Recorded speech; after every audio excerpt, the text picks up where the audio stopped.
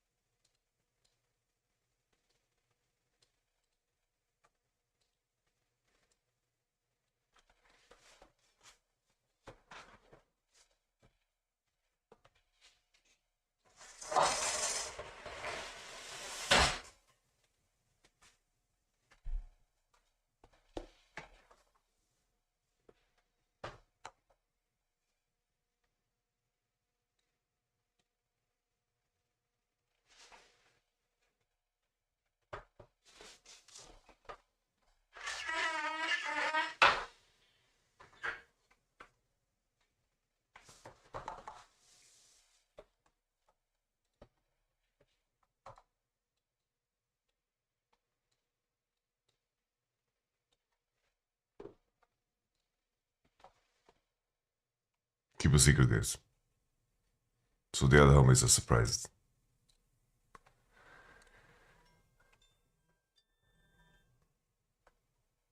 My lord.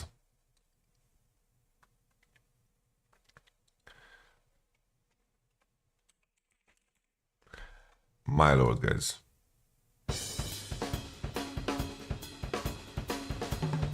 I didn't listen to it yet. I did not listen to it yet. I did not listen to it yet. Plain and simple, I did not listen to it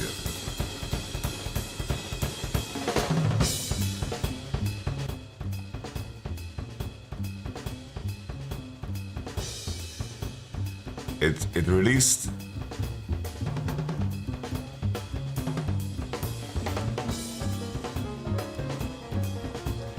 It released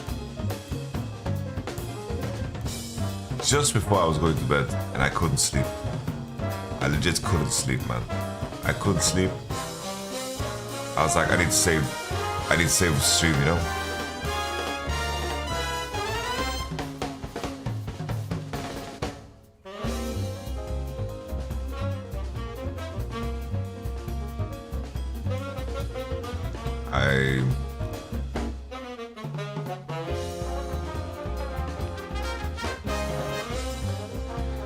I couldn't sleep, man.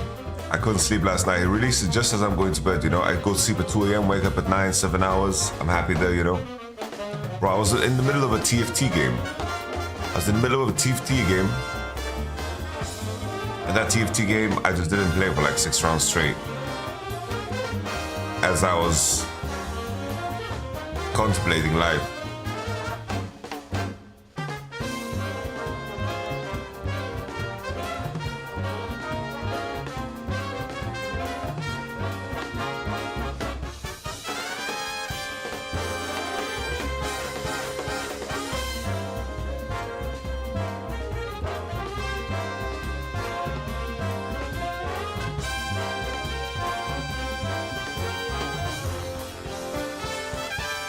Alright, we start in one moment.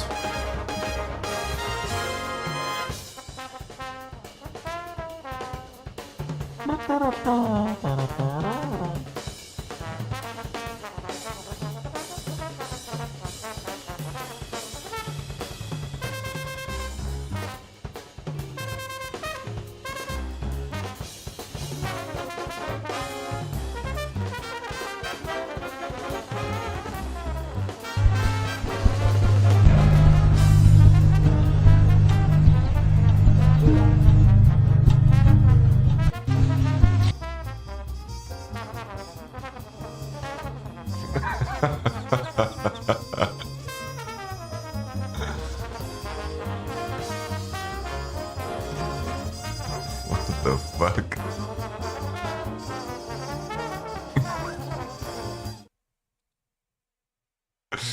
My lord, man.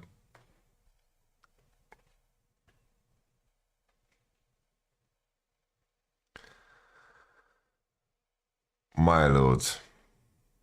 Okay. Is it time? I think it might be time, ladies and gentlemen.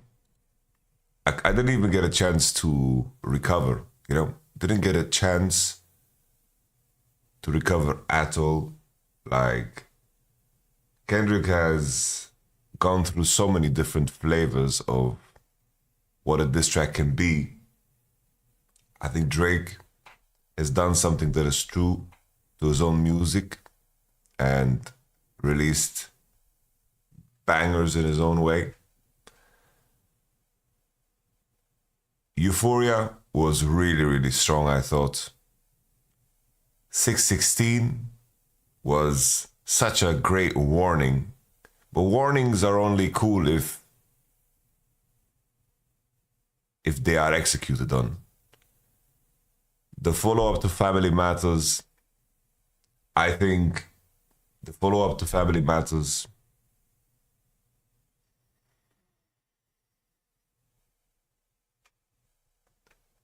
was probably the darkest song, the darkest diss track I've in the history of diss tracks. Meet the Grahams is so heavy. I don't even know how you digest that or respond to that. Every reaction was the same, you know. It was like, my Lord, Jesus. I think that the focus on things, it's like the allegations he raises there, it's like everyone focused on the daughter. It's like, God bless if he heard, the daughter thing distracts from the fact that in the second verse, Kendrick is talking about how Drake and his crew is up to some really, really dark shit, man. And the sentiment that he should die and rot in prison, man. It's like most sinister. So I haven't heard this song yet. I stopped myself last night at 2 a.m. It came out. I saw it on Twitter. People messaged me on Discord. I'm like, I need to wait.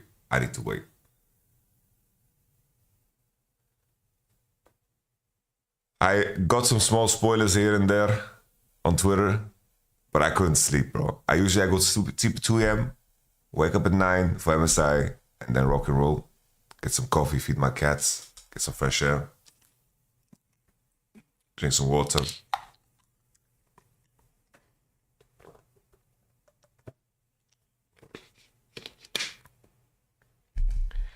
Basically, these are like little points to track sex offenders. And basically, this is the Drake, the embassy, the compound. So let's see where we're going with this. Because in the previous one, he said that the embassy is going to get raided. I see dead people. He sees dead people.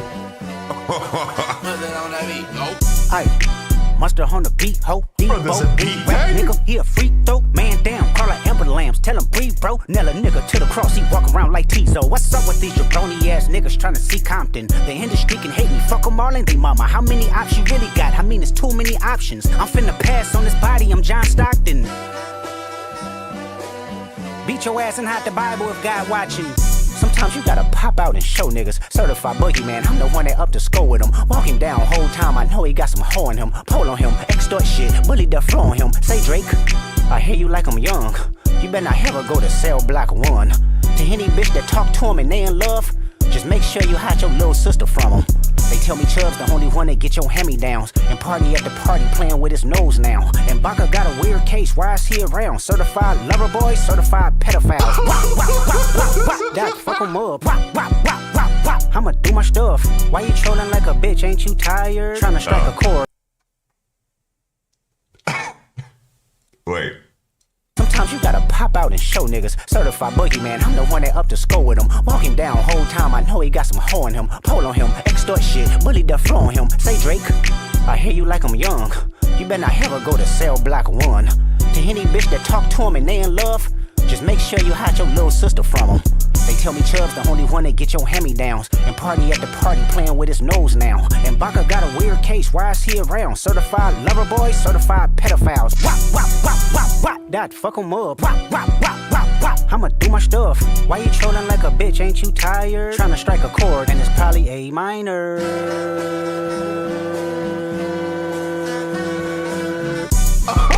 They not like us. Does he do it in pedophiles. tune? Wop, wop, wop. Does he do it in tune? He does it in tune, no?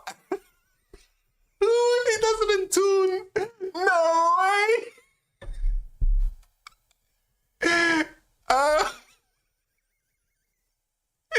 No way, man. I don't.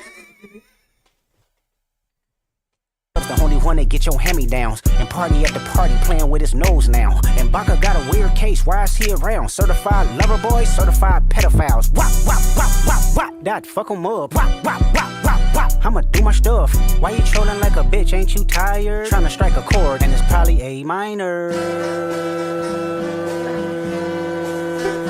Bro, this song is sick, by the way. They not like us. They not like Easiest us. beat ever. They not like us. They not like us. They not like us. They not like us. You think the Bay gon' let you disrespect Pop, nigga?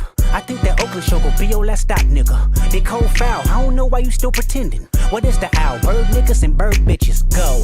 The audience not dumb, shape the stories how you want. Hey Drake, they're not slow. Rabbit hole is still deep, I can go further, I promise. Ain't that something? P-Rest stands for bitchin'. You Malibu most wanted, ain't no law boy, you ball boy, fresh Gatorade or something. Since 2009, I had this bitch jumping. You niggas will get a wedgie, be flipped over your boxes or over your foe. The other vaginal option, pussy. Nigga better straighten they posture. Got favorites all up in content. Might write this with a doctor. Tell a pop star quit hiding. Fuck a caption, won't action. No accident. I'm hands on. He fuck around, get polished. Fucked on Wayne Grow. He was in jail. That's conniving. Then get his face tatted like a bitch apologizing. I'm glad D-Rose came home. Y'all didn't deserve him neither. From Alondra down to Central. Nigga better not speak on Serena. And your homeboy needs subpoena. That predator moving flocks. That name gotta be registered and placed on neighborhood watch. I lean on you niggas like another line of walk. Yeah, it's all eyes on me and I'ma send it up the pot. Ay, put the wrong label on me. I'ma get them dropped. Ay, sweet chin music and I won't pass the ox. Ay, how many stocks do I really have in stock? Ay, 1, 2, 3, 4, 5 plus 5. Ay, devil is a lie. Here 69 God. Ay, freaky ass niggas need to stay their ass inside. Ay, roll their ass up like a fresh pack of Zod. Ay, city is back up. It's a must. We outside. Ay. What? They not like us. They not like us. They not like us. They not like us. They not like us. They not like us. Once upon a time, all of us was in chains. Homie still double down, calling us some slaves. Atlanta was the mecca, building railroads and trains. Bear with me for a second, let me put y'all on game. The settlers was using town folk to make them richer. Fast forward 2024, you got the same agenda. You run to Atlanta when you need a check balance. Let me break it down for you, this the real nigga challenge. You caught Future when you didn't see the club. Hey, what? Lil' baby help you get your lingo up. What? 21 get your false street cred. Thug make you feel like you a slime in your head. Hey, what? Quavo said you can be from Northside. What? 2 Chainz say you good, but he lied. You run to Atlanta when you need a few dollars. No, you not a colleague, you a fucking colonizer. The family matter and the truth of the matter. It was God's plan to show y'all the liar. You're not a colleague, you're a colonizer. Some crazy bastard. Freaky ass nigga, he a 69 God. Freaky ass nigga, he a 69 God. Hey, hey, hey, hey, run for your life. Hey, hey, hey, hey, run for your life. Freaky ass nigga, he a 69 God. Freaky ass nigga, he a 69 God. Hey, hey, hey, hey, run for your life. Hey, hey, hey, hey, run for your life. Let me hear you say OV-ho. OV-ho. Say OV-ho. OV-ho. Then step this way. Step that way, then step this way, step that way. Are you my friend? Are we locked in? Then step this way, step that way, then step this way, step that way.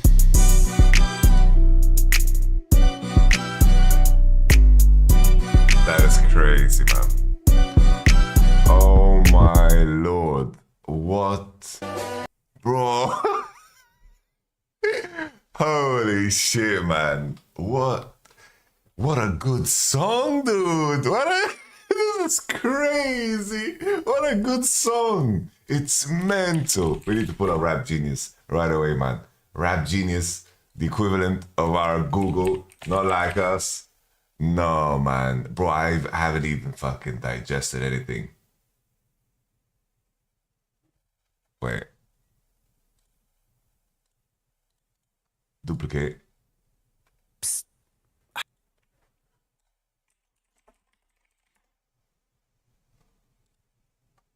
Hey, K-Dot, Yeah. can we get it how we used to get it, like when Top had the red charge? And take my one, we want your home. Like the note on the hard top. I told y'all to call top. Now my number call block. I don't miss, I call shot. Hold up, yeah, cap on. And I got racks on. And I produce that diesel. I can put Shaq on. Hey. Nigga, your bitch gon' leave you. You ain't got backbone. I don't rely on people, I just go and bread chase. Whoa, this so fucking dope, I might catch a fed case. Whoa, you ain't getting money, nigga, then you dead weight. Whoa, Anyway, y'all back home on the hard curve. Fucker go to flipping mattresses. me and Doc go back like knocking addresses. Cap on. Drum hole 30, no add-on. Little man, not the one to go Wave bad your on. hands. Big hits stand fold out when you lack on. You ain't no man, you a mouse in a rat hole. Wave your I ain't no hands. band, ho stack, that's factual. Call Big Ten Wave on your the hands. island, bashful. Fuck your plan, I'ma burn that castle. Fuck that clan, I'ma burn that task force. It's big murder when I say go. How about not that fan with the black ski mask and a great big murder when I say go? Man, I took my chance in the paint like that, let's Go, and my name might curse you when I go, bitch. God we trust. Fear God, I'm in hand praying, I stay up. I know you. It's not like us. It's not like us, guys. It's not like us. You try your best, but it's not like us. Wow. Oh, you say you got a bad Because wow. remember, I can tell you never. he said in the previous track, he said, I'm gonna wave my hand. I'm gonna wave my hand. I'm gonna wave my hand. I'm gonna wave my hand. He said it on Euphoria. He had this in the pocket already. He just probably like fine-tuned some lyrics, man. Oh my lord, man. Oh my lord. I need to run it back. This is like being tased on die. Chocolate rain. This is like being hit with a snowball and responding with an asteroid. I see dead people. No. Hey, mustard on the beat, ho, Debo, any rap nigga, he a free throw. Man down, call her Amber Lambs, tell him breathe, bro. Nail a nigga to the cross, he walk around like Tizo. What's up with these jabroni ass niggas trying to see Compton? The industry can hate me, fuck them all and they mama. How many ops you really got? I mean, it's too many options. I'm finna pass on this body, I'm John Stockton. Beat your ass and hide the Bible shit. if God watching. Damn. Sometimes you gotta pop out and show niggas. Certified. Whoa. Whoa. Whoa. Whoa.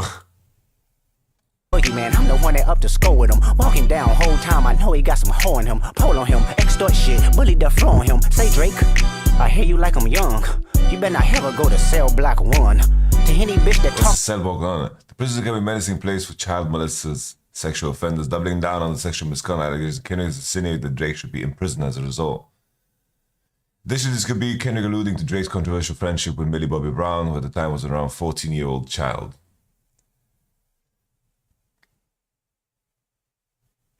to him and they in love, just make sure you hide your little sister from him. They tell me Chubb's the only one that get your hand-me-downs and party at the party playing with his nose now. And Baca got a weird case, why is he around? So Baca Not Nice was previously former security guy who signed with Drake's record label OVO Sound. Baca was arrested and charged with forcing a 22-year-old into prostitution, taking her money.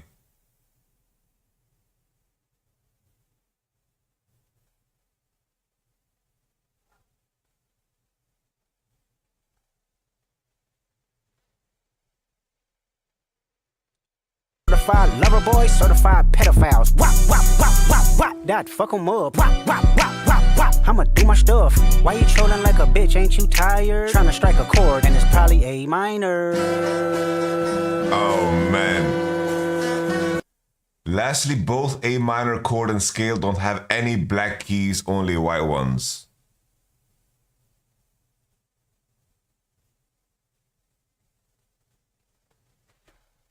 Kendrick.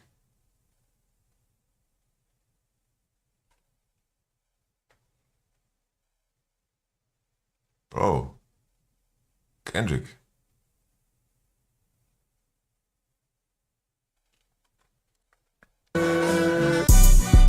They not like us. They not like us. They not like us. They not like us. They not like us. They not like us. You think the Bay gon' let you disrespect Pop, nigga? I think that Oakland show gon' be your last stop, nigga. They cold foul. I don't know why you still pretending. What is the owl? Bird niggas and bird bitches. Go. He's saying Drake did J. Cole dirty by bringing him onto his song and allowing him to think that he, Drake, and Kendrick were on equal standing with each other. After Kendrick's response to his claim on Like That, Cole responded with 7-minute drill and immediately apologized to Kendrick and bowed out of the beef. Kendrick suggests that Cole did the right thing and knew his place and is wondering why Drake still thinks he's capable of taking on Kendrick instead of following Cole's footsteps.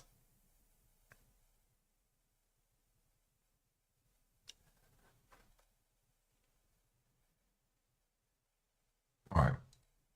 The audience not dumb. Shape the stories how you want. Hey Drake, they're not slow. Rabbit hole is still deep. I can go further, I promise. Ain't there some B-rest that's for bitching? You Malibu most wanted. Ain't no love boy, you ball boy. Fish Gatorade or something. Since 2009, I had this bitch jumping. You niggas will get a wedgie. Be flipped over your boxes. Or over your foe. The other vaginal option.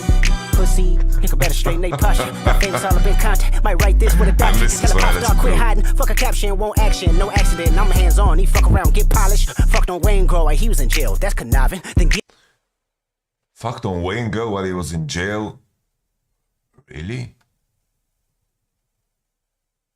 Was in prison 2010, Drake confessed to Wayne that he had slept with his then partner and model actress Tammy Torres. Wayne touched on his this betrayal in 2010 and 2011 on his 6'7", how to hate. I woke up still feeling fucked up about the fucked up day that I had. Here's what it was. I'm used to arguing with my girl, but finding out that she fucked Drake was the absolute worst thing I could have found out. As a man, honestly, that shit hurt, not because it was Drake. It could have been any man. It could have been hurt the same. Bro. Lil Wayne, get on the track, man. What are you doing, man? This is a man that got pissed on. All right. Get his face tatted like a bitch apologizing. I'm glad D-Rose came home, y'all didn't deserve him neither. From Alondra down to Central, nigga better not speak on Serena. And your homeboy needs subpoena. Serena. Kendrick warns Drake to not disrespect Serena Williams, particularly in Los Angeles. Like Kendrick, she was raised in Compton. Drake and Serena reportedly romantically involved 2015.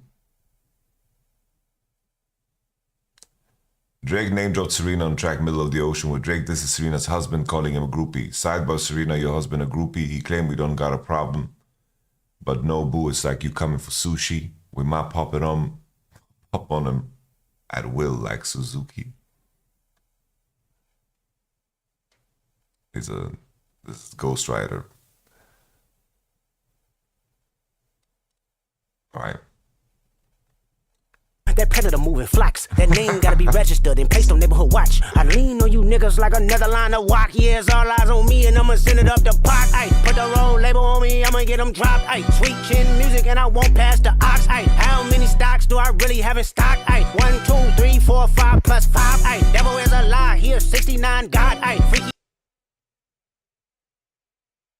1, 2, 3, 4, 5 plus 5.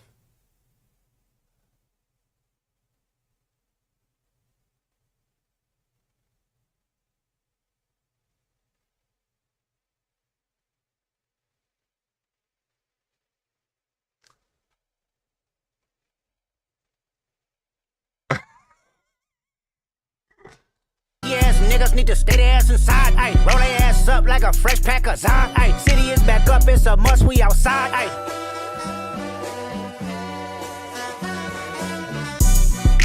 They not like us, they not like us, they not like us. They not like us, they not like us, they not like us.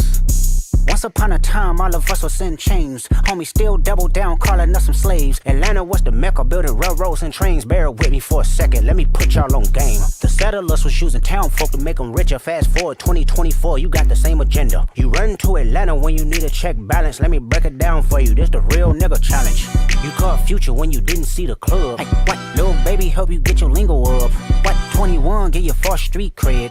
love makes you feel like you a slime in your head. Hey, what Quavo said you can be from North Side. What 2 Chainz say you good, but he lied. You run to Atlanta when you need a few dollars. No, you not a colleague, you a fucking colonizer. The family matter and the truth of the matter. Here was God's plan to show y'all the liar. He a fan, he a fan, he a fan. He a fan, he a fan, he a freaky ass nigga, he a 69 God. Freaky ass nigga, he a 69 God. Hey, hey, hey, hey, run for your life. Hey, hey, hey, hey, run for your life. Freaky ass nigga, he a 69 God. Freaky ass nigga, he a 69 God. Hey, hey, hey, hey, run for your life. Hey, hey, hey, hey, run for your life. Let me hear you say OV ho. Say OV ho. Then step this way, step that way. Then step this way, step that way. Are you my friend? Are we locked in? Then step this way, step that way. Then step this way, step that way.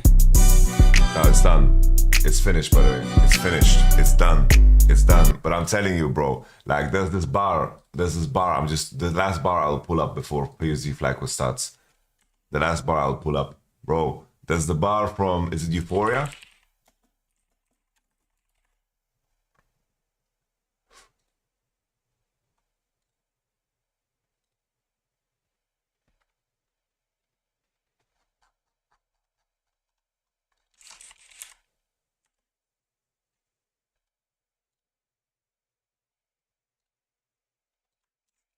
Look, this bar. Keep making me dance, waving my hand, and it will be no threat.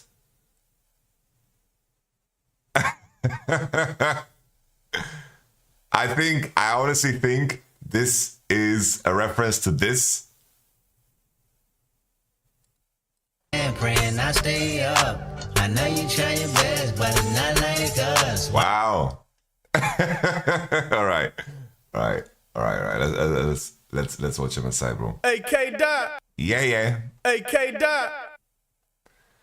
A lot. You move away from home. Haven't seen my girlfriend in weeks. Haven't seen my parents in years. Whenever you lose, you kind of get hit by that cold, hard reality. And you ask yourself, was it worth it? 很多新人一下就放弃的原因，我觉得是他们不够坚持吧。 International stage is ruthless, and you have to be the absolute best in the world to be recognized. 就对年轻的新秀说，就是保持初衷嘛，然后为梦想而战。 Fortunately, I still have a chance. I'm not knocked out, which means that maybe I'll get to say it was worth it. Damn. We have been so many times with the back against the wall, and we always come back. It's like our DNA that we perform under pressure. Bọn mình ở cặp thi đấu vừa rồi với Fnatic thì đã thi đấu rất là rụt rè và thiếu tự tin. Và lần thi đấu này thì mọi chuyện sẽ không như thế. Bọn mình sẽ thi đấu tự tin hơn. 영상 즐기시라고 말씀드리고 싶어요. 영상 지시하겠습니다.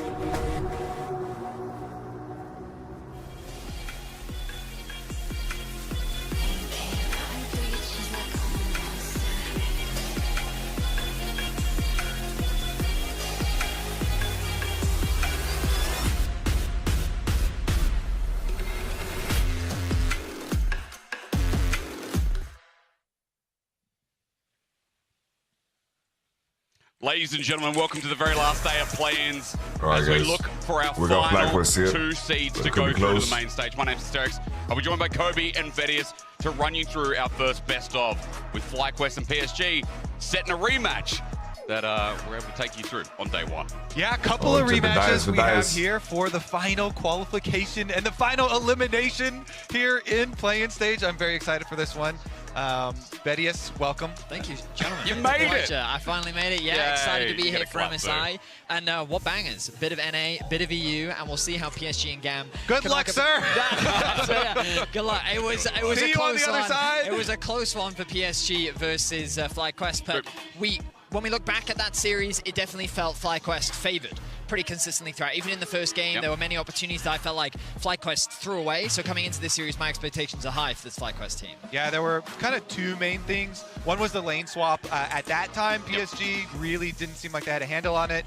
They did in their previous series, seem like they cleaned it up a bit. So I know they also had that as one of their #1 things to focus on. The other thing that they said themselves that they want to work on was their comms in team fights. So that as well we'll take a look at here. Let's get right into it though. For the draft phase, FlyQuest, they have the same priorities, which I definitely agree with, is ban away Jujia carry champions. The Vi was banned already, and they've added the Wukong to the list after the previous series. I definitely agree with that. ban invited Talia ban, which I think is that good. He's going to probably go with the Xin Zhao then, because that was another one during the regular season. Just chip away at Maple's pool. I don't think Maple plays a lot of champs. The Vi, all of these I think it's the most important. Chip away on his pool. Champs, he was massively carrying. So now we have to kind of question what we get as a first pick, gents, because again, when we started focusing more on the bot side of FlyQuest, considering end of season towards the development here, I want to see what Matsu and Busio pick up, especially since the tournament maybe they are has lent itself to those Kallistas, those center B1s. I mean, you're looking at a potential, as you rightly But said, Senna or Varus Kalista is open. I think it's supposed to be Kalista, depending on your priority, but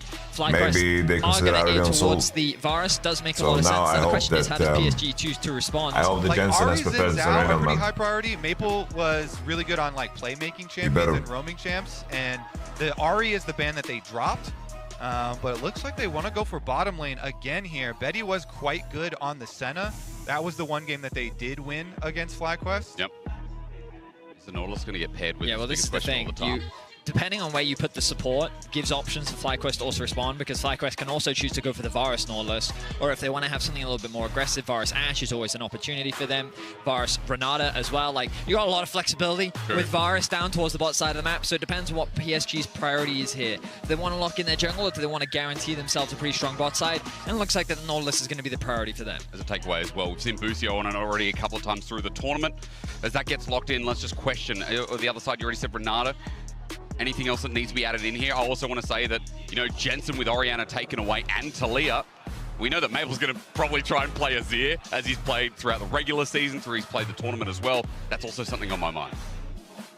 Yeah. How do you feel about the Jensen pool right now, Kobe? Because it is getting honestly, I feel fine about it. The Azir that you mentioned, he's still very good. He's going to show up his way as well. As far as these longer range control mages, definitely have been in his wheelhouse. It did get a little dicey in finals when they tried to make him play Annie, so we want to stay away from the shorter range. Not feeling a blind Annie in this draft. Not feeling a blind Annie quite right now. I mean, we are getting the Varus Renata towards the bot side. Of course, if Fly want to play it safe, they can always just lock in jungle. There's still a lot of options.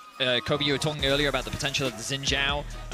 If they want to play something safe. We saw a lot of Urgot in the previous series, and they're just going to blind pick it right now. Even game one, you talked about it being a close series despite the loss in game one. Game one, I'm worried that Maple picks Azir here, they dropped top, and what is Jensen going to play? I think let's see I'm more comfortable with this time around. I still feel like though Xin is so good, and especially when you have a Senna to back it up, I guess they're going to drop it. I would definitely expect those bans coming through afterwards, but there it is. The Azir will just fill it in. How do you guys feel about Urgot pairing at the moment? That's the next question as well. If there's no Xin Zhao here, maybe we should expect some jungle bans so that PSG gets zoned out a little bit for Junjia's pull. It's already been the takeaways of the Vi, the Wukong we've mentioned. On top of the Xin Zhao, I think like Sejuani still available, guys. What else am I missing here? Well, Inspired's champion pool is pretty deep here. Like you're saying, a lot of the tank junglers for his side as well. Right. So I don't know if PSG are going to drop bans into it, but I definitely do agree. FlyQuest could definitely should keep on banning jungle. Looks like they are going to go after his tank champion pool as well. He had this. Thank you very much, cool spin. Why is Whip obsessed with Urgot? He's smart on Urgot.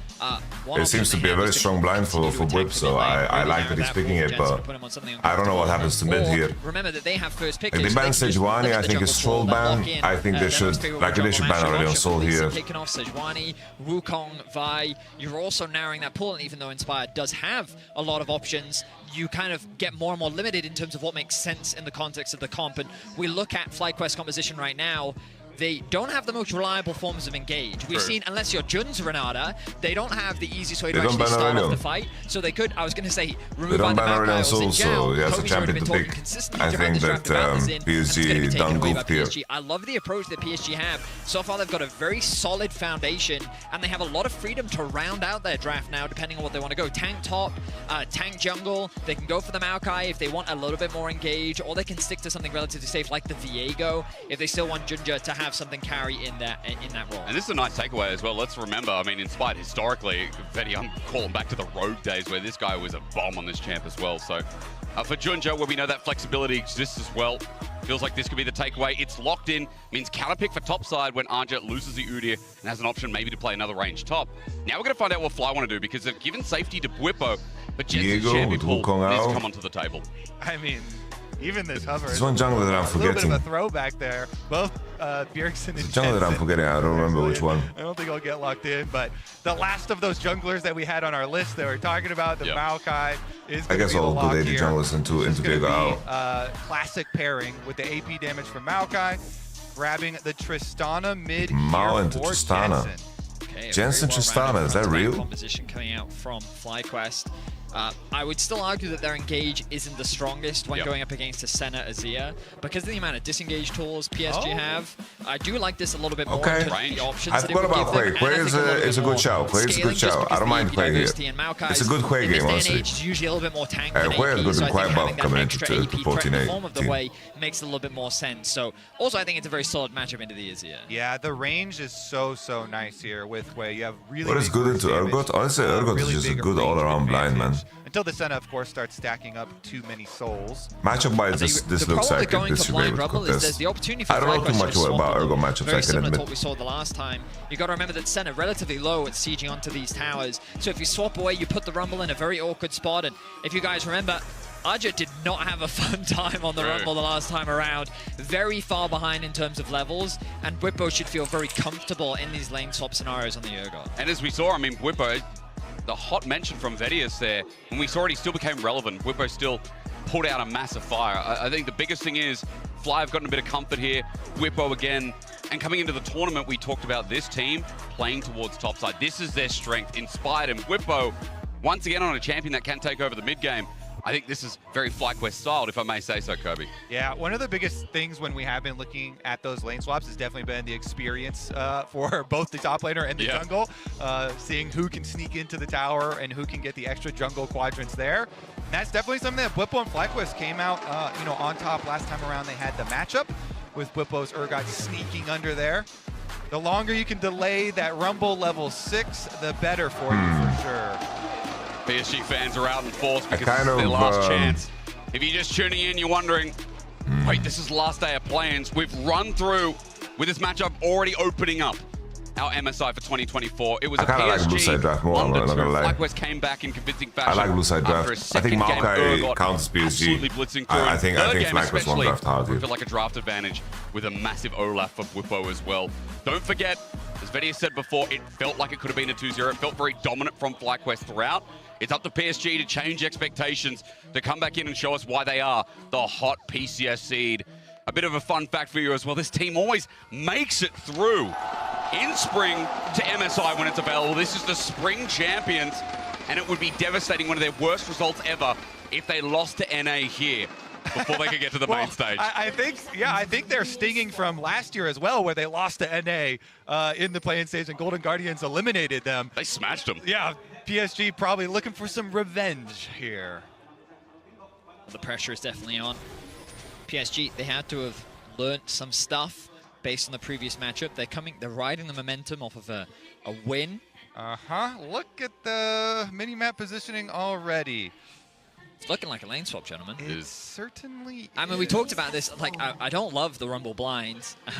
I think that he has TP though, so that is one of the adjustments that at least that they have made, being more ready for it, and they have the TP on the Nautilus for the Senna lane. Okay. So you have that ability to correct much more. In the earlier stages, we were seeing Rumble lock in with Ignite, and that is definitely very, very bad for the lane swaps, but they've got the little bit of extra answer here now. Slight adaptation. Lane swap has been made, not shown. No information gathered, I think, is the big thing as well, as Note the wall that's been put down by FlyQuest in the enemy Raptors. They'll spot that jungle pathing down if it is going to be a 3-camp start, as Masu and Busio hold off. Now show All right, the holding lane's off up as in the well, but Rumble. this rush is going to be checked. So no Alcove Gaming tech this time round. This is a good situation. We have seen some top I think this hurts Rumble a lot more. But Ozzy plays it safer going TP. Sneak away whatever XP they can potentially Marco also get. cleared his bot side camps, and Diego does the same. This is going to be the defense variant. Holy. But some very nice trading from Jensen already in the 1v1 matchup. And you guys were already talking about it, the control mage that can take over in this lane. The range advantage big as well, as they do spot out Junja on the Raptors here with the jungle start. Yeah, I mean, but the big thing here is that Bwipo is getting experience. Yep. Aja's not getting experience right now, was helping with the jungle. And Busio and Masu have the really slow push going on here. Aja comes over now and does get one. All right, Aja zoned out yet again here, Busio and Masu. But now you have to look at if he's going to get there under tower, then they've got to call Inspired over and go for the dive. PSG is so going to stick under trolling. here, and They're legit losing the game right now in the spot. Look, top wave is syncing up the wave with Maokai, and Bwipo is farming everything. PSG is just, they lost the game.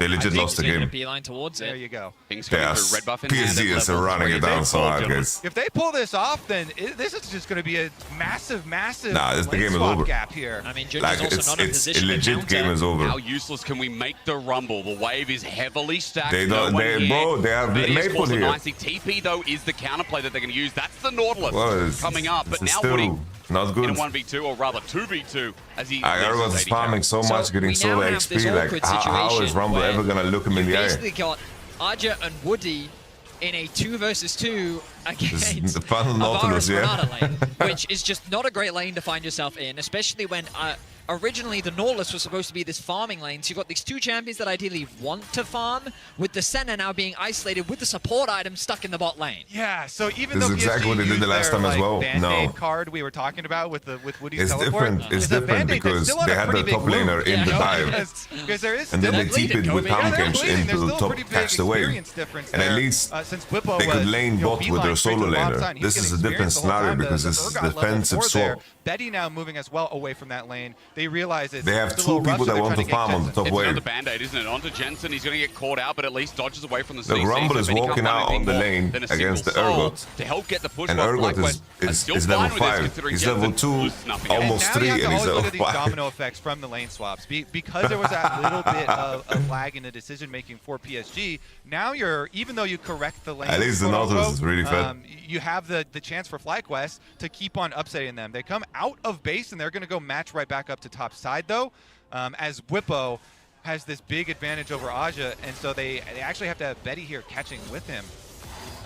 Masu and Busio doing the smart play where rather than make a beeline towards top, they actually move towards mid lane, and then based on the information they have, make an assessment. They decide that they want to still play towards top, but there's also a window here for Busio to start roaming around the map. Once we get the minimap back up on our screen, you'll see him hovering around mid, setting up vision to provide that safety for Jensen, and maybe even look for a play on a Maple. Let's see, I mean, he has shifting sands available, you'd think, so it's just a poke out to help get the wave crashing, so it resets. All right, let's see how Ozzy recovers this, man. Has the TP regardless, but still is in a good lane state. Yeah, FlyQuest, they want to try and seek these standard, or not standard, but matched lanes, you know, so that they can get that one-on-one with Bwipo and Aja to make the most of the experience.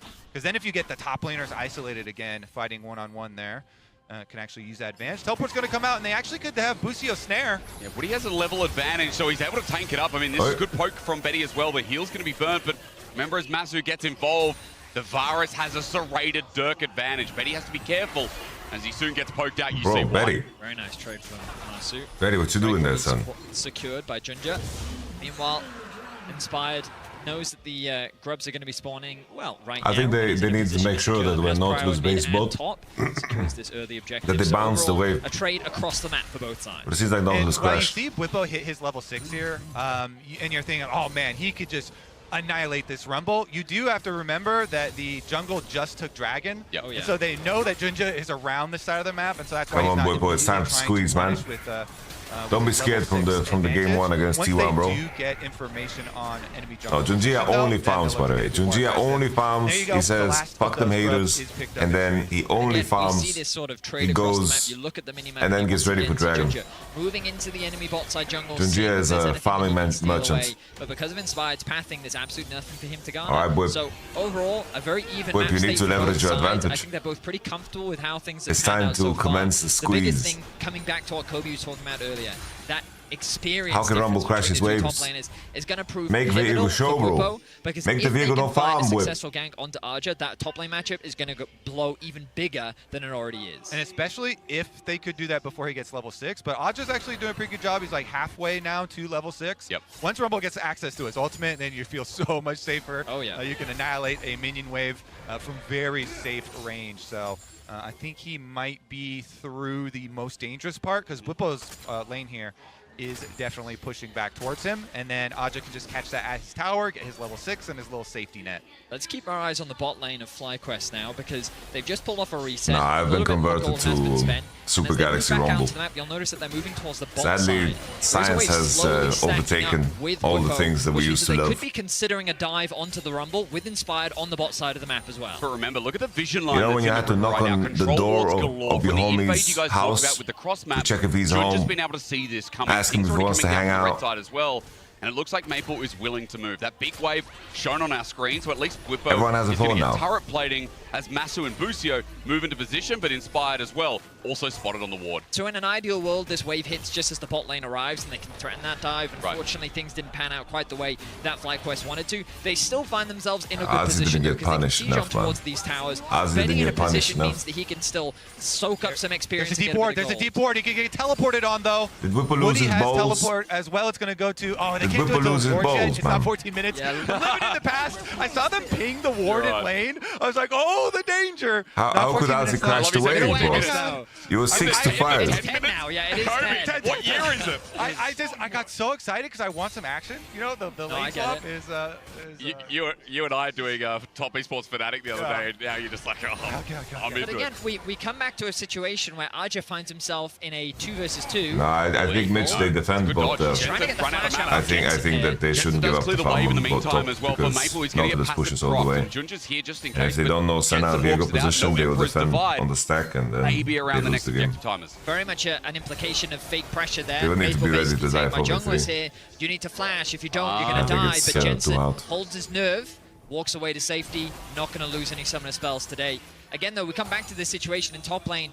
The experience difference is getting bigger. Yeah, I know, Because on both. Whippo finds himself in a solo lane, happy On as can both be. Viego- Whereas Arja keeps finding Viego, himself Rumble, with and Betty, Senna will defend. And that's not the ideal situation for him. Betty's fine with it, as long as Betty can be that supportive role. Keep in get mind, stacks Urgo's whenever wave they is can. bouncing out. But still, 25 stacks, 9.5 minutes in. Things are not scaling in the way that PSG would like. Do you remember as well, like we've had many series so far, I think it was actually within this series too, where Betty in game 1 against FlyQuest was like 50 stacks deep at 10, 11 minutes. We can check, make sure we check out with the the game. lane swap Maybe that you're right. enabled them to scale later Maybe on I'm right. and take the game Either away way, from we'll know. Fly, which should have again We check. been there. So it feels like this is a very different love. environment and a negative that we're pointing out for PSG. I want to pull out a positive, because Maple in this lane that we talked about range advantage for Jensen has actually been pretty good. He's keeping up in CS on the Azir, and the lane hasn't been as detrimental. How is Inspired as maybe keeping we up set in farm to with the Viego who's been Alright, perma-farming? now- I also perma-farm. at least. There you go. Let's keep track of those wards, boys, because hopefully we get some action soon. With the teleports All right, being so we have the unleashed and mismatch with for the objectives for the coming right objective, back up here. which is the dragon. Round 2 on Void Grub Whippo doesn't spawning. have Should TP. just go over to PSG. They've got So they're everybody just up trading here on side. time. And FlyQuest sending Busio and Inspired down. They need to towards make the sure. dragon. Very Doesn't much Viego have cross-lane faster game clear? that we're seeing. Because as you rightly Yeah, said, but Dragon becomes just the because you next clear major faster objective. doesn't mean you And the have bot more side camps camps for spawning. Inspired. He can take a sniff around, maybe drop a bit of wards. Maybe there's a camp or two that he can look to steal. The Dragon not going to be spawning still Yeah, for you another clear 10 your camps, seconds, but and you clear your PSG, camps. it would be difficult for them to contest. Of course, with the TP on Woody, there's an opportunity still. Yeah. Question is, do they really want to try and force that fight this early on? We have to find out onto Jensen again. The flash, remember, still up. He's out of there immediately, but he has to burn the summoner at half HP. They flash as well, Junja. Oh, the direct, full thank you very commit, much. the first blood, and PSG's move finally works to success. They do really respawn smart faster timing if you there. kill them PSG, faster, they go but for I'm this just saying the gank and force it. difference in Even if they speed just get the flash and get some damage there, doesn't they can go matter for as the much dragon because like we you're talked not about. They always actually killing get the kill camps. too. You understand? So now you retake all of this It's like territory you that need to hit the FlyQuest had just 330 invested their wards benchmark in. and you do on Maokai. Now it's Maple the one in danger. Did, of course, commit the flash himself, but has the slide and glide to get away to safety. Masu working with Busio to get that control over the mid-wave, meaning that they can still contest this dragon. The TP invested top. A bit of a surprise from Jensen. I was expecting them to actually use that mid to contest this dragon, but maybe they believe that PSG won't fight it. And he was kind of walking down river there too, so he teleported top and then instantly cleared the wave. Extinct said. Yeah, he's making his way down. And now he's walking down. I feel like Fly needed to be able to squeeze more. Like I think maybe Whippo respected Viego too hard. But the dragon started off by FlyQuest. All right, well, damage coming down as Betty now gets into position with Junja. As you guys said, it's a big question mark as to whether PSG commit, but they're just going to teleport the backs. Because at Xing's point, right? It's like now Maokai needs to clear his camps to catch up. Rotate Hui back up the top side and have someone from the dragon take over the mid wave. Clearing faster, right? That super long There's a window where you've cleared. Still going to lose it's rare that it gets to the point where you just. Here's another look at the nice gank from them. Squeeze, you know. Jensen not quite connecting the fear onto the Azir means that Maple able to set up the play for his team. Jensen like flashes as well. This is. A small goal I don't know, Jensen has this problem where like he doesn't sync up his play at all to what his support and jungle is doing. And it's often his jungle and support coming to cover, or opening through mid, or like getting space, and he just dies in the in-between. This is very costly. I mean, I think it's safe to say that Nautilus has more gold than Aja does, almost the same level even, which of course does have advantages, another powerful front line for PSG to be able to play around. It's going to be valuable. I worry that the range of Senna and Azir is going to frustrate Fly too hard. Because there's a lot of pressure on Jensen to play a good Hui. Like, I like the Hui in the draft, but you need to play it good. Like, Hui is not an easy champ. To these mid-game team fights here. And if you are looking towards Jensen right now, because he expended his teleport, he expended his flash, you know, the Hui is kind of a vulnerable point on the map. So he's playing pretty safe at tower, and it's probably going to mean that Maple and PSG are going to get topside push for free, because he really has to respect any of those repeat moves. Because we kind of look at options on the map for both teams, and I love what PSG is doing. Because the wave on top, so this is the interesting situation both teams find themselves in. I was looking at the map and I was thinking FlyQuest, they could look to set up a dive on bot, try and secure that tower, only 2 plates left, maybe unlock that tower, threaten to dive into the weak side. It's like they have Maokai ultra, but like Nautilus is going to be tanky. Nautilus with gold is going to be able to block it. But the problem is, Rumble with like the equalizer, with a this huge game amount of wave state, clear. Hui on a side lane, a huge amount of wave Why clear. am I not in call with Sack and Dom anymore? Are struggling to find options inside like, don't tell me, like basically Gilius has to do this in German. That they have in additionally, the form of Hui and Rumble. Dom, because he wakes up at 2 a.m. tracking of Junja, now only seeing him in the like he functions on so little sleep, so he can barely focus on the game, you know. PSG. And then if he has to focus on the conversation too, he doesn't do it justice, you know. There you go. It's fear beyond death time for Archerers. In a 1v2, he just has to get hit. Just needs to cool down. Whippo's going to flip him. And he's surely dead. There you go, Ozzy. You got away with murder for way too long, man. Timer while they sack the Herald. Exactly. Good little TP, bro. TP ward. Ozzy with the flash of death. Jungle support, they get their kill onto Aja. They trade Herald, but this is really good. Revive will have his teleport. Bro, I would cancel one base if I'm Jensen. Strong push there. So Maple gets top side first turret bonus, but bottom side should answer fairly shortly here. Never mind. Wow. I mean, credit to Aja committing the ultimate on his death to delay the reason I wanted to cancel one time is because I would want to see what Ozzy does both, but it seems like he's not TPing. I think my call to cancel once is bad. He did talk one time. I thought he had more time. I think he's still going to go down. Yeah. So it is still going to be a longer trade. Localized gold not there, though. Not unhappy with how that played out. Maybe we sack it up for Gigabyte Marines and Fnatic. Much easier to siege in the mid. And again, we think about these control mages, very annoying to siege against, especially when you add things like a Rumble and a Maokai ultimate and a Varus Q. A lot of wave clear on both sides. The Herald makes that mid siege so much easier, which why I expected a little bit more priority from FlyQuest, especially with this Lethality Varus. You have that much extra power in the early game, but FlyQuest saying they don't want to take the fight. Whippo out a bit of danger. Yeah, and there's a good damage here. He just picked up Kraken Slayer, so Junja's strong, but Whippo, maybe with a Black Cleaver, I should hold my words. Betty with a root down, hits on the minion, and eventually the small Krug gives the binding, and that opens Archer to open up the turret and give PSG an advantage again. Yeah, I don't know, like, you break the bot turret, and then I don't know how Renata and Maokai can fuck up their tempo so hard. It's like the enemy takes They've got Herald, another answer. goes into top Logic can side, go takes back top purchase turret. and then teleport, catch, or And actually, then they just rotate Maple over they there to catch base that top open wave. on bot Probably and they take bot turret too. I don't know. I we've been really talking don't about know dives, we've been what talking about side laning a lot Inspired so far. The and other thing that's annoying Lucio is did having in the center in the game sequence. right as well. Like they didn't Delayed participate in the timeouts bot there, play but also the where they shielding killed the Rumble. quite nuts even early And then on. they didn't Another defend thing that top gives tier PSG 1. a bit of a So how bonus can they be late playing out for these lanes as a the bit. defense So, of bot speaking of which, Maple up unless they are planning to play aggressively? Like they did nothing active. They were just legit AFK. They are legit AFK. which is up in 30.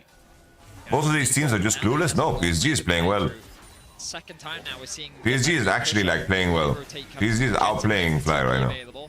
Bwipo making his way Pretty towards damn mid. hard. Now we get to see what is a bit of an ARAM, but it makes sense because both these teams are fighting for this mid-wave control. Remember that PSG also have the Herald to help try and secure that control if they need it, but it's them with It's the initial like push, them with the initial support move and into the jungle river. didn't participate in the bot play, and they were late for the defense play on bot, and they didn't participate in putting vision on top side either. So they just lost all tier 1s. Oh, this is a piss Herald. Oh, no, bro. Into the river FlyQuest move. Arja zones out the I think he next accepted comes taking in. mid turret. Need a quick smite I don't and think it's this is a secure play for here. Junja now. And the rest of PSG need to get out, but they turn Wow, the that's a AJ rumble ult blinder. right there, man. Absolutely gorgeous. Inspired, burning. Oh, to bah, bah, bah, bah, bah, bah. manages to survive. Okay, But whip. With his trade-off, turns Whip it finds a back. little- Now for PSG, they're thinking about little getting the juicer James there. out range, but Bwipo got what Okay. he could at the cost of losing the third dragon. Very close on that one. All right. You see how low Inspired got? Junja was almost able to get the execute, almost able to get the reset, but FlyQuest, they do kill I don't the know, like River Woody, and they why get their doesn't he queue the one wall after he champion tanks the kill, Malcolm? but That's the PSG whole got the idea dragon here. for Why doesn't he themselves. queue the They get wall? burned down here, He and just they lets himself as the Rumble ultimate into eat the Garbaggio. grove there, as Bucio got the handshake. Really nice Rumble ultimate burns him down, and then they almost got Inspired, but Bwipo, his ultimate ensures. Look at they Bwipo get the that Chad victory though. on Everyone's that. running They back, get and he's the only one execute, running forward. and then they escape. Bwipo is such a Chad, man. Oh, no, we're back. Oh, Let's big kill, big kill, big kill, big kill again. for Fly. The yoink in from Woody is good, but Junja is too Bwipo, low to Woody, continue Woody. to fight. FlyQuest moved through this choke as the 3-man. Bwipo's fighting back, bro. Bwipo knows. Oh, he has the bailout. Oh, The no. Spring King set up, lure them in, and North America are shocked. A promising I don't initial know. pick converts into an overextension This is from some FlyQuest, and they are punished. adrenaline from a Maple, kill with gameplay. the exceptional Azir ultimate secures a one-team fight for PSG. Oof. Maple sweeps in the hero there for PSG, kiting back through the jungle into the fog of war there. And FlyQuest thought they could continue because they had the bailout. So even though Bwipo was getting low, they had the confidence to try and finish off that kill. And PSG Hey guys, with a my nice homie. punish. Ultimately, FlyQuest, they found a really nice pick onto Arja. Guys, But then they got my- too my- hungry. my- They I- saw my more kills. homie They thought this could be a Dan- huge snowball. Jensen commits my homie to Dan, top tower, the thinking pilot, team will get a pick and we can back off. And is on it's a thing call. that we've been seeing from both FlyQuest and Fnatic throughout this tournament. I will answer the call. This overcommitment, good. I'll answer the Initial call pick, right after this promising play. start. So it's know they like have the numbers they get a advantage, freebie but here, and then don't they expect like I guess they're playing on the bailout here. So Bwipo is playing rock and roll. It's like, bro, one more. But the Warden's mail is popping off here, man. The Warden's mail is really popping off. And then Maple with the flash swoop to catch the Varus too. Very nice, man. Very nice. All right. Okay. Then you have to wait again. W on the Malky. Oh, Bwipo, can you flash in? Oh, Whip! Why does it feel like Bwipo's so alone? You are not alone. Surrounded by griefers. Using his range once more. A double over to Junja, and just when Bwipo comes online, it looks like FlyQuest are torn apart. Junja with the extended chase is going to drop on down, and PSG are running over them. A triple for Junja, and PSG aren't even done. He wants a quadra. Man, Jensen's going to be able to back off. They don't give it to him, but PSG, again, they are sweeping these I don't know, FlyQuest fights. looks so fucking That one scared, was a and this little Quay bit is so forced there by unimpactful, man. Bwipo, because Bwipo had his ultimate, and he knew he was going to be able to get the fear, the lock in there, but he flashes too far forward from the rest of FlyQuest. They could not follow up past the Azir turret, and then it's just the Urgot getting burned All right, ladies down. and gentlemen, with Dan the Again, pilot. even Dan the with pilot is with us. bailout ready, Shh, nobody on this is your PSG captain alone after speaking, that Dan. second The kill. flight is And they ready get that reset. to So here's what I charter thought, to like, North they do America. focus out, Shh, back to you, Arja, Yamato. and they're able to get him Thank you, so Dan. low that Bwipo wants to use the fear, but the Azir turret goes up, and look, the rest of FlyQuest have a hard time getting through Maple. Maple is just holding the line there again, and so by the time the team gets over to where Bwipo is, he's already toast, and the rest of Fly have to run. I mean, I think it's worth thinking about how FlyQuest actually want to play these fights, right? They want to leverage the poke that they have with this lethality virus. They have a lot of range on the Hui. You want to chip away your opposition before fully committing to a fight. And PSG committed a lot of their resources to siege onto this tower. I guess the quest is to fly home. That's pretty good. Where they said we still need to force the fight.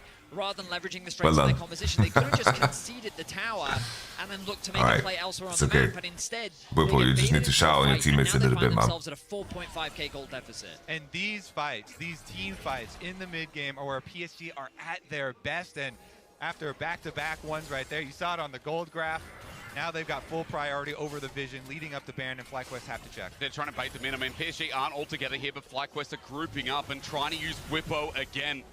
Remember that Bwipo in the series prior in day one is what carried them through. Every time I think a Hui draft is good, it's just not. But PSG aren't letting him. Only Fofo can play Hui. Another point we have to mention this and Faker. Solo EXP, Caps. solo farm is hard to deal with and hard to burn down, even with that range. So PSG right now are just controlling vision around the top side of the map to try and deter FlyQuest away from getting any sort of semblance of vision around the Baron, but they're using this control over the top river to move into mid as the wave arrives, to then transition towards the Dragon to secure their third Dragon of the game. FlyQuest are rapidly losing control of this game, and it comes off the back of, you think about it, that single overcommit in the enemy jungle to set up for that early triple kill in favor of PSG, which now converts into I don't know what the entry is. I don't know what the entry point is, guys. And 5k gold lead just No value from Varus Renata.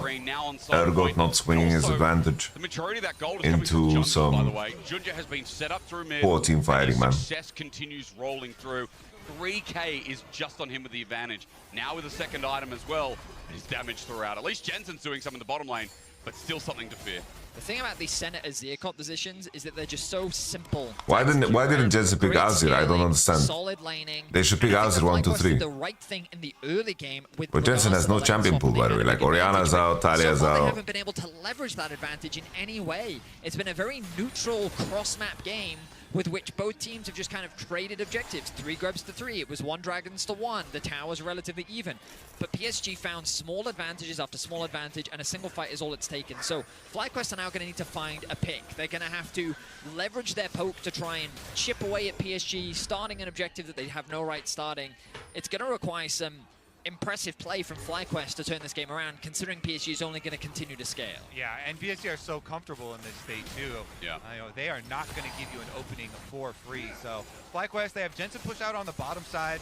He does have his Unleashed Teleport ready, trying to get something for themselves and at least get that bottom side under control. But all of PSG use that time. Wards are up around Baron now. There's one outside, nicely placed earlier, that does not get spotted here by the PSG controller that's inside the pit. They know.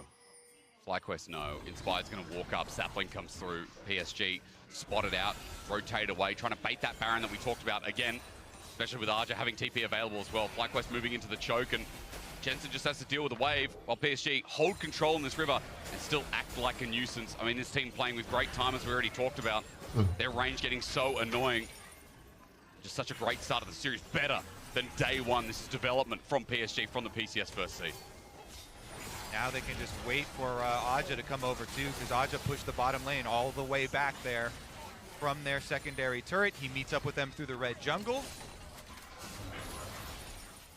I mean, right now PSG is playing a very calm and controlled game of League. It's FlyQuest throwing out the ultimate to make sure that they can get that red buff. They lose it. With the hook in, front to back. Oh, big rumble ult, man. FlyQuest have to get out. Okay, bigger than out ult. Varus ult doesn't land. Oh, big quick ult. Holy, Arrow went through the choke. Holy shit, bro. Arrow went through the choke point and more. Jensen's ulti starting to burn them as well. 5k damage. That was a big Hui ult, man. FlyQuest is still in this. Jensen doing some serious work in I the thought it was lost after the rumble ult and the Nautilus to layers on that, man. When the Varus ult didn't land, I didn't think anything, but the Hui ult was just dragged into the whole game. Feels like a lost game. Yeah, the burst damage here. Jensen Good optimization here from Senna. Root yesterday was refusing to buy. Mention it, they were able to get the smite there for PSG, so they got the red buff. And then the Rumble ultimate over everybody was quite nice. Ozzy should flash in, though. He's being a little pussy-o. Going through, Inspired and Bwipo immediately turn towards Aja when they see him flanking on that other side, and then there it is from Jensen. Ozzy just straight up runs down, man. Even as Bwipo popped out. I think you flash in there, by the way, with empowered Q, double E, and into overheats, and with your R. You play for 8,000 damage done there, man. They could actually then just focus the front line, and then Jensen could kind of readjust, you know, take that time to think about what he wants to do, and then swing the fight in their favor. So great team fighting there from both Busio and Jensen. Western Renata so far looking pretty good. Jun, I'm just going to put him in the category again in his career. He's on Fnatic. But these Renatas making things happen. I think more specifically, so far for FlyQuest. Yeah, Busio and Jun are playing just as good.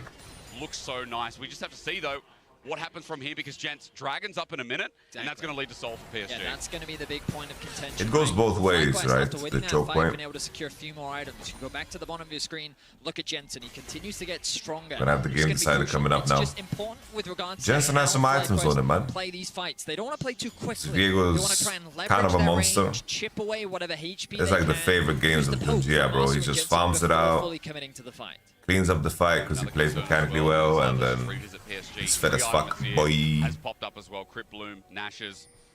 I'm impressed though with PSG's rotations there with jungle and support. They understand what's up. PSG are showing some LPL characteristics. FlyQuest, though, they need to get access to the bottom side river so they can start throwing out these saplings. Otherwise, PSG can move in first and force FlyQuest to run to them. Frenchline starts it off at the very least. Woody goes in, he's tanky, but Inspired is front-lining at the flash. Oh, they're doing so much damage. Look at Maple's position here. Bwipo can't relate forward. Oh, Bwipo rooted the whole team. Okay, caught out, but not forgotten. Maple can't get the range. That was dicey. Shit. But FlyQuest are now zoned that was scary as fuck, bro. FlyQuest are chunked so low. He rooted the whole gang, but this game is over, guys. I thought really the Rumble advantage there that they had against Rumble, I thought it would be so decisive. PSG, they're able to just get it, didn't now matter they at turn all. their sights up towards the Baron area. I don't know if they can just force this Baron though against Senna Azir level 16. And then the farm distribution was just better on Azir. They picked up so many tier 1s. They're going to back away. They're going to try and defend their base, but now this opens up the free Baron practically for PSG. We know that Azir is such an effective Baron-taking champion with the soul to boot. That's a threatening objective. Why wouldn't they take? Why wouldn't they take Azir? Getting tanked on, and Bwipo just looking for the solo kill at least. All right, huge. Their fate. He's got good damage, but just buying so much time while Baron's being done in the meanwhile. Bwipo just needs to get the kill. Bwipo wants to save ult for the Nash, but Arja again, he's also burning his he own doesn't fire. have The ult Baron actually. still goes down. The overlay. Arja dies, Light but Bwipo can't join the fight. Inspired about to die as the Nature's Grasp, and again, the Berserk Okay. fly through. It's good from Busio. It's good damage onto PSG. Is it a TP on top wave? Look at the TP on top wave. He wants to do more. He wants to do more. Bwipo wants to TP on the wave. He wants more. He wants more. Bwipo wants more. Give Bwipo more. He demands more. Run, kill. Bwipo's idea right now as he gets rooted down and looking for the edges. Junja, but he's not needed. Phoebe on death goes to the wayside, and PSG get away with 4 members with the purple worm. Yeah, and PSG actually turning around now, looking for a little bit of push of their own. They've got Aji in 10 seconds, and he has Unleashed Teleport ready, is what they're thinking. You're right. I mean, again, they're feeling so not here, confident. remember? There's no stun. All right, Maokai showed them mid-wave. Bwipo's fighting back. Bwipo doesn't have ult. Good redemption. Here comes Azzy. Bwipo no flash. He's getting roasted. Huge ult from fucking Azzy, man. Azzy's ultimates have been crazy. Azzy has been kind of an inter, but his ults have been pretty fucking good. What a strange fight flashing from Betty. Jensen. Black Betty, bam a lamb. Black Betty had a job, bam a lamb. Oh. He finds himself a quick double. Maple is back. Maple is completely back, by the way. Convincing fight for PSG. Out of the prior on Azir was so. They're looking to secure game 1 against FlyQuest. Azir, out of the Azir prior was so off. I thought Azir was getting first pick, by the way. And Maple has been chilling all game long. This is it. Masu was really not impactful this game. With 3 items is tearing them apart. Betty not closely behind. PSG now have another turret. I think Azzy. Wants to get a pick up and find something back. But Nature's Grass goes to the wayside, and now double turret is down, soon to be followed by double inhibitor. Yeah, they'll be happy with just 2 inhibitors down. They have so much money to go spend now as well after that. The easy reset for PSG, and wearing that Dragon Soul, all they have to do now is return to bottom side to finish the rest of the base. What an impressive set of plays from PSG. This top lane sequence is just a matter of FlyQuest trying to get something back, but then PSG kind of playing a long fight, knowing that they have the TP from Aja available. He comes in from the flank, inspired. I think in hindsight, I think maybe, I don't know. I just feel like Varus and Clay need to be able to do a lot more, man. At this point, you know, they're going to get run down. Like their spells need to be very significant, but yeah, just when Bwipo had gotten the 1v1 kill, they just got fucked the whole game. Had teleport ready, but it seemed like FlyQuest didn't immediately pull the trigger on trying to make a comeback play there, and his teleport is a little bit delayed coming up to the top side when they were trying to chase. Bro, I thought they were first picking fucking. If anything, they should first pick. Some of these critical seconds in between some of these plays here. I mean, I will say that that's kind of been the moral of the story. I feel like the FlyQuest have just missed opportunities in this game, and PSG with what has been a great scaling composition. They've played the slow game, they've taken their time, and they've executed well, and now FlyQuest find themselves backs against the wall here in game 1. The reason why Junja got MVP in the finals, the reason why he was finals MVP, I should say. This guy holds control, even on things like Viego. Never really lets go, always held a jungle advantage. Inspired has been shut out, and that was the story so far. Main stage today, T1 yes. especially too. No, it was T1, but still, Inspired's been a little bit quiet for my liking when we know his high ceiling. FlyQuest are on the defense here, and ladies and gentlemen, look at the gold. Look at how the map state is. How do you find a window? How do you find a miracle in this game? When PSG are 11k gold ahead, that is the Hatsonias. And now that bottom turret's about to fall, with Betty hitting from about 10 kilometers away as well. The best case scenario for FlyQuest is to buy enough time to try and flip an Elder. If they can somehow steal that away, then there's still a chance of them winning this game, but PSG, they're not going to give them the opportunity. Another tower falls, another inhibitor is exposed. That'll drop too soon. Minion wave from the top side coming in. It's supers as well. Look at the poke once more. Center ulti flies through. It is Yiha, and that Inspired with the nice redemption to come down, but it won't save him for too far long. GG. And PSG now just have to clean this up, dot the I's, cross the T's. That was a very good game from PSG. MSI, Respect to PSG from this one, man. On the backbone of being so flimsy against FlyQuest on day 1. It's improvement, it's performances like this that makes these respect PSG, man. They played a good fucking game, man. I don't know, like PSG are coming out big, man. They're coming out with big dick swinging. As they move to match point to get to the main stage. Big dick swinging, they come out. Maple and Betty all deathless in this game as well. Man, those Azir plays from Maple, really, really big for them. Also, a much better draft, I would say, this time around. For FlyQuest, this is your captain speaking. Ready for boarding, ready for boarding. Please store your luggage in the overhead compartment. We are expecting some turbulence on the way.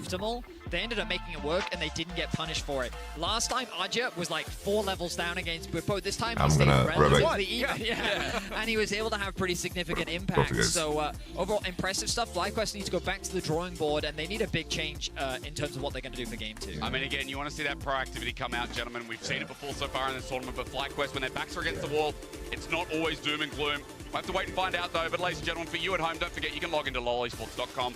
Using your Riot ID to earn exclusive MSI 2024 drops. Go and get some goodies while we throw to the analyst desk to break down Game 1.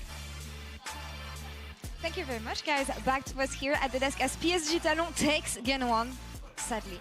But good for my predictions, because FlyQuest is obviously going to come back from this. But talk me through this game, the pace of this game, Jad. Are you going to be okay? Jad does not look so good. I'm worried. Okay, we've been here before. It's just one game, right? There's 2 more. This is what happened in the first series. The thing that I'm really mad about is... As you threaten with the paddle, you're like, listen here, FlyQuest. What FlyQuest did here is simultaneously super arrogant and really fearful. All right. Let me explain. Okay. They're arrogant enough to think that lane swapping is good when they're swapping against the fortification without a hypercarry. So who are they skipping laning phase for? Are they really that fearful that Masu and Busio can't win lane with Varus Renata, that they're going to do this lane swap? And then the lane swap gives them, like, what, a 300 gold lead and half a level on Bwipo? So, like, A, they're not actually that good at lane swapping compared to PSG because PSG's learned enough slight advantage. But B, to me, when you do that much lane swapping, every discussion you're having in the game is going to be about like, which wave am I going to take? When am I going to recall? How are we going to get here first? How are we going to get this small? So any sense of aggression is removed because of the style you're trying to play. Meanwhile, PSG is just responding and then has way more tools to actually make plays when the game starts with the Azir and Nautilus. So I hated that from FlyQuest. Yeah, I thought it was really weird, again, to your point, that they didn't just go standard lanes. Yeah. And I say this as someone who's been a big lane swap defender. I do think in watching how PSG responded to the swap, especially with Aja, especially with the minion wave management there early in the game, it's like, okay, PSG, you still don't necessarily know when you should push, when you shouldn't push. That part was right? But then, to your point, why are they not just going this 2v2 lane? And if you don't want a 2v2 lane, then why are you picking Varus, and in particular Renata, who's such a strong laning champion? I feel like they wouldn't have an issue. And then on the top side, I also believe that Urgot beats the Rumble in lane as well. So like that part to me was very confusing because, like I said at the beginning of the day, if you are swapping, and one of the things I think is very clever about lane swaps is you're skipping a laning phase to get advantages elsewhere, right? Like you want to get a hyper carry through. You want your top side to be absolutely monstrously ahead. And Whipple was ahead of Aja due to minion wave management, but it didn't end up mattering. Yeah. I mean, that's the thing. It was... I feel like FlyQuest got lost in the sauce here, and in a really, really slow pace, they managed to seize a really, really important opportunity here, and as every second counts, and thanks to the reliable Cisco network, Maple was able to swipe FlyQuest and grab the advantage in a crucial team fight for them. And listen, PSG has absolutely dominated their last 3 games. Yeah. They 2-0'd yesterday in extremely decisive fashion, and here you can see Maple had the nice swoop earlier onto Jensen in the mid lane, but also teleporting in late to this play, so to speak, but actually at exactly the right time because FlyQuest decides to continue to chase when they don't necessarily have kill pressure, and then Masu, after flashing, ends up getting completely thrown in. So Maple, this is the thing that really blew the game open. I think they're about 1,000 gold up before this play. Afterwards, it's about 3,500. So massive play by Maple and PSG. And that's something we saw before, right? Like, the slower the pace of the game is, the more PSG are going to be able to thrive in these kind of situations, and that is not what you want to see in the later stages of the series here, Emily. Especially with Ascena composition, right? Like, this is a comp. I know people might take issue, again, with the Rumble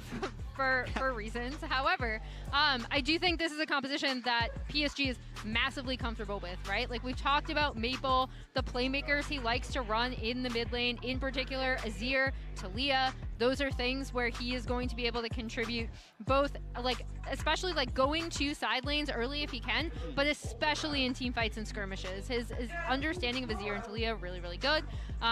Obviously, Betty has just been on almost perma Senna duty this entire tournament when they can get it.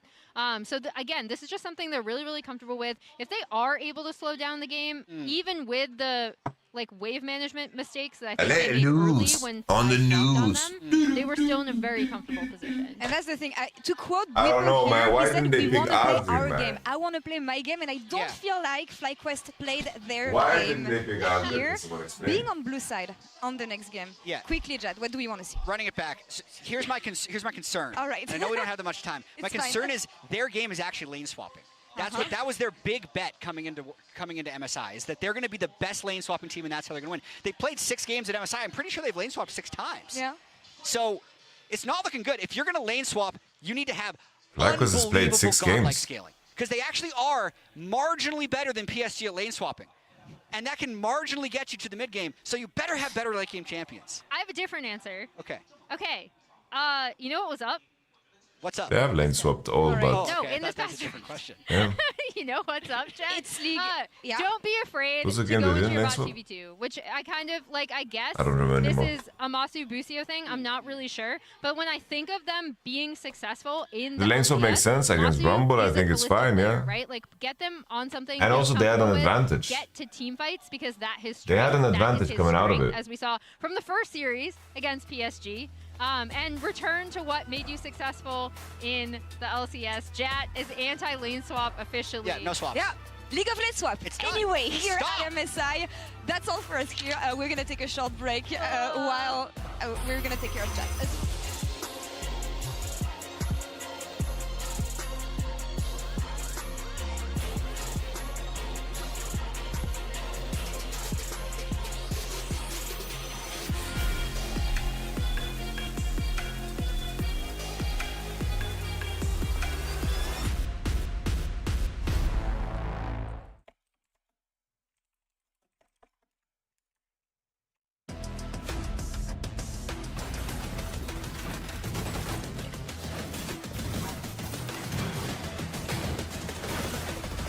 The light is fading.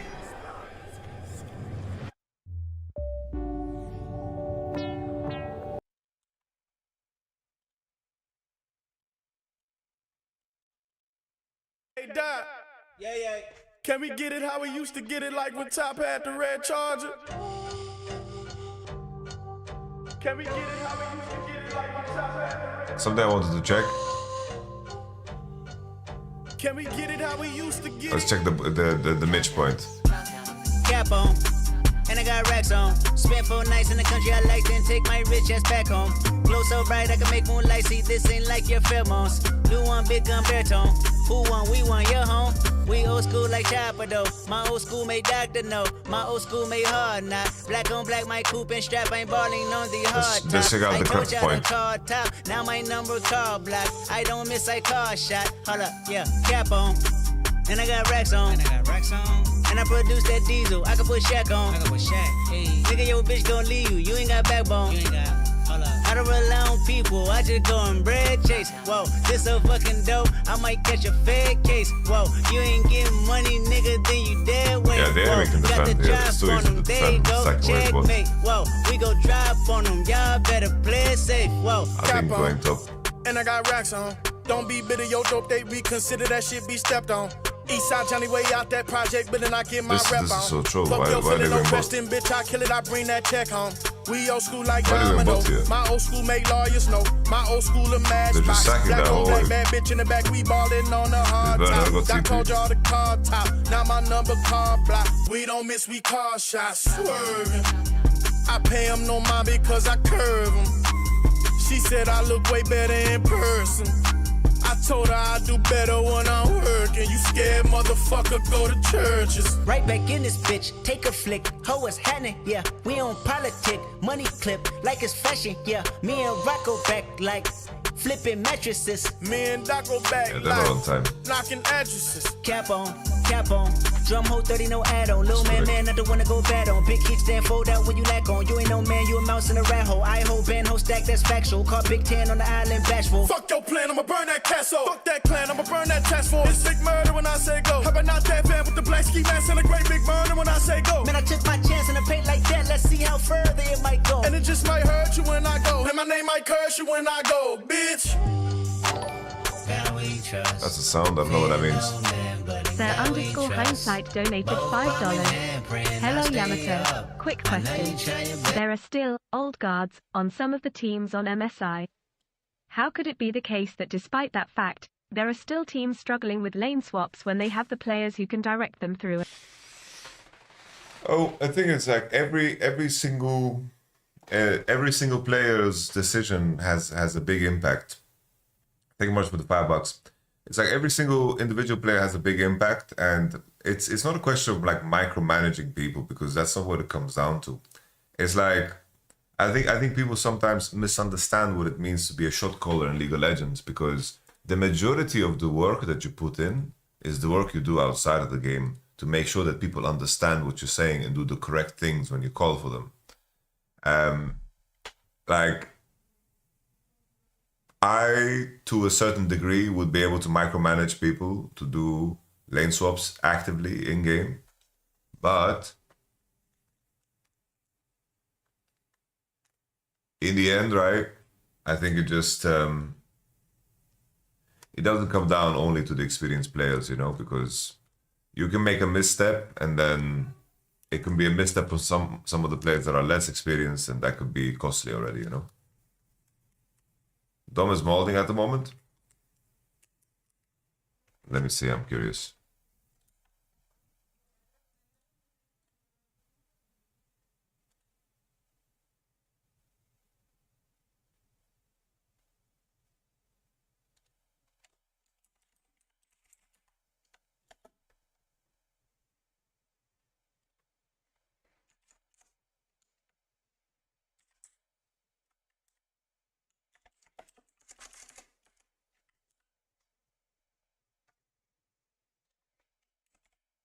All right.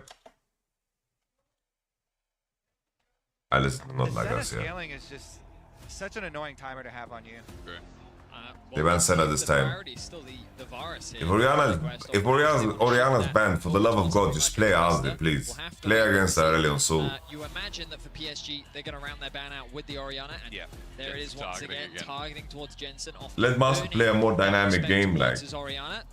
So what will the priority be here for FlyQuest? Are they going to instead... Please, Jensen, play Ozzy. Mind an Azir priority, shift up that mid lane and instead just get it. Thank you, bro. There it is. I'm sitting at home in my fucking underwear and I figured this out the game before, man. Varus response from PSG, but I think FlyQuest Like in first big battles, bro. And then it must play Kalista. Lane swap once again. I think that their fundamental start to the lane swap in the previous game was good, and if it was in a better AD carry matchup, perhaps that could have served them better moving into the mid to late game. And the only thing really that PSG want to correct from last game is like Aja's placement. So maybe getting Aja on a There it is. here or the Twisted Fate. We don't mind, we don't mind. They lock in the Aurelion Sol answer to the Azir. This has been one of the premier answers. He played ASOL even he played ASOL even in NA. It does have another stacking mechanic. I've been told by a lot of pros that like they consider the Aurelion Sol as you get free scaling through the laning phase. So it's a really nice adaptation. Okay, Jensen's practice against APA. Oh, okay. Maybe not the same, yeah. The original Aurelion Sol. Okay. Sorry, guys. I'm sorry. Let's go Varus Ash, bro. They also paired it with Betty's Kalista. For PSG having a lot more, you know. Nico's fine too. For the bottom side. Nico's fine too. That didn't necessarily turn out great for them last time around. So. Good morning, Amari. You went up to date in the Candy Briefs, of course, man. We've covered everything on this channel. On this channel, we've covered everything. Yesterday, we did a rundown of the whole beef stretching back to 2012. I mean, domestically in Europe, we've seen a fair amount of this, and it can be incredibly impactful. Carrier also. Thank you very much for $5. Hindsight donated $5. Every time I see lane swaps, I get major anxiety. I still remember TSM at MSI back then and Doris, who I happen to be a huge fan of back then, just getting pounded over and over again all by himself. You'll see that where it's a little bit more supportive, a little bit more scaling mid lane is hyper. TSM at MSI? Was TSM at MSI back in 2015? I thought that's... also just sets up to playing towards the bot side of the map. Very so. Could very well be another lane swap. TSM ever at MSI? See how the rest of the draft pans out, because top lane is going to determine a lot. Once again, we'll see PSG attacking the jungle, very similar to what we saw in the previous game. You should upload a complete lore breakdown on your other channel. I think that we will at some point. But I have to clean it up, bro, because I talked for like 8 hours. Like. FlyQuest definitely needs some frontline on their side, so you know, any of the kind of beefy options there, I feel like would be a good choice. Meanwhile, they are trying to protect themselves with that top side and ban out the Twisted Fate from Aja. You know, back in my day, when Bwipo was in Europe, he was a big Ornn enthusiast, you know? I think that if they're looking for something, a reliable way to start off fights, like relatively safe blind, also works in the lane swaps, I think it's definitely an option. They could also be considering things like the Scion or the Zac. Of course, Zac being a little bit more risky, depending on the matchup that you have paired up against you, and it depends if they save that counter pick for Aja as well. We'll have to wait and see the support pick you imagine now going to come through as the Nautilus panned away by FlyQuest. And just a quick note to touch on, you know, we've already seen it before. Of course, the Urgot being banned away means that we might be more lenient towards something like the Ornn, especially with the Azir comp. So it's a nice touch on, Betty. But for now, the support you mentioned, I mean, Kalista Ashe, such a powerful... I think Ashe is a ban, by the way. I think Ashe is a ban of the Nautilus, bro. This is a powerful 2v2 that I guess... Maybe they just think we're gonna lane swap against. All right, oh, Rumble pivot. Okay, this is a Rumble flex can be played into Nico too. Right, back to the Rumble. Definitely is a flex. What if you Kobe? What's very FlyQuest right now? I kind of am feeling the Bwipo tank angle, but you know, he could just slam down like a Renekton or something like that too. Then you have a little bit more of a bridge for both avenues for it. Speak Wukong, no? Honestly, for Inspired, he might be back on Maokai duty. Wukong. I don't love their engage still. I mean, Nico is a fine way to start off a fight. You're very reliable. That would absolutely dismantle Nico's playing Smite Ignite with Ignite TP Hacker in that game. Ooh, it was Hacker in Meta. Thank you for the $5, but I appreciate that. Ignite or Ignite TP Hacker so hindsight! Face check. Oh, he's going for it. Carry. Okay, so a little bit more agency Diego, in the early game. You're he looking wants at to carry. FlyQuest having tools to make plays around both bot and Back up against the wall, guys. Jensen primarily acts as that bridge. He's pulling out. Oh, actually, Kazak's angle is a good shout. Kazak's, it is a Kazak's angle. Unironically, it's a Kazak's angle. Hyper aggressive, very powerful 2v2 bot lane. Good job, big boy Jonas. The Aurelion Soul as the scaling late game. PSG have a very powerful teamfight composition with all the utility they have at their disposal. Ash? Okay, Rumble top. So we get the answer of the flex in the end. I was going to wonder because Arj is also a Nala. All right, Rumble goes top against the Reggaeton. But we get more AP through both solo lanes this time. And as you Yeah, said, game one was a stump, I think. even more so As much as it could be. Ash and Kalista, one of the fastest 2v2 turret takers at the moment in this lane swap, regardless if they're going to be in the standard lanes or not. Okay, definitely a little bit nervous for this one. I love the prep. I do also want to note though, because there's some interesting little things with Nico support. Like we saw this a little bit with Keria, where you can disguise yourself if you are going for the lane swaps. You can disguise yourself as the Renekton and then feed false information to your opponents in the early stages. if you go for those deep wards, Jensen as well, maybe feeling a little bit nervous. I mean, the pressure's on rubbing right the now. belly for good luck. In the last time they played, I felt like FlyQuest lost game 1, and then they reasserted their dominance in game 2, game 3.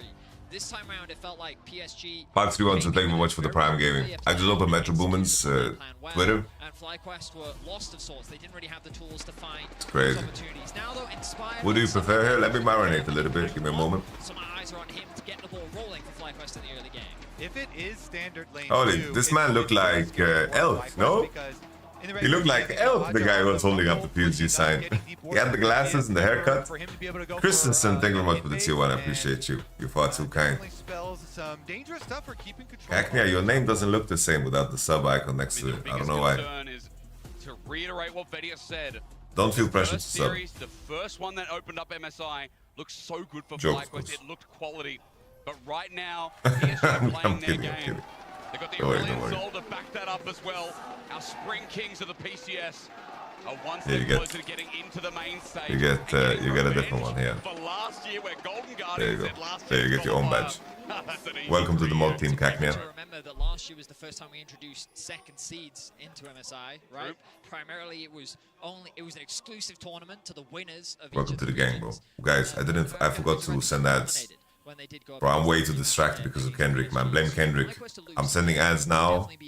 Duck, duck, goose, guys. Duck under the table because otherwise they'll show up in the middle of the game. Reverse sweep if you're counting in a best of 3 from FlyQuest in the first series. A quick note as well. I mean, this team first in regular season as well. I think one of the most innovative I've seen out of North America recently as well.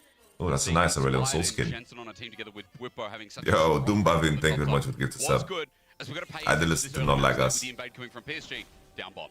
Yeah, going for the late invade here with the sweeper. They're going to take over. They're going to force the split. And it looks like Whippo there. Why is this Varos on Comet? The jungle. Both top laners are ganking from the top side, though. He is not going to So we trade might have top against laners double Halo Blades. I think it's pretty smart. It's a good comment. He's not trading autos with Kalista in this game. He's fucking hitting and running, man. Aurelion Soul. I don't. I like the idea. I don't know if it's really We have a swap. materialized into anything. Just didn't in the end as well. Whippo Inspired back is doing wolves into cross. straight away, immediately get this off the ground as Whippo. Now they go for the invade. It's going to be a split map, full on trade. Aja, meanwhile, Azi game with TP. towards the lane to get some Gonna have a of the full lane commitment of the experience hit. instead of helping out with jungle pushing. Azi's coming out here This to is share some gonna be Aja who starts XP. getting experience first as far as the top laners. This is definitely looking to crash the wave. by them as well. Can let's go poke this to this game? Yeah, she's going to go. It's mostly just better in most games, honestly. The item purchases are just too weak when you buy Blade and Ginzu, like you buy Amtome, fucking Vampiric Scepter, like the other itemization, you just walk out the base with big dick serrated ducks, you know, and you're just so strong. You either fast push to threaten the dive, So strong. or you slow push to set up stack waves to then threaten a potential dive. Yeah, right? FlyQuest They've gone on the have top side, pushed so so PSG slow. just said, you know what, we'll So send this is the Arja extended bot, lane swap mid variant lanes where we to have as an quickly as extension possible. where there's a big commitment on both sides, where no one's going to look for a re-entry. The re-entry could happen like you see it on the bases. So it's like now it's just a question of who decides to base first and then people match. As well, so going to be a lot So slower here- going there for FlyQuest. And they're going for the what PSG could do is they can now trap in the bush and base in fog and take it easy, because now they know that Nico and Varos know, and now Rumble is going to TP top. Like, Rumble needs to TP top. If he were to TP top, there's so much farm for him to catch. Like, there's no way someone's gonna fake out a base to bait the TP out to kill him for this long. Like, Ozzy should just TP. Now the question is, can PSG, are they strong enough to fight between the turrets? Because if that was the Rumble plan, I get it, but then Renekton's gonna TP under the turret and they lose. So here once again PSG showing that they have zero experience. Like, Renekton can TP onto this. Rumble is once again losing so much CS. For no reason. And PSG's bot lane didn't get a base. This is a serrated Dirk against Doran's Blade advantage. So good for PSG. I mean, look at the bottom lane there. Pretty happy on that one. They hit the Berry has a shit ton of gold though. Up on the other side as well.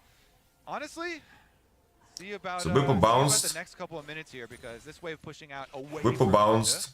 I mean, Aja is probably the best. I think Ozzy could have TP'd earlier. I agree. But at least like this, he has a Dark Seed, still pushes out. And now Whipple's quite happy in this wave state.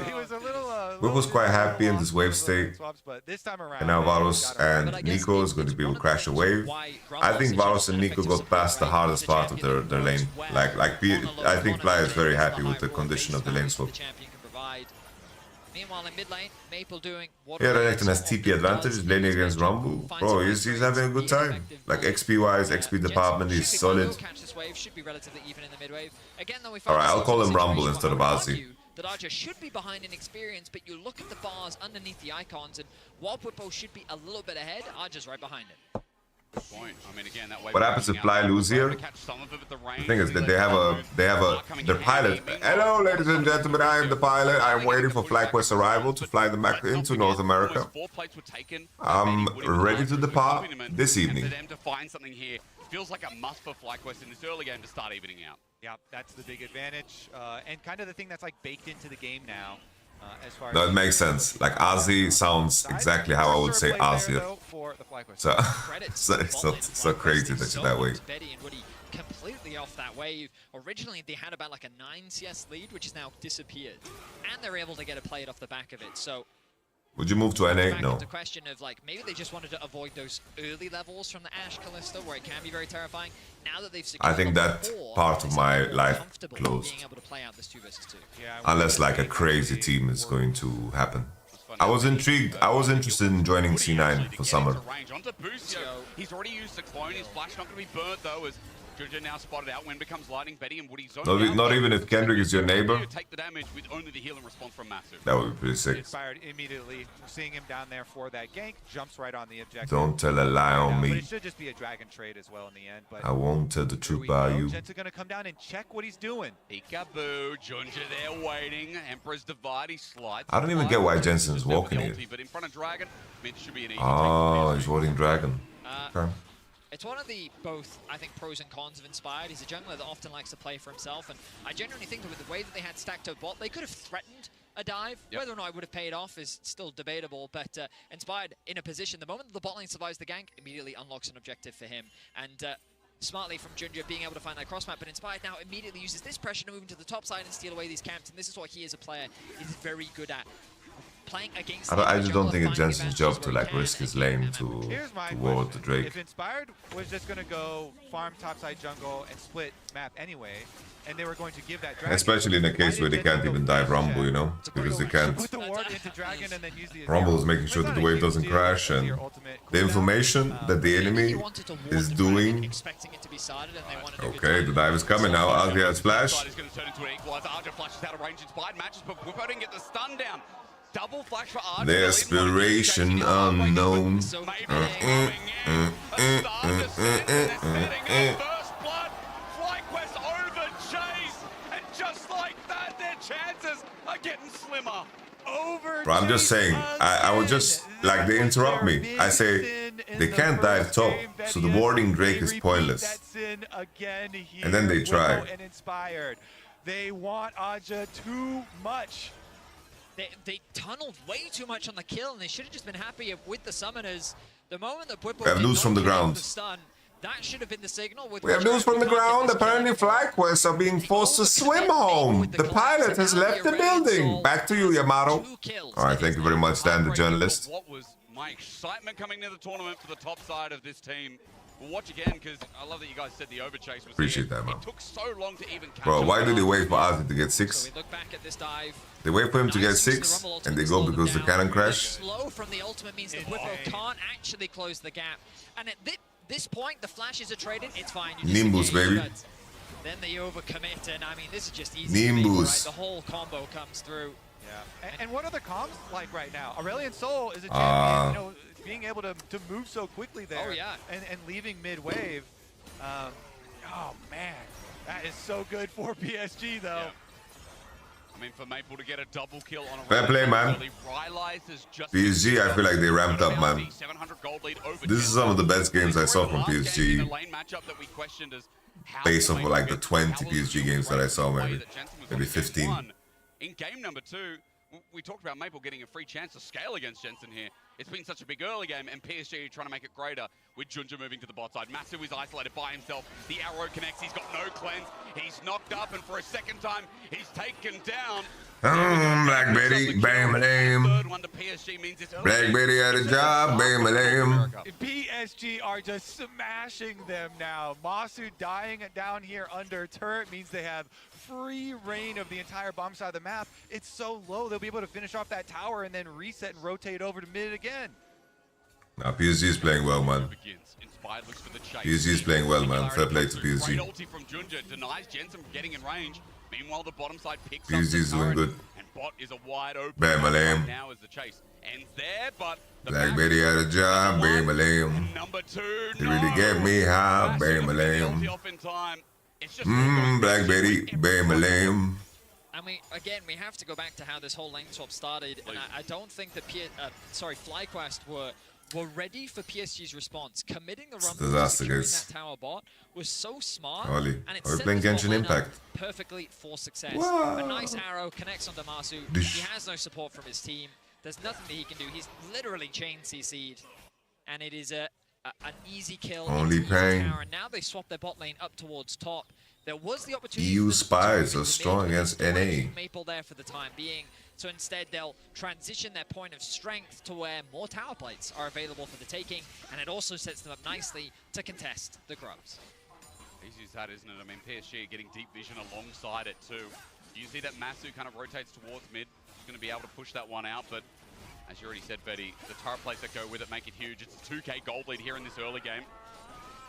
And feels like it's going to grow from there as well. More so looking, Maple has himself the skies descend from what I can see on the sidebar, so we get towards another fight. A bit of an upgrade here for PSG to play around with again. I mean, PSG, it's just such a big difference here where they've made really good adjustments from That's the a first fair point. series, Yeah, it was whereas smolder seems meta. like FlyQuest is kind of living in the past, and they keep doing these over-chase plays, trying to force like the same way that they won last time around. Jensen's on a ward. Arrow's going to follow through. He's got nothing to dissuade it. Wind becomes lightning. Jensen's ulti saves him for now. A good slide out. Otherwise, he was dead meat and adding more gold to the pile. Jensen even gets to keep his flash. Well played. Kind of the consistent stalwart here for FlyQuest as he remains strong. A scaling late game opportunity still stands with him. FlyQuest definitely not completely out of this game just yet as a TP comes through from Jensen to catch this top wave. Dragon going to be spawning. Yeah, this looks like the FlyQuest that we saw in finals against TL, honestly. This dive's not going to be easy though. Just lacking cohesion, poor draft understanding. They're on their way down. Exactly. Aja on this rumble. Once again, he ults the wave, he buys the time, they can't go for the dive. Deserve is such a weird word. Deserve is not real, man. And this might actually be it though. No one deserves anything. Jensen has to walk all the way Who from skills top better? lane, Already on going a little Azir? bit far. Depends on the context. I mean, this Aurelion Sol wants to go Oh, okay. Bucio. One reset. Big ult. As he gets taken out, it still looked okay. Inspired's out over the back wall though, and even though Fly got the opening kill, even Where's though Jensen Derulo? PSG are so damn strong, so early. Where's Jensen Derulo? Masu's up next, great sidestep as Inspired looks to punish further. Jensen Derulo. again. No cleanse seems like a mistake. In this context, Still find the end of the fight. Exactly, it's huge for PSG because that would have been a good play for FlyQuest if I don't know, he has his teleport. But he did not magic have it. damage dealer. Like in this context, in this game, he scales better based on the virtue of having more gold at this point and still being ahead. But in a vacuum in this game, like there's a lot of tools to disrupt Aurelion, right? He's still like he's like a walking turret. You get me? Like Azir is a lot more mobile and can actually pressure like hard engage on Aurelion. Like that's the only difference. When that's significant. Involved in the fight because of how far away he was from it, and as you rightly said, Kobe, no TP means no involvement, and FlyQuest lose 3. Arabian ruler, you don't understand. My hopium was up. Don't understand what he said. Wow, FlyQuest, what a setup, what a punish. But quickly shifting my mind. With a 3K gold lead. He's saying that the difference between top esports and Fnatic is way less significant than the difference between Fly and PSG. That's what he's saying. He's not saying Fnatic's level against these guys. He's saying PCS is so far ahead of NA. Looking like they're going to make it through to the main stage. Very, very. Yeah, but you're question marking him. See if they can close this one out. They're set up to secure the Herald right now, but they're not committing to the objective. Jensen finds himself in bot lane, no TP available, but I don't think FlyQuest want to try and force a fight anytime soon. I really misunderstood what he wrote, bro. I'm surprised PSG chose not to force that. Yeah, but you don't get it. Contested objective. You look at the vision control as well. You don't get it. Set themselves up nicely on that top side, Rivet. I'm gonna give up on you for this moment in time. Maple going to push out top as well, and this should be all they need to secure the mid town. Meanwhile, Equalizer on the bottom side to look for that trade, to look for stopping the trade as Jensen sits under. He keeps ordering it. I think he wants to die for it. Meanwhile, we look at Maple on the top side. A Falling Star will erupt, and it gets a stun on Bwipo on his fight with a TP as well. Bwipo just burning down. Woody finds the kill, and I don't think they're expecting that much damage that soon. The TP adds insult to injury because this tower is going to go down anyway, but by TPing My play, use flash. Bro, is Woody Fruity just an American sniper? Either Busio or Masu were in trouble. Inspire's going to cover this while Gunja moves across mid. Just to find the pick. They continue on. Busio's ulti is not without a risk. Maple picks up the kill. This is running away, gentlemen. The goal keeps getting bigger, and FlyQuest options are so small. Okay, I will try one more time, Arabian Ruler, after Jensen dies. Jensen the Ruler. But a breath of light, a follow. Alright, Phoenix! It's Phoenix! Junja cares not. A Crescent Guard. Alright, wait.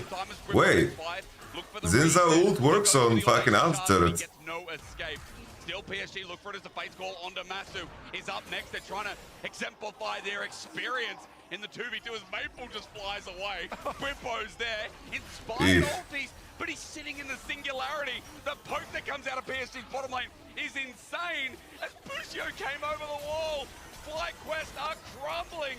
They get no moves, no response, but this is just how good PSG are. I don't know, I have to say, like, Masu, Busio, and Jensen, they look so fucking lost. This looks to me like Inspired and Bwipo are trying way too hard to carry, and they overforce and, like, really run it down.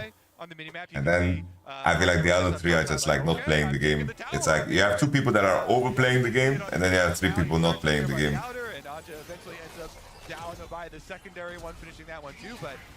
I like Bwipo and Inspired are like trying to do shit that doesn't make sense, and then you have three players just not playing the game at all, man. And at this point, they're thinking maybe we can get a little bit more, but they realize that once Maple makes it over the wall, he can actually still win this 2 versus 3, and FlyQuest is forced to disengage. Busio says, hey guys, I'm here, I can turn this around. No! And it ends in disaster. Woody with the vision as well. He has the flash. Yeah, the Inspired interview is gonna go out. He had it available, he didn't. Now he should have it up. But FlyQuest lane assignments have just been falling apart for them. PSG have been playing the map better. Oh, it still hits every time, you're right. The lack of cleanse, you called it earlier, Hysterics. We're seeing the consequences now, the Herald as well. PSG are dominating in this second game. There's a reason this team always makes a miracle run. I mean, 3rd in the regular season, but they make the playoff run work. They beat down Japan as well. And in such a convincing grand final, we thought, hey, PSG again, macro kings of their region. It looks like the development can't be understated as well as Zenittar's going to follow through with pick after pick after pick. That now leads them to about an 8K gold lead, maybe less. Yeah, I think it's really admirable. You know, looking at the last series and the little adjustments to make for themselves, and look so much stronger here in this one for the second time in a round. Should be Dragon Soul point for them. Lucius found out Woody and Ardra on the side. TP's going to be burned. I mean, okay, Soul point wants to be denied. They're going to full send here. They're going to There's full no life send. here. They know it's going away from them. Dominance from Whippo. The smite needs to come down. Junja's on it. He ults for it as well. Ardra zones out the all-in on this Aurelion. Okay, a reset. Oh, we got the Aurelion Soul ult off though, so maybe it doesn't matter, yeah. Excuse me, Jensen's ult was also great, but there's not enough damage yet. Aurelion got the big ult off. Knock him down. Bushi off the backline, no matter how good his engages have been. Hey, Masu has to run into smoke weed every day. no support, with no front line. JJ. Narnia again, as this time it's PSG finding them off the back of Dragon. A desperation teamfight from FlyQuest that looks good to start. Maple is the target that they're able to shut down, but you have to feel that the wallet difference is just too big. They don't quite have the itemization that they need. And now with 16 kills to 3, PSG put themselves at some point. How do you approach this? I mean, I don't know, this is like such a weak-willed team. like it could be done in That is disappointing, man. The experience really shining through, but this is such a weak-willed team. You have to Like, at this point because you're falling so far behind, so they go for the pincer this was a very, very weak performance. Throws out the fist bump as they get the kill onto Maple, but again, I think Jensen's just not that good anymore, but Masu and Busio, bro, so much damage here from the that's rough, man. T1 like shook them up, bro. Like T1 smacked them. And they got their one kill. PSG in the aftermath wiped them off of Summoner's Rift. You gotta remember that PSG's comp have so many damage threats. Even their support is just chipping away at you. You look at the damage on your screen, 2.5k from Woody in that fight. The idea from FlyQuest was good. I like the execution, but as I mentioned, I think that the goal difference is just too big at this point. They are reliant on PSG making a significant throw to be able to turn this game around. A Baron steal or something is what FlyQuest needs. Yeah, honestly, just keep forcing on one side of the map. Send everybody at once and hope that you can make a... But the problem is PSG. I mean, you see FlyQuest forcing on one side. PSG are here. It's a star falling onto Jensen. He's almost dead by himself. Junja goes into the backline and they're making short work. Look at Ardra cutting off their realm of escape. That dragon is unholy. We need the Dover Kid from FlyQuest to deal with Maple right now. PSG cut through FlyQuest like a hot knife through butter. They just melt under the pressure. The bot side of the map is completely eviscerated. And now the Baron to boot. It's annihilation, man. Not expecting this performance from PSG. Let's get Dom in the sack for. After their defeat to FlyQuest, they have shown colossal improvement. And we're going to see them, what adding seems to be the final nail in the coffin for FlyQuest. Ash Arrow into Falling Star there from Maple, chunking him down low, and the rest of the squad already on the way to finish the job. We go again. When have you seen an Aurelion Soul 1v1ing a Renekton? Whippo is breathed down. 7, 2, and 6 on this Aurelion Soul. He doesn't even need his third item at this point. Is at 21 minutes, a Red Bull Baron power play is going to start picking up work. So there are bounties on every member of PSG, though. Attaboy, Kobe. There's an ace would go a long way. I agree with you. Go identify one of those bounties. Let's start small. One step at a time. One bounty at a time. I like it. Again, look, this is not the first time you and I have seen FlyQuest demise in front of our faces. I think the biggest thing is we saw the adaptation on day number 1. We saw some pretty good moments here from this team, but the second seed of LCS is close Is to this being the eliminated. Kendrick versus Drake this that people are talking about? Looks really one-sided. No, the Kendrick Drake situation. This is not just the hope of the PCS. OCE, LJ, The Kendrick Drake situation is more like a T1 17-minute delivery, bro. 16-minute delivery, man. Proud right now with a potential 2-0 on the timeline. Inspired's trying to defend this, but look at the Baron minions do work. Look at the poke that's coming from Ardra in the lane swap. Kendrick's diss tracks amount to longer time than the actual game time FlyQuest. The pick comes through. double inhibitor down. Now is it going to be the end is the question. PSG have the Nexus in their eyes. They have a spot in the group stage of MSI, and they're not going to hold back. Revenge is looking Think good. Drake will respond. Not only for day one, but for last Think year. Drake should fake his own death and fly to Cuba. Baron minions number 2 on the way. The cannon has range, and PSG is zoning FlyQuest from getting anywhere near the circle right now. At least their defense eventually holds on, but at 15k gold disadvantage and Ocean Soul, we know what's coming up next, especially with that Baron power play moving to 4k. Good news is that Woody is low. The bad news is that they have to walk into a cosmic dragon in order to even have an opportunity to contest it. And as our observers just highlighted for us, there is no vision on the side of FlyQuest. They cannot see anything. The face check is terrifying.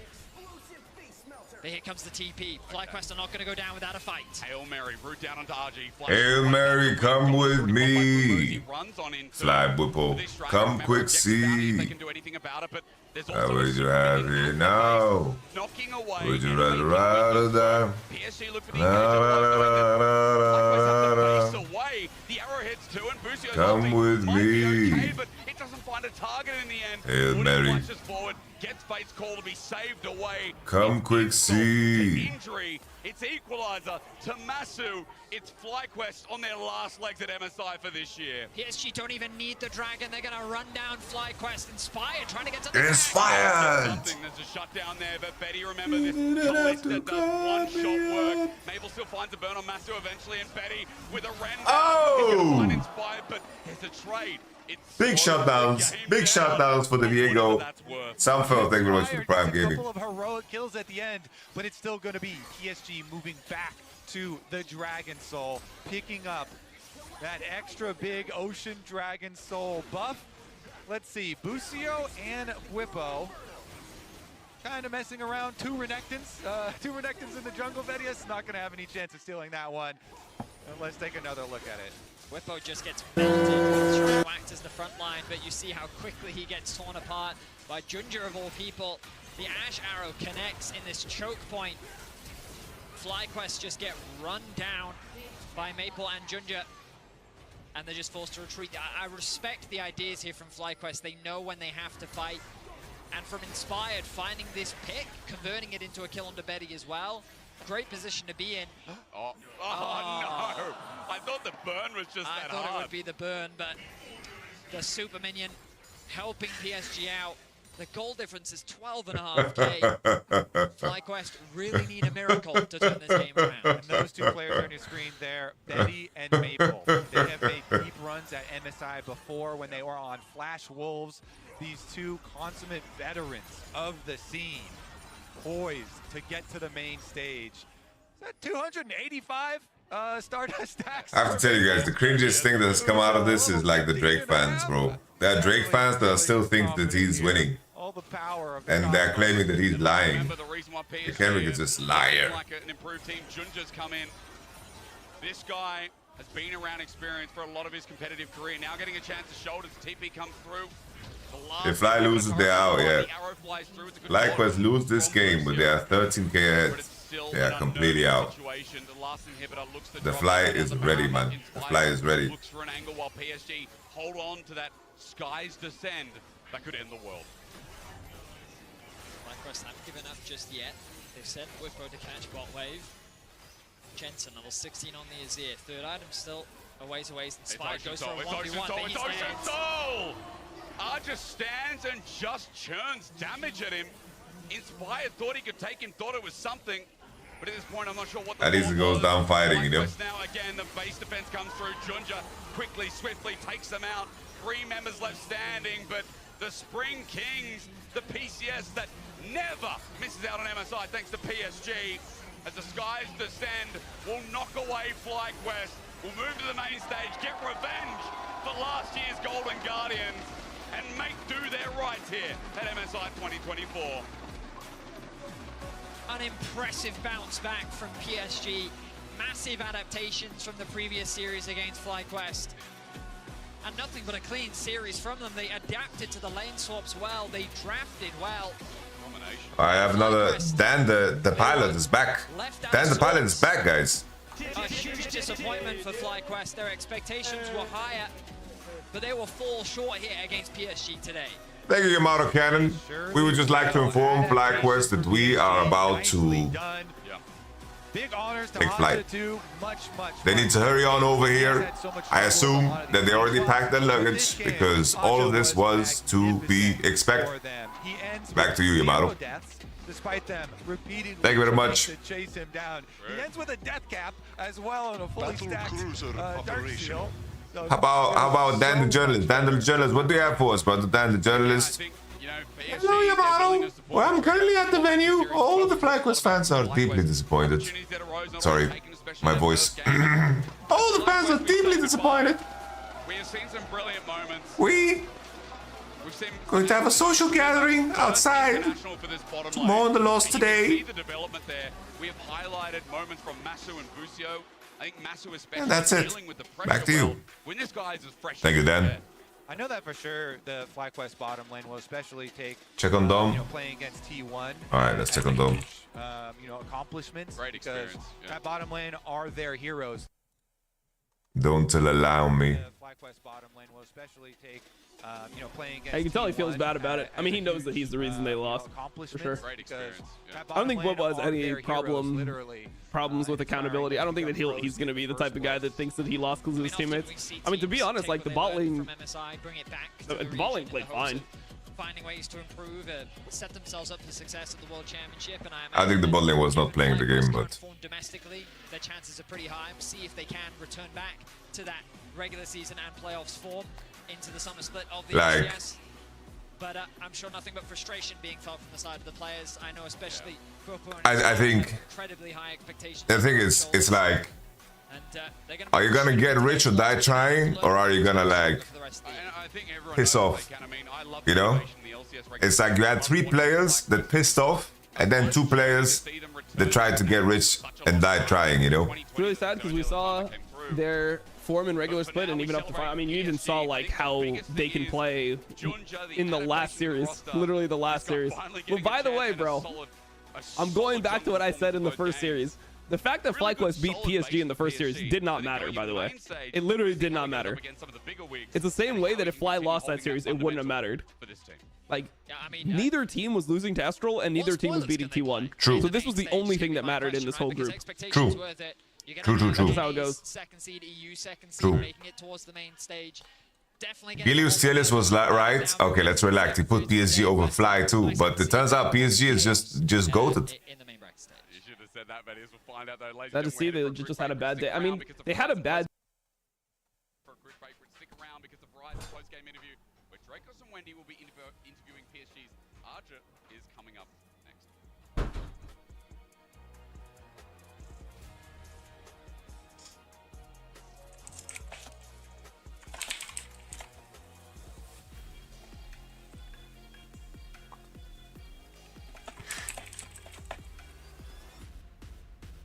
All right, we're sacking up. We're sacking up, man. Well, I'm just checking out Gilius' setup, man. Hey, die reden nur Deutsch hier. Die sprechen nur Deutsch.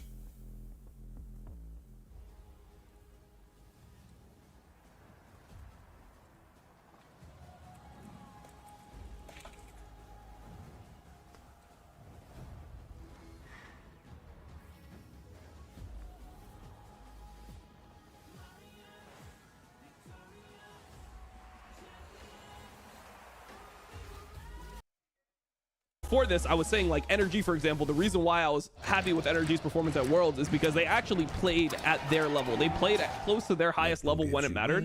I feel like NA, when things matter, historically has played under the level. Even though the like ceiling is not super high, they don't even play as good. Wow. Oh, you say you got a bad one. Wow. I can tell you never had one. Wow. We back to back hacking mania. Wow. Eastside Johnny going stupid. Wow. Bro, how crazy is this that this was released 10 years ago, bro? Like, I made this post, right? I made this post. Bro, I'm looking at the whole verse now. The whole verse is about fucking Drake. God we trust, fear no man, but in God we trust. Both palm in hand, praying I stay up. I know you try your best, but it's not like us. Wow. I don't give a. Oh, you say you got a bad one. Wow. I can tell you never had one. Wow. We back to back acting many. Back to back, bro. Eastside Johnny going stupid, super, super. Wow.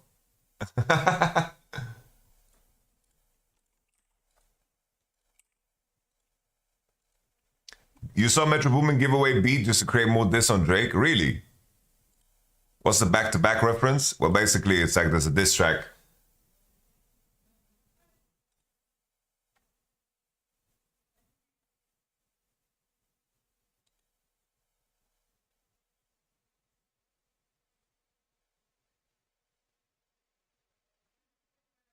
Bro, why is he spitting buzz? Steph Curry sim. Let me break it down for you. This is the real team challenge. You called every impo when you couldn't get ahead. Major region status gave you all fell street cred. Your body never turned us to believers. No, you're not a real team. You're all fucking paycheck stealers. What the fuck? That's crazy.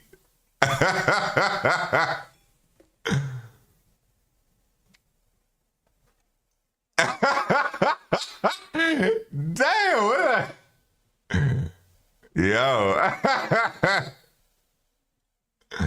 That is crazy, bro. Fair play, man. I put Fly above PSG. Now, of course, I get that, Steph Curry. I appreciate that you're having fun. Let's see what Metro Boomin is up to. So apparently Metro Boomin is just schizo posting, but he's having fun. Cease and desist is for hoes. He's spiraling.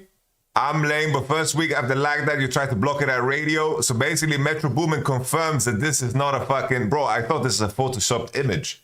You know? I tried to stay partial. You know? I tried. Very hard. I thought this is a photoshopped image because it's not aligned. It looks goofy as fuck, no? Look, nothing is aligned here. It looks so dumb. We are not granting radio rights for like that. Epic does not have the right to release the song at radio. Thank you for understanding incorporation. Woo! And now this is a picture that was circulating, but now Metro. The drum thing was laughable, so I let it slide. But what we're not gonna do is spread lies and have my loved ones involved. Nobody ever hit my girl. We grew up together. She's a real woman, not even in the industry, but I guess you wouldn't know nothing about that.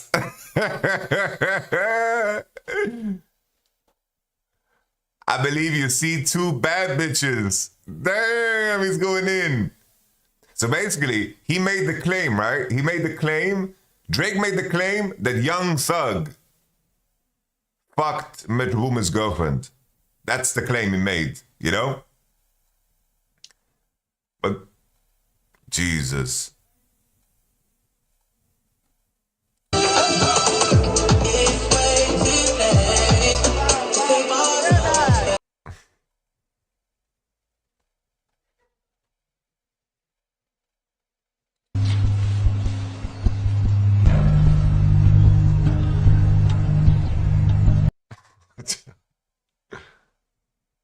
Somewhere else, it just sort of, it bugged me, man. It bugged me because it was like somebody I looked up to at one point. It was somebody that I was like, I used to see out and be like, yo, that's that nigga, you know what I'm saying?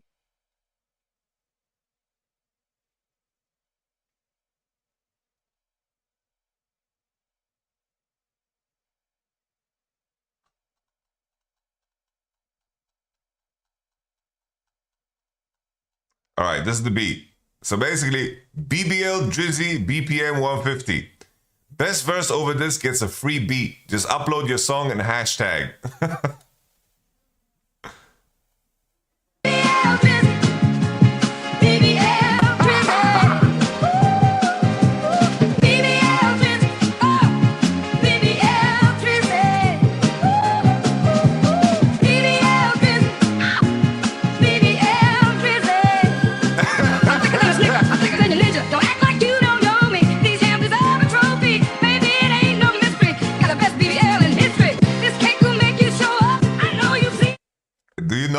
in the beat there's no drums. It's only a snare. Did you know that there's no drum? No, it's a bass line and a snare.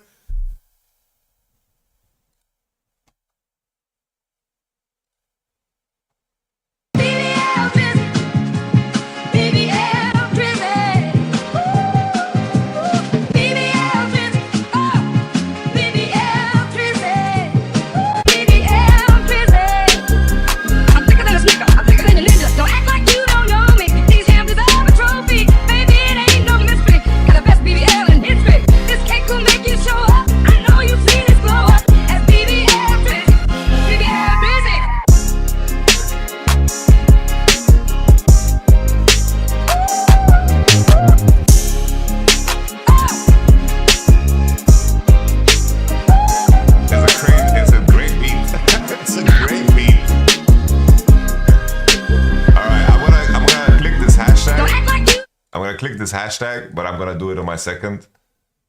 All right. Yo Drake, c'est l'heure de régler des comptes. T'as trop joué, maintenant c'est ton tour de payer le prix. T'as grandi dans les rues de Toronto, ouais c'est ça. Mais t'as perdu le contact, t'es juste une star en papier mâché. T'es pas le meilleur, t'es...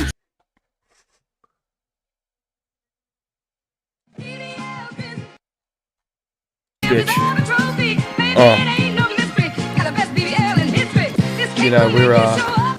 this is only bangers up in here. You know, this is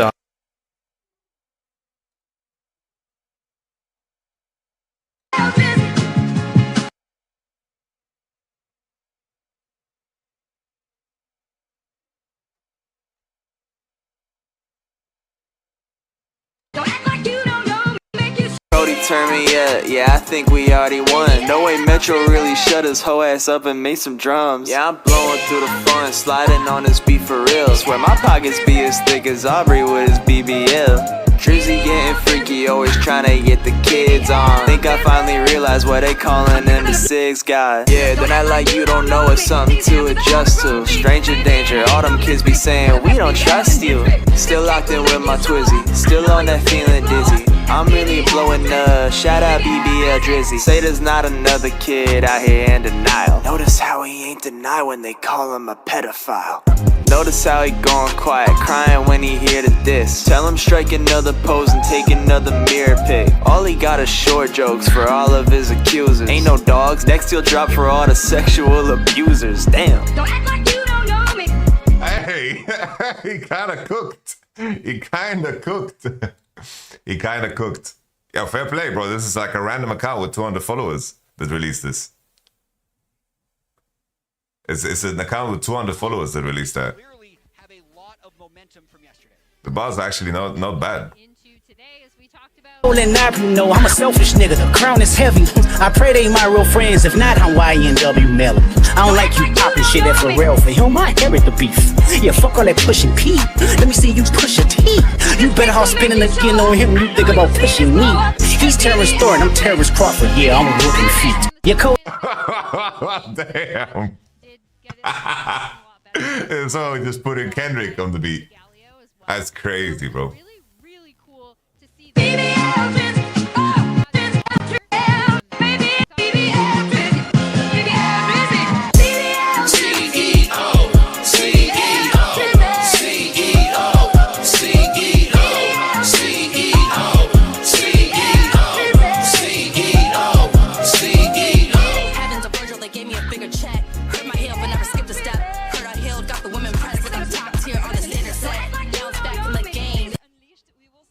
It's all over the place.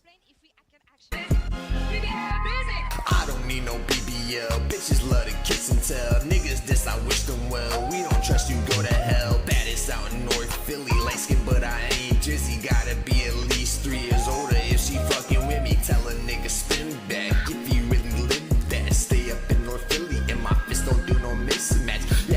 All right. I'm sick of this. I'm sick of this. I need to rinse the fake blood. It's fake blood. It's ketchup, guys. Ketchup.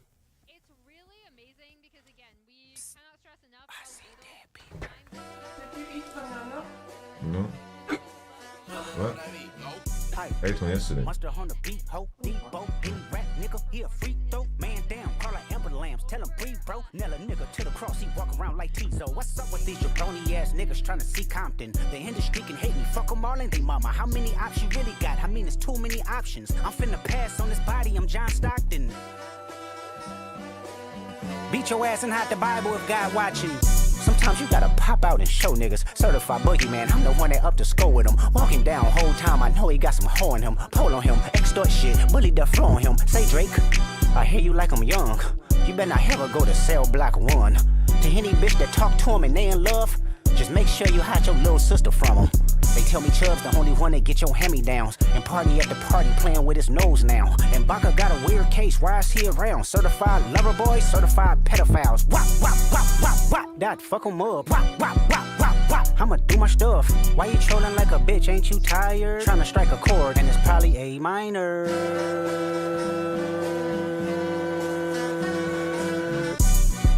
They not like us. They not like us. They not like us. They not like us. They not like us. They not like us. You think the Bay gon' let you disrespect Pop, nigga? I think that Oakland show gon' be your last stop, nigga. They cold foul, I don't know why you still pretending. What is the owl? Bird niggas and bird bitches, go.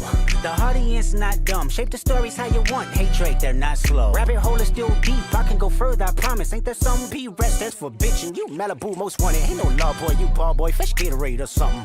Since 2009, I had this bitch jumping. You niggas will get a wedgie, be flipped over your boxes, or over your foe. The other vaginal option, pussy. Nigga better straighten they posture. Got famous all up in contact. Might write this with a doctor. Tell a pop star quit hiding. Fuck a caption, won't action. No accident. I'm hands on. He fuck around, get polished. Fucked on Wayne Grow. He was in jail. That's conniving. Then get his face tatted like a bitch apologizing. I'm glad D-Rose came home. Y'all didn't deserve him neither. From Alondra down to Central. Nigga better not speak on Serena. And your homeboy needs subpoena. That predator moving flocks. That name gotta be registered and placed on neighborhood watch. I lean on you niggas like another line of walk. Yeah, it's all eyes on me and I'ma send it up the pot. Ay, put the road label on me. I'ma get them dropped. Ay, sweet chin music and I won't pass the ox. Ay, how many stocks do I really have in stock? Ay, 1, 2, 3, 4, 5 plus 5. Ay, devil is a lie. Here's 69 God. Ay, freaky ass niggas need to stay their ass inside. Ay, roll their ass up like a fresh pack of Zod. Ay, city is back up. It's a must. We outside. Ay.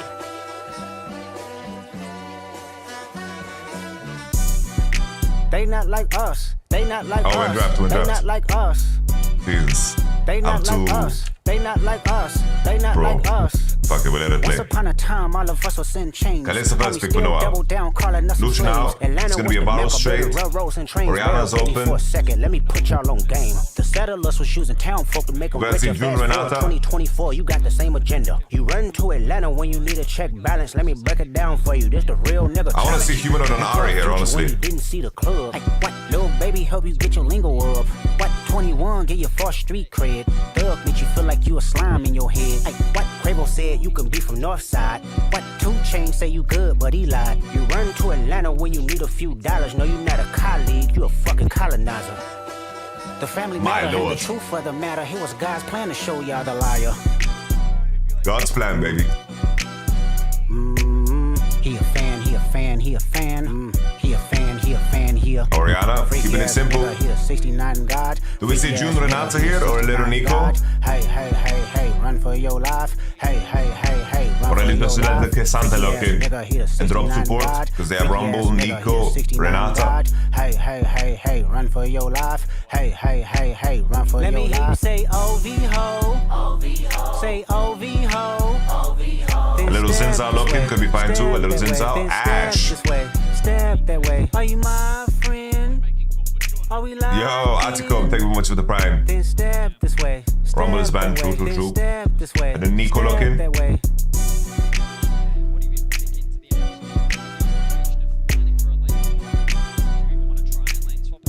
I don't know, it's brilliant. It's brilliant, man. I don't know. Kendrick is so far up. I don't know what Drake can do. I don't know what Drake can do. Even the angle that he leaked shit doesn't even make sense. Like, why would he leak this fucked up shit about himself and not instantly like reveal that it's fake? Like then the leak theory that could save Drake doesn't even make sense, man. Drake is done. It's just done. It's just GG. Like, there's nothing. There's nothing.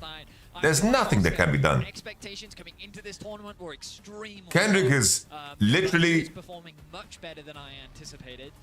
But let's see. It's like that was like the only shred of hope, even though I never expected Drake to like be smart enough for it. Limit GAM's engage tools, because remember that if you are GAM, If everything Kendrick said is true, I think Drake should just die. Fair.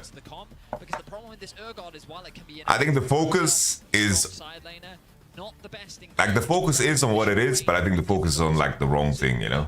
It's like the second verse in Meet the Grahams should be like the most damning thing. Like the Twisted Fate, if they did have standard lanes with it as well. I'm happy that he put another emphasis on it, man. Out here, the classic combination with Orianna can be a very scary combination with either the Orianna and the Ashe. You think they might start shooting? I think that they are they have too much money and they are too big for that to happen. Like they are gonna stay safe. champions that Razork would love to play become a little bit harder to play when the Talia is up. So I was thinking, Alright, Lee. Zinzao, they just get Zinzao for free like that. They get Zinzao for free on blue side, if not picking at 1, 2, 3. I think that's crazy talk, man. Levi just picking comfort, man. Ooh, thank you. Love you. Ooh. Scrambled eggs with tomato. I feel like the coaching staff should For have Franco. a lot more faith in him. Please just don't be Zach. For fun. Exactly. After the Camille performance, everyone's like, why the Zach? But they do need frontline, you know? You're looking at this lineup and you're like, he's probably going to be... Oh. Level engage as well. I mean, Casante's there. I mean, to be fair, yeah, during this year, this was the champion that everyone said he can only play, Casante. So he's definitely on a comfort pick for him. We know that he can have impact on it. Fnatic's composition, I would say, like, surprisingly single target outside of the Orianna. They do have a lot of disruption. What support is coming in? Position. Incredibly powerful skirmishing with Orianna to kind of tide them over later with solid pick options to try and attack some of these side lanes. GAM have crazy team fights. Bro, Drake should go to prison, bro. He should go to prison. Look at the amount of utility that they have. He should stand trial, bro. Their engage isn't the easiest and traditional, like UID, the one Fnatic got an objective first. Maokai support, Signals swap. It's a swapperoo here, man. Like, there's no way you're laning with Maokai against fucking Kalista Ashe. They are lane swapping. I wonder if Fnatic is gonna blind call him. Maybe Fnatic's gonna blind call him. I think it's the move. Kalista Ashe double hail of blades bottom lane, especially the first few levels. At least lane swap that.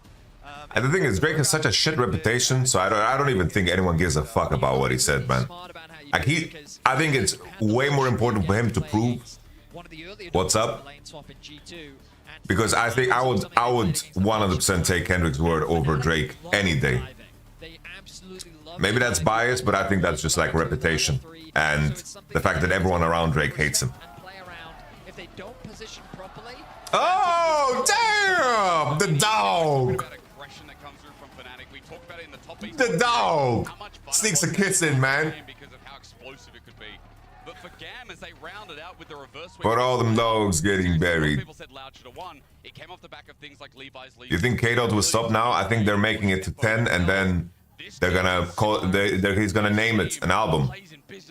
Then the name of the album is gonna be Meet the Grahams, and then it's gonna be a 10 song album. If they can do the unthinkable, beat Fnatic and take down the West here. It's already been done earlier with PSG. Now how EU are going to fare against GAM. Dominator, body regulator. Yo, what's up? How you doing, Dom? Pretty good, bro. Oh shit, the X stream is back. Yeah, bro. It's like I stream 3 streams and sometimes one dies. Like, Which other one do you do? YouTube, X. Oh, have you been Twitch. on YouTube? I thought I checked your YouTube and you weren't there. But I do YouTube on my VOD channel. So basically, it's like if people want to find it, they can. And also I have like a archive. Bro, what is your VOD channel? About. I just typed in Yamato Cannon VOD. I couldn't find it. It's called Yamato Cannon TV. For some reason. I thought I was being fancy. Bro, I literally typed it into YouTube and I can't see it. Nah, you gotta bro. Put that shit on the mainstream or on the main channel. No. I think it fucks up the algorithm for my other videos. Wait, really? Yeah. If it doesn't pop, then it's like, yo. Your channel sucks ass. All right, so they just they're trying to steal puppies. Yep. Half the lane swap here. Oh, Razzle got it. Okay, there's not. What was your take on? What was your take on the last series? Honestly, like, I don't know what happened or coming into the game. It's like there's two players overplaying Giga hard and running it down, and then there's three players doing absolute jack shit in the game and just waiting to lose. So Yeah. I think everyone was Giga disappointing. Like the first game, Urgot not punishing the Rumble on bot, being afraid of Viego, that was weird. And then it's like they were just slow on the map. Like Masu was so scared the whole game. Support, jungle, like they were just losing tier 1 top, tier 1 bot, late to everything. I don't know what the fuck they were doing, you know? Yeah, that one rotation was really bad when they like lost everything. But I think that the 2v1 was like should have been super winning. Yeah, like they came out of the swap good. Like PSG griefed their swap twice, in my opinion. Yep, super hard. I was wondering if we would see like small optimizations where people would then, as a player is about to die. That's the tech that everyone's realized. They don't even spend time hitting the turn anymore. They just kill the wave as fast as possible now. So you do no damage. But Kobe, it's so squishy. Describing it perfectly, and we're getting. Oh, the blue side actually, the red side has actually hit the turret pretty hard. Surprised me. That OP. A W. Just they have somebody else hitting it, whereas Fnatic's only had 2 people. Two plates secured on the bot side to shed across 2 people. The biggest difference is that Kiaya is getting experienced. Very close to level 2. Did they take Demolish bot lane? Did either of them have Demolish? Like Ashe have Demolish or something? I didn't even see. Even if you're not taking all of this farm, I doubt it. I feel like they should have been faster if that's the case. Does Urgot have Demolish? Did you see? Didn't look like it. Okay. Or no, the Maokai had Demolish, I think. Ooh. That's what I thought. I guess Mari doesn't care, like the emo or the TP back. Could you stream so we sync up, brother? Yeah, sure. Bro, Kendrick released again, bro. Yeah, I saw it. My bro, God, can you do that? Can you just call somebody like by name a pedophile a bunch of times? Like he better be fucking right? Like can't you get sued if you fuck that up? I'd be scared to like, dude, I'm scared to call fucking people that I know are pedophiles. Like I just say PDFs and shit, I man. guess maybe like just because of how he says it is like plausible deniability. It's like, oh, you think I'm talking about you? Oh yeah, I thought he said it like explicitly. Okay, that's what I asked my chat if he like name dropped him specifically. Because basically he says there's like an album called Certified Lover Boy, and then he says Certified Lover Boy, Certified Pedophile. yeah. No, I saw that shit. Yeah, he killed him, bro. And it's like, you know, then even if that's the case, Kendrick tanks the slander lawsuits, and then Drake's career is done forever if he sues, you know. Yeah. True. Because there is a CS differential in jungle that's built up. Maybe that denial has a big part to do with it, as Kobe you were talking about earlier. But as he clears his top side, I mean, Razork will be hitting level 6. It feels like. Bro, this is just gonna be a fast day, no? I think so, yeah. There's no way Fnatic lose. No way. I thought Fly had way more in them, man. That was. They looked like they did against DL, man. Like what was that, man? I mean, of course, bro. Like they clearly underperformed. Like maybe if they perform their best, maybe they still lose. But like they didn't get close to like the level they should play at. Yeah, I was surprised game 1 as well that they just give up Oz here, don't pick it, drop mid. Man, how about we ban Rumble 4-5 in game 2? Like I don't know, it's so weird. Yeah. Why are we banning Nautilus game 2? That was also very strange. Yeah. I don't know. Do we really care about them going Kalista Nautilus into like Nico Varus? Like they got so far in their own head, I think. Yeah. It's like Maso, Busio, they're like inexperienced players. It seems like they were like really choking. Jensen, I think, is not good, and like Inspired and Whip are just trying to overcompensate, so just like straight up running it down. I felt like Whippo just like he like solo lost these games. Like I went off on the situation around Raptors where he just kept on walking forward. Like enemy team is TPing, you have perfect wave top. they didn't even fully push bot. You can couch bot, and instead you just like overforce to chase a fucking full tank Nautilus. Yeah. That to me is like so mental. I don't know. I feel like Bwipo is just like he chokes super hard, but he chokes in like such an aggressive way, you know? He chokes in a way where your team can never win. He'll solo lose you the game. It's like I had this the would voice be of... free dive. Oh, Razor just goes first, 3 I think. minions. Wait, Razor go, bro. What? Wait, why did Razor pussy out here? That was strange. Maybe they just didn't Nah. think the wave was enough. That's Razor really bad. this was some pussy-o gameplay. I mean, Jun tanked for him too, and then Razor just didn't want to go or something. Were his abilities on CD? Yeah, they still get all the kills down there, but it was a good job, like in a tough situation there. Maybe he used his abilities on like Gromp or something. And I mean, I thought he waited for long enough. I'm not sure. Back under tower. In the end, you know, they still pull it off. I do a show replay. GAM were able to turn that dive around because with the HP bars, it was looking like a clean sweep for Fnatic, but they're able to get that kill onto Jun. And crucially, all the kills didn't go over to Noah, but as you rightly said, a lot of farm lost there for easy. West dives, bro. I mean, yeah, the West is way worse at diving. But like, I don't understand what Razor is doing. Why does Razor not just go boom? Really nice play. Like what? Is it because Noah tanked first and it scared him, or like what happened here? Flash to follow him and make sure that they could get the kill onto Varus. So That was weird. I think straight up just Razor against it. I think Noah doing the Q hit is fine. Yeah, I do think it's fine. No, I 100% agree with Razor hinted. I'm just trying to figure out why he hinted so hard. They'll still be happy with how things panned out, but you could definitely argue that dive could have gone better. But if I think I know that Bwipo, I think like he puts it so heavy on himself that he wants to prove himself. And I think in all of these games, like he wanted to carry so hard out of like something so small that he just of course just overdid completely. Like the stack game. Yeah, but that's the game. Exactly. I mean, I was saying the same thing, right? Like it's just like that's how he uses his nerves. Like when he's nervous and it's like a big moment, like the way he chokes is like it's like an aggressive choke. Like most players choke by just being complete pussios, but the way that he chokes is by just kind of like AFKing or kind of overforcing. I mean, this should be a free kill. Oh, it's a nice cutoff. They can dive this too, right? Just dive Varus here, guys. Why did Humanoid walk that way, bro? Just dive with your team. Hello? Marek. Nah, this is so weird. Once again, like this guy is just sitting under turret. It's such a free play. All right, it's still fine.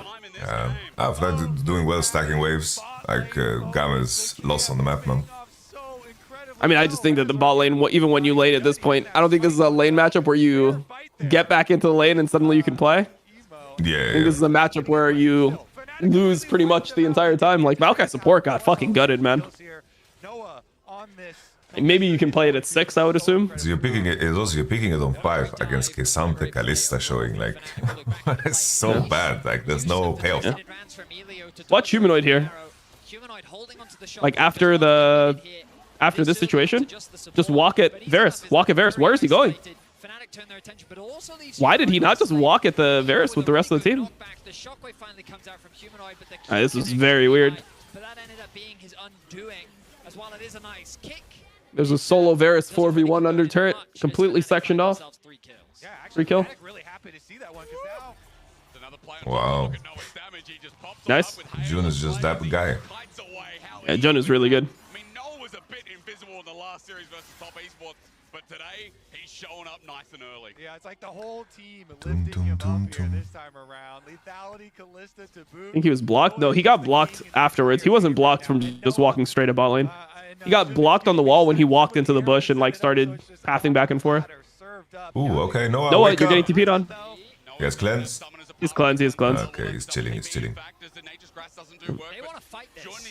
Fight back, Noah, fight back. I don't know. I really don't like it. I mean, I guess. Let's see it. Honestly, is it good to fight back there? I feel like you just like Kalista ult the Ashe and you guys just try to leave. Like you have like there's no reason to be forced to TP. Like look at bot wave. Your bot wave is slow pushing away from you. I don't think it's a good time to fight. I think they entered their tempo if you just leave. Can bait a lot more. Like if the fight happens on Pixel, if Kalista's like fighting back and just plays with her cleanse, I think I think GAM can lose like 5 members, but if he doesn't contest, then there's no play at all. I think it's kind of hard for. I think it's really dangerous for him to try to fight back there. Like he has fucking 600 gold shutdown, no flash. I just think that you've already won the play as soon as they TP. Okay. To fight there would be the Jackie Love top esports play to play for the ace. It would be very, very Chinese. Yep. But the game is very winning, so elevating risk is pointless. So I'm with you. And right now, GAM is just kind of going for these fights, going for these skirmishes, and Fnatic is outplaying them at every turn. Vetti, you called it at the very beginning of the match, but Fnatic diving on bottom side after the swap back opened up the entire game, and they're leveraging that here. I just feel like you don't really want to fight unless they force harder than that. Like you don't lose any because you already crashed the top wave, so you're not even like losing minions on top, and your bot wave is still pushing away. So yeah, it's more like if you really want to invite, like if you want to play safe, that's perfectly fine because the game is just over and the position is good. But if you want to invite a mistake there, Kalista like you leverages her cleanse, and if they like throw spells on her in the pixel and she kites back and they like try to force, like I think they can get ace maybe. Yeah, I mean, it's just one of those things where I feel like you're already winning so hard on Fnatic side that leaving is pretty OP. Like, yeah, no, for sure. I give. I think like some. Like a team like Top Esports, like Jackie Love would look to do this, I think. And maybe 1 out of 10 times is going to be like worse for the game. And the other times it's gonna be like, oof, they are good, you know? They are very Chinese, yeah? Yeah, they're pretty Chinese. An incredible jungler, and he's playing on form this year. But again, we'll see if they can close it out, because I'll tell you right now, Fnatic love to fight, and that is both a blessing and a curse. Oof, bro, like Kendrick just dropping middle of the night. He's fucking up my sleep, man. Bro, it's middle of the night for you. It's not middle of the night for the rest of us, bro. He dropped prime time for NA. Actually, how big is like rap in Europe? I think it's not like really. Yeah. Oh, I thought it was more an American thing.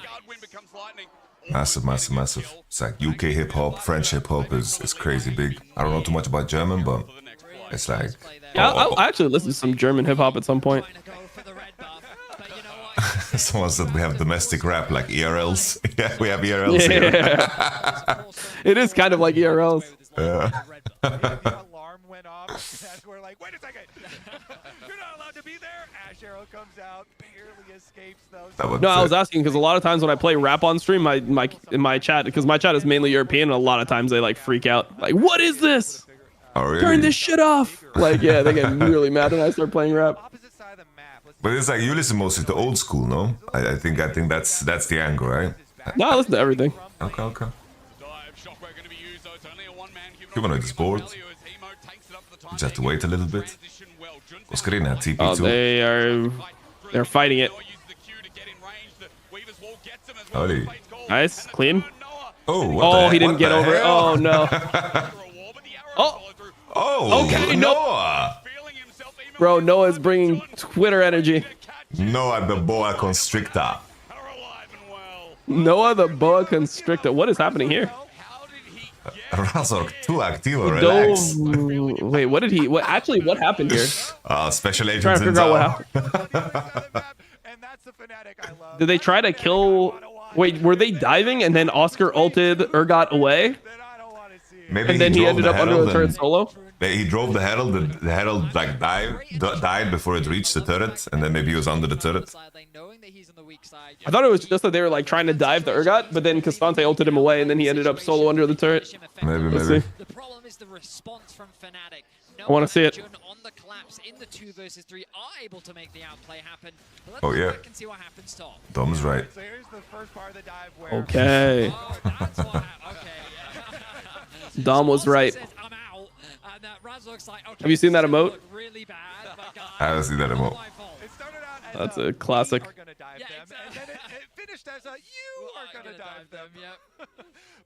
Twitter's going crazy with the memes as well, man. Metro Boomin is just spitting.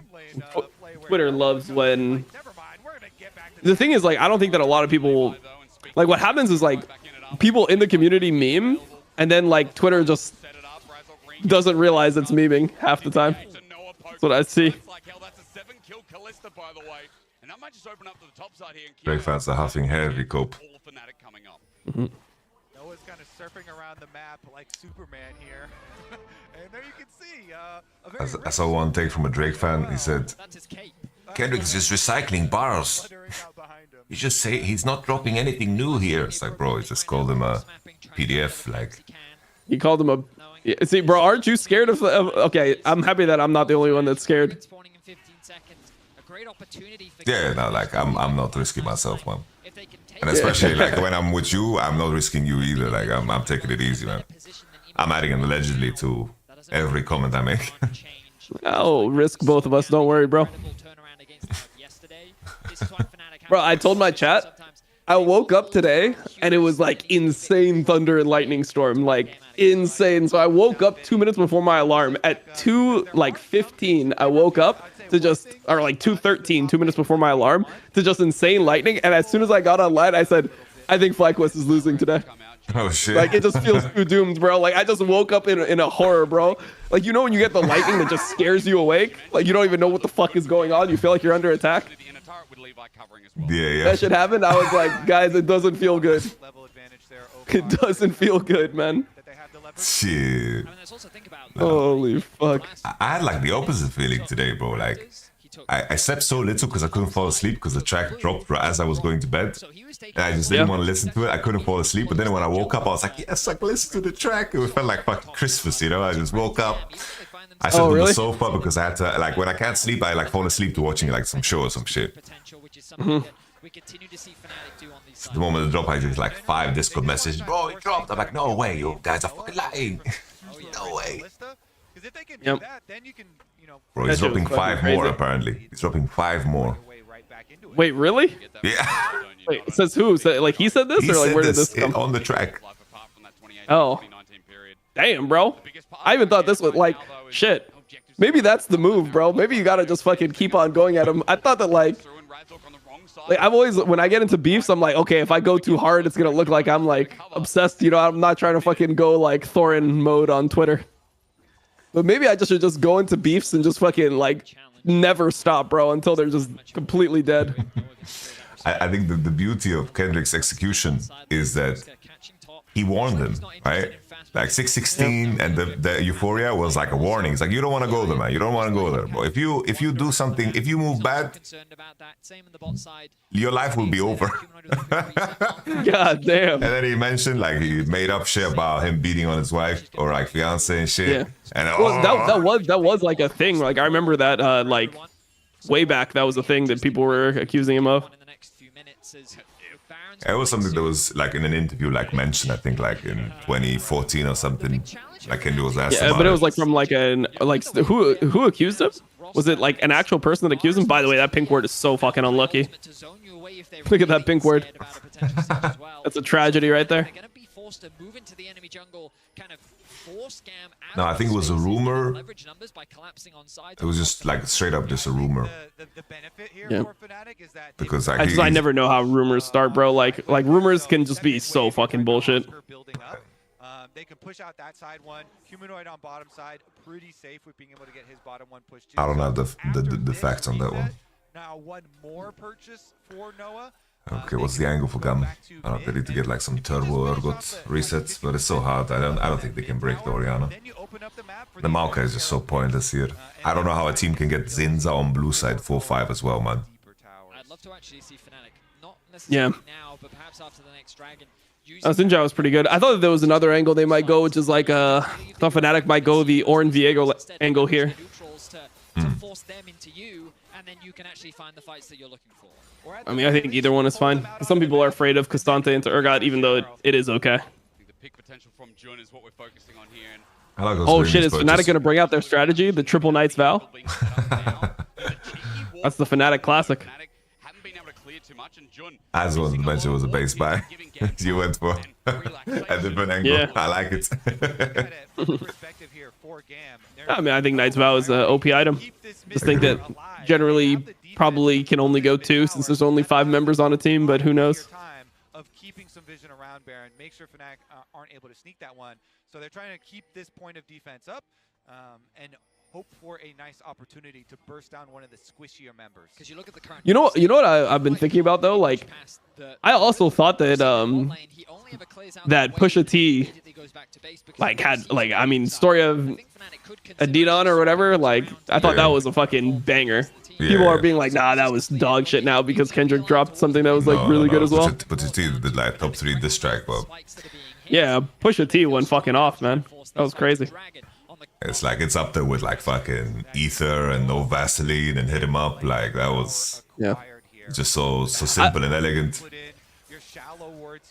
I like the I think I like that song more than like if you don't even consider it a diss. I think I like that as a song more than the Kendrick disses. Like the Kendrick diss is like you're more like listening for like the words and the content of it. But in terms of like listenability, I prefer the Pusha T one. I think also I feel like Kendrick really is deliberate in what kind of a message he wants to send, and I think that, like for example, like that song is a fucking banger, and the most recent one is a fucking banger to me. Like sonically, it sounds crazy, but then there's like Meet the Grahams, it's just fucking dark. Yeah. It's so dark. It's just brutal to listen to. You don't put that shit on a playlist, bro. Yeah. One of these like mini objectives, it's got to be one of those big game-breaking ones. If Fnatic really commit to a Baron, or if Fnatic really commit to the Dragon Soul coming up, then they'll throw it all. Alright, we need to see some haymakers, Gigabyte Marines. Come on. Nah, bro, this game's over. We had set up a dive, we have Fnatic taking over. I think this kind of shows you the experience of people in GAM, but also the setup they've been able to achieve. Bro, I'm pretty over watching LPL and LCK in play-ins. So slow, and it's not over. I am pretty over it, man. Yeah. I think we should just send those teams to the main stage and have the rest of the team scrap it out. I think it'd be more entertaining. Yeah, I wouldn't mind that, man. So now we talked about Baron earlier. This is where it becomes Honestly, this might sound brutal, but I'm over having play-ins at internationals as well, if that's what you're about to say. yeah. Like, I wouldn't mind a world where we send a little JDG in here as well, a little Hanwha Life. Yep. If you could get that jungle flash away before the Dragon Soul fight, that would be the big victory there in that attempted pick. I know that's rough for the homies that are fans of the regions, but it's just small fish in a big pond, sadly. But I mean, I think that's the direction that Riot is going. They're just doing it in a way that makes it seem less brutal, right? Like instead of removing regions, they're like, oh, now LJL and OC, they can qualify through PCS. I feel like they should do the same thing to LLA eventually, you know? They just give one spot to LLA in Brazil and they send the top LLA teams to the CBLOL playoffs or something like that. This should be. It's like, I feel like that they should really start leveraging. I wouldn't mind, like the wildcard tournaments were interesting in the past, I think. You know? Like when you put together like all the regions and then they fought for a spot at MSI. Like that was like in the first initial MSIs, like Turkey qualified, and that was like cool, I think. Those tournaments were really fun to watch. Because the conversation is like which region is the best minor region? Like that was like hype, you know? Yeah. There was like honor I think in this that is just too. a way to get them more viewership because more people will watch this, obviously. Yeah. I don't know, bro. I'm pretty bored of VCS as a region. They're the Like, most I cursed don't know, for region some of all reason time, it man. just doesn't excite me at all. Like I don't really enjoy watching VCS teams. I think I was so fucked by COVID, like harder than anybody, man. couldn't get visas, couldn't get anywhere, couldn't compete, couldn't do anything. And then now, like, yeah, the whole scandal shit. Continue to keep pressure up on bottom over here, then you can just starve out all of vision leading up to the dragon as well for this fight. So 2 minutes on the clock still. Maybe just a siege for the time being. Levi gets poked on the side as well, but the siege continues. This time works out well. Weaver's wall zones them off though. The shockwave. Good shockwave. The edge and Razor flushes it for the crescent guard. They've done the damage for Fnatic. Okay, Razor tanky. Absorbing it all. Oh man. Eventually, Oscarin joins into Levi got to the backside, but he can't finish the job either.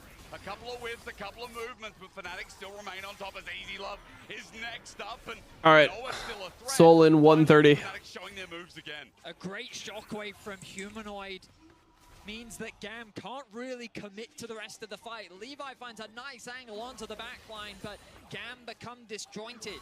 They find a kill, they shut down Razork, but it's not quite enough as Fnatic. The tournament has been fun so far. Already a couple of upsets. I think the tournament has been considered like less interesting than last year. Like when I looked at overall viewership of like everyone, like if you combine all co-streams and everything, I think the overall viewership has been lower this play-ins than last. At least what it appears like. Ultimate play there to further separate them. And as you're talking about hysterics on the backside, Levi is there, but he just gets focused down. A nice fight overall from Fnatic. See what I sent you them? They get the tower. What'd you send me? I already know what's being spammed in the chat. Guys, he was there, and that's what matters, okay? He was there.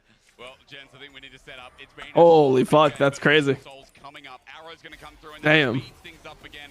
Razork from an angle. Oscar running forward. Again, the crescent guard good. Alright, never Malcolm support again. It's the last one, first one in the tournament. Continuing to switch on, exposing Yep. GAM from coming out from their safety net. Chicky's ease. Fnatic are going to move this dragon, and GAM are at a disadvantage again. That was a sick knockback. Yeah, with the shockwave creates another Razork for the knock-up. Xerix Gage saves his life, but into Humanoid at full HP. Fear Beyond Death does nada. Easy Love and Emo running for the life with the Fates call running through as well. Our observer thinking, wait a minute, where's Jun gonna go? But still another for Fnatic and an Ocean Resoul? easily done. These Razork knockback plays are looking pretty sick here. Nice and smooth from him. And GAM, I feel like Jun has got so much better since the start of the year.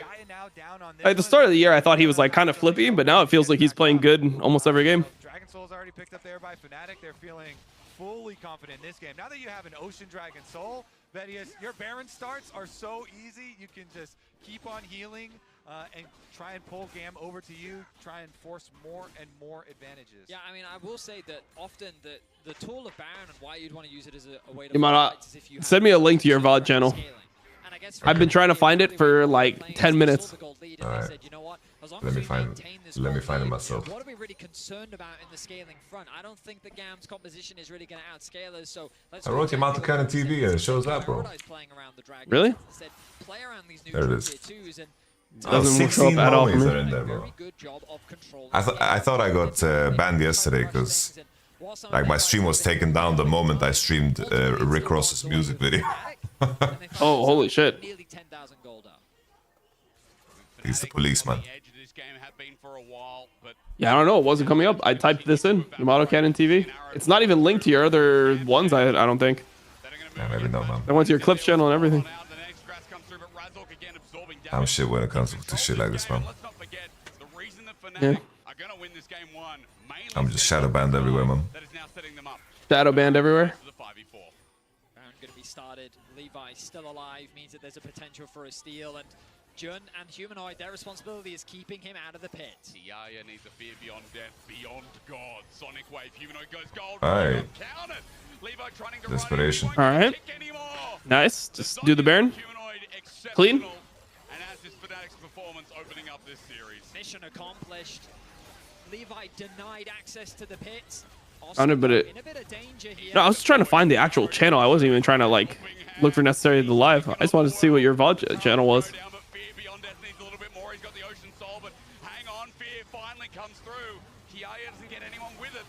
All right. Kill onto Oscar. They are doomed. Alright, good aggressive game for Fnatic. One of those series where you find out nothing new. It will not be enough, Jun. Yeah. Loud, you. You ruined everything. Yeah, I don't know. I feel like Loud choked yesterday, bro. It felt like a choke to me. I think if they just slammed the champions that they actually are really good at, they probably just win. Just need root on something that's not Senna. I get Senna as OP, but like it clearly isn't like their strength as a team. So just play to your strengths and you'll win. Yeah, it was strange, man. I only had like Root was only good in my eyes in one game during the finals. And it wasn't his Senna game, so. How did Humanoid perform at the last Worlds? I don't even remember. People are talking about Humanoid internationally, but I actually don't even remember the game. Last Worlds he was solid. He was solid. You remember they played like Syndra Lee Sin, but they threw the game. They like dominated 2v2 mid. They were farming a Gao. Yeah. Wait, who do they? Oh, against BLG? Yeah. What did they end up going versus BLG when they played? Or was it just one game? Or maybe I'm confusing the Bilibili game with Weibo game. Maybe it was Zhao. Played against Zhao Silas, but that was just a bad draft, I think, from them. Going back-ended here? No. Do this. I remember in 2022 Worlds where he was mega smurfing. Yeah, that one he was monstrous. Yes, it is. Alright, thank you, Dad. Let's see if Fnatic can end the game. I think they can, Betty. I think right now with the Weaver's Wall, it's only buying a bit of time. I mean, Fnatic beat C9 at that Worlds, right? Trying to get an ultimate flank. Beat C9. This guy needs to get on a train, though. Next one leaves in about 5 seconds. There we go. As he runs into Central, he realizes, hang on, do I have to get a change here? Alright, Levi, no flash. Okay, going into Humanoid. Humanoid has stopwatch, no? Doesn't he have Did he finish Hourglass? I'm not sure. Hourglass, I think. Let's see. Could be. Oh, GG. GG. Nini. Yes, things got slow, but still at the end, there's no one-shot. This team's shown up massive, and GAM may have had the element of surprise against Loud, but opening up the series here today, Fnatic on a whirlwind of emotion, thanks to the West from God bless. That's a little bit of a... It's a small one. Cheeky one. A little cheeky one. We take it. Lane swap was solid. Not any major mistakes like in the PSG series. Yep. Fnatic go warm. I hope they get some time to chill because there's only one off day. Or maybe it's better for them to just rock and roll. I think Fnatic have some homies that are better off not scrimming, you know? A guy like Humanoid, just let him play solo queue ahead of time, and he's the type of guy that gets drained by scrims over time. Let's see if they can maintain that form as GAM looking to bounce back in this series. I mean, to give credit to GAM, I mean, yesterday against Loud, we thought it was a simple 2-0 as well. Loud couldn't finish the job, and GAM came back. That gentleman knows. It's just... There's no phone number. How am I supposed to call the man? Yeah, I don't know, bro. He was just chilling. There hasn't been a day that's been double 2-0 the whole day, or the whole Wait, was there a double 2-0? Top Esports Loud, Fnatic GAM? Maybe there was a double 2-0 day. In what was a weird game. I feel like all the days have been yeah, they've just been mixes and matches. I'm excited that my team won, but I'm not excited about what I'm so hyped for the tournament, bro. I think that the game being so slow paced. Yeah, I'm hyped for the tournament to actually begin. The group draw. Wait, how does the group draw work? Because like, can Fnatic be in the same group as G2? I don't think so. I think legit okay, one so it draw doesn't happens and everything gets filled in instantly. Okay, so the fact that FlyQuest lost didn't change the tournament at all, right? Then I guess so. I guess the main thing is that I guess it's better for what's it called? For TL. It's better for TL. Okay. Because they can get then European second seed and PSG as their first draw. Because otherwise they couldn't get FlyQuest, so TL is very happy. FlyQuest did it for America. You get a small advantage from lane swap. Like, all right, man. Consequences of lane swapping in the way this happened is the 80 carries just get more gold. Yep. Right, like they both get free lanes, they both get plates, and Noah and Fnatic just made much better use of it. So he took the Callista, he powered up with his first lethality item, and then he was a big difference maker in all. So TL is higher seed, right, than top esports and T1. Yep. Okay. That makes sense. The first draw is gonna be hilarious. Like this was a really weird game to watch in the sense that there didn't seem to be like a definitive. And straight up, G2 just has. They can't draw Fnatic, so their draw is just way worse. Pray for PSG. Yep. Fnatic got like a 1-for-1 and a turret, or a 2-for-1, and then they were suddenly up 15,000 gold. But sometimes it comes down to what can give you an objective, a neutral objective. And if you take a look at the HyperX Reflex replay, we can see that the stopwatch from Humanoid was actually what gave them the Baron after that. Yeah, so Reflex replay, that's new. The Reflex replay. But these beats as well. Levi's always going for the play. Humanoid perfectly baits him in, and then also flashes out before the seismic shove can take him down. No jungler, no smite, means you can take so basically in the track, right, not like us, he mentions that he has dropped 5, and then he says +5. So he counts 1, 2, 3, 5 plus 5. So everyone's speculating that 10 and 10. There's gonna be a 10, it's gonna be an album. 10 fucking diss tracks on the same guy, holy fuck. Now I'm here for it, bro. I'm down. Looking better in my opinion. Still very similar to what we saw from both teams in the first series. Bro, yesterday I did like a stream of the breakdown of it, and I completely lost myself, bro. Like I realized sometimes I've been streaming for 14 hours. I like straight like it went down the whole timeline. Wait, for really? 8 hours, yeah. You went down the whole timeline for 8 hours? Yeah, I broke down like every single track, every single sneak diss, every single like everything from fucking 2011, like the history of J. Cole and Kendrick, of how they collaborated, and how Kendrick and him collaborated in the beginning, and we just went down the rabbit hole. Pull up all the references, all the reference tracks. That's fucking crazy, bro. I don't know, that's so 14 hours interesting, stream man. for that. That is insane. It's so interesting. It's so fucking interesting. So you actually did want a lane swap, but anyway, I just want to see Levi go for plays, and that's not lane swapping. I actually agree with Jet, right? Because I think I said controlled chaos, which is kind of similar, right? If you go standard lanes and Levi is affecting those lanes with something like the Lee Sin, getting off. Great content and time. Calling it for the night. Take care, all. Oh, what a nice chatter. Was the combined kills per minute, right? Like it was not this insane game where we were just going back and forth in kills. I still do think even You see the LSF Drake fan that was crying and had to turn off the stream? They do need to make There's no way, bro. I'll look at that right now. There's no way. I don't think they can beat Fnatic in I'm looking at your stream. Can you show it on that screen, or it's too hot? I'm trying to get onto LSF, bro, but it's very hard. For some reason, my Reddit is like so laggy. I don't know what happens. Every time I go to Reddit, it's like my computer is exploding. Have you cleaned your cookies? Are you using Chrome? Yep.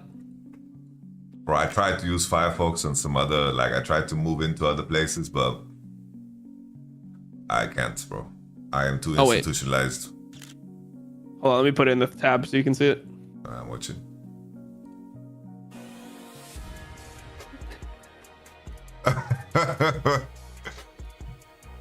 Biggest Drake fan? He's crying because of Drake? No way.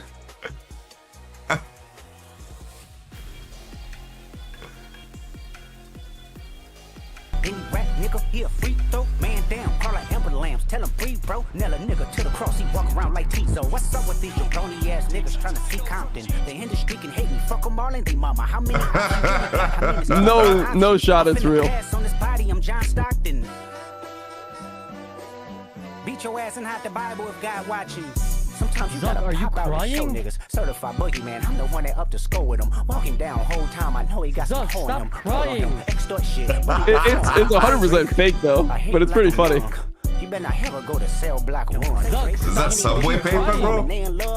Just make a party at the party house.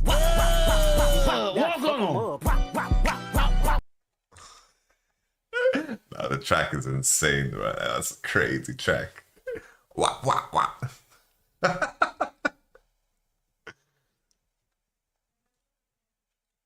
I think I thought like, oh, Drake's gonna lose, but like his fans are gonna like figure out a way to make him walk away as like fine, but I think he's like straight up dead. Like, I showed Meet the Grahams to my fiance yesterday, bro, and she was like, bro, like, how do you recover from this?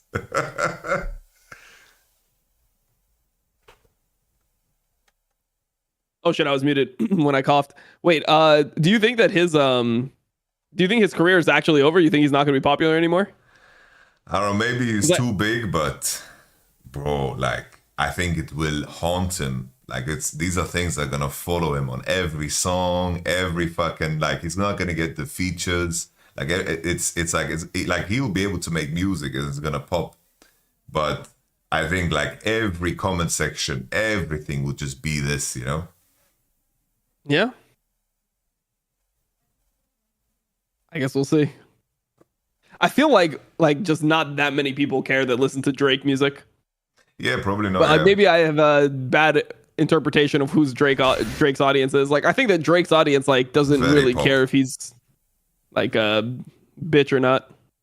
I think like very pop, like the audience. I think like the main thing is it's like his ghostwriters maybe might not fuck with him anymore, right? Because like Kendrick has called them out and like their names are being known. Like he's called out like this homie called Beam.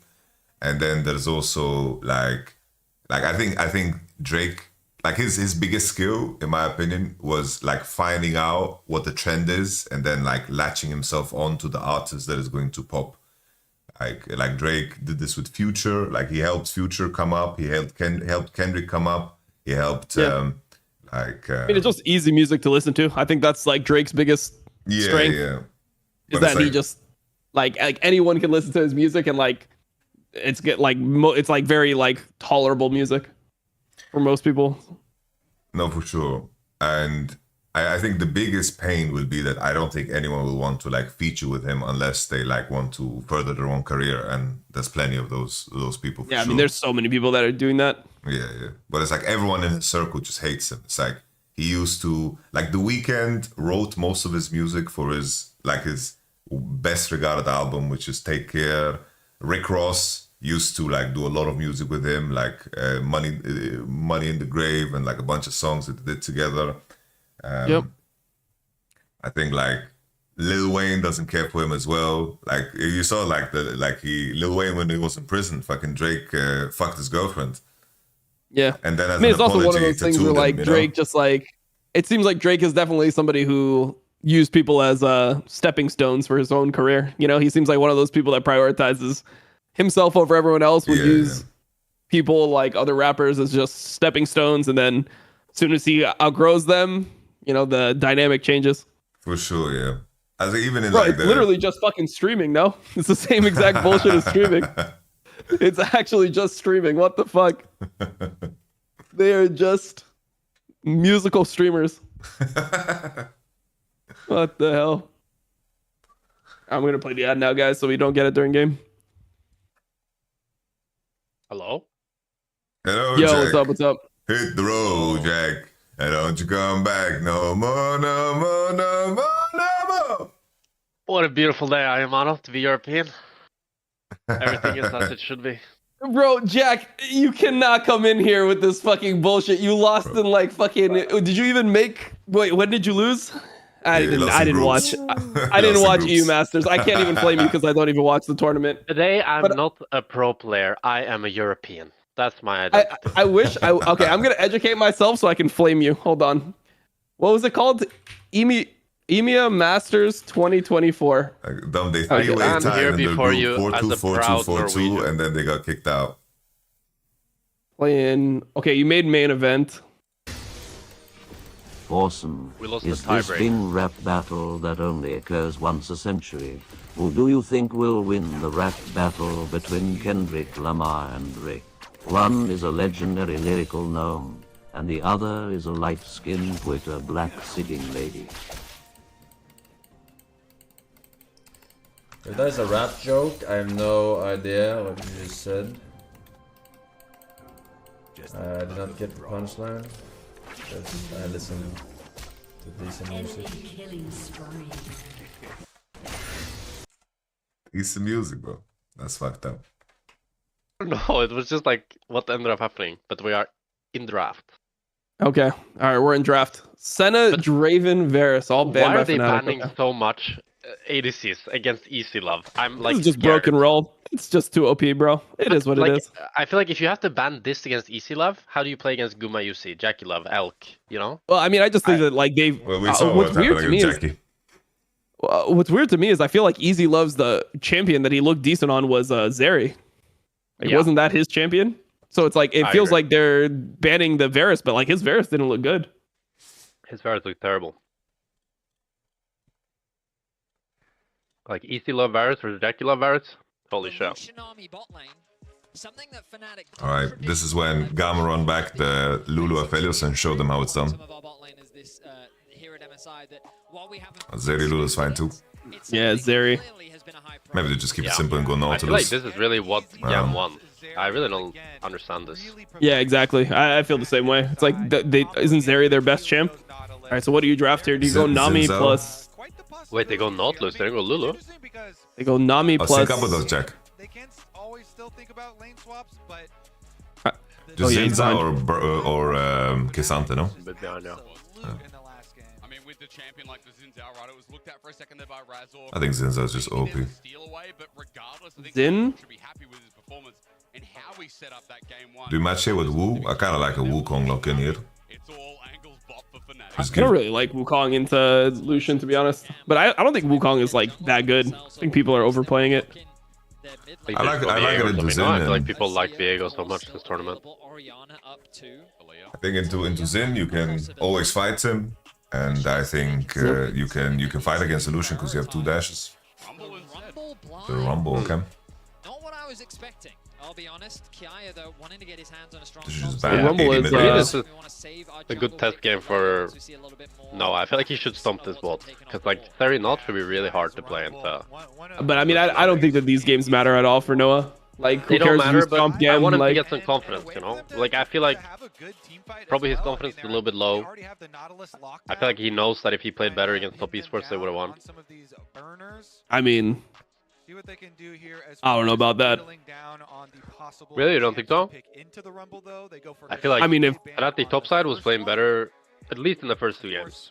The third game it was more equal, but still I mean, it was dude, Jackie it's Love like, kind of like gapping every it game. wasn't like it was close, bro. It wasn't like sure, if he played at the same level as Jackie Love, yeah, they would have won, I guess. Yeah. But it's like, Or not the same level he even. was I getting just feel fucking like, completely fisted. yeah, I feel like if it was closer, like let's say he's down like 10 Bandy, CS instead of 50, you know? Lee ban here. I wouldn't mind Talia ban as well. Like, people ban Nocturne, but I think it's kind of Think Kinda nothing. Emo basically he is a melee enjoyer. Emo is like cream from the VCS, man. yeah. So maybe he's just gonna 5-pick, look to play like some comfort shit. They're gonna pick Lee here and pick a Gonna be Kali on some 5. gonna be some Tristana mid or some shit. And he's gonna run it down again. And that could be it too, yeah. Options for jungle seem somewhat limited to me that can best leverage the strengths of the composition they have right now. They want something that can assist them in the team fight. And Holy, Nocturne. it's Go for the Nocturne. Nocturne. Okay, so Yeah. if you really want an old Bro, he's not Turkish. What do you mean? It's not Nocturne. It's only when It's a good Gilius Nocturne. plays I it. miss Gilligan, guys. I miss Gilligan. Nocturne Rumble is pretty good. Wait, so Gilius is just streaming in German? Yes, yes. Is that even worth it? Oh, geez. 150 homies is watching him. But he normally streams in English, no? Yeah, Yeah, exactly. So I don't know if it like actually helps him. Maybe should have reached out to like Tolkien or something and do collabs or something. Orn blind picker. This is kind of a weird Orn Not game. blind, it's in the Rumble. Oh, I'm And stupid, Nautilus yeah. is showing as It's well. not a blind Rumble. But I think Cassandra is just better here, no? Cassandra's Oh, it's banned. Never mind. All right, He Jack, goes Ornn. analyzing All right, draft, Jack. guys. Jack comes in, just starts analyzing. Well, I don't like Ornn in this area, okay? I feel like it's easy for Thread to play against that. That's the AD. That's exactly what I wanted to hear. That is the AD mindset right there. Let's Yeah, go, but Jack. of course you should pick the tank that's best into the ADC. Yes, But I guess agree, with bro. Cassandra ban, there's not real much. Okay. But to be Let's honest, fucking go. this GAM draft is pretty nice, no? Nocturne Oriana combo with Rumble as well. I don't mind, yeah. I don't know how much I care about Nocturne Ori, man.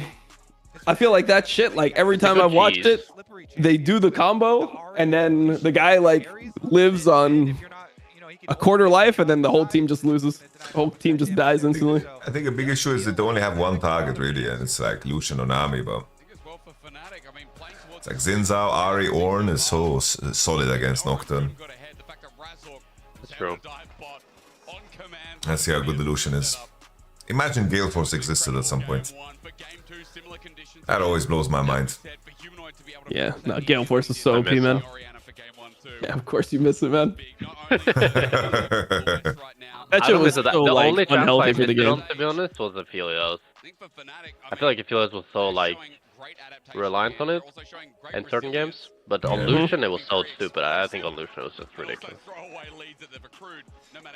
think we just dash on CD. You don't need to give a shit about anything, man. Yeah. That's enough that item 80 times as well. Yeah. Mm-hmm.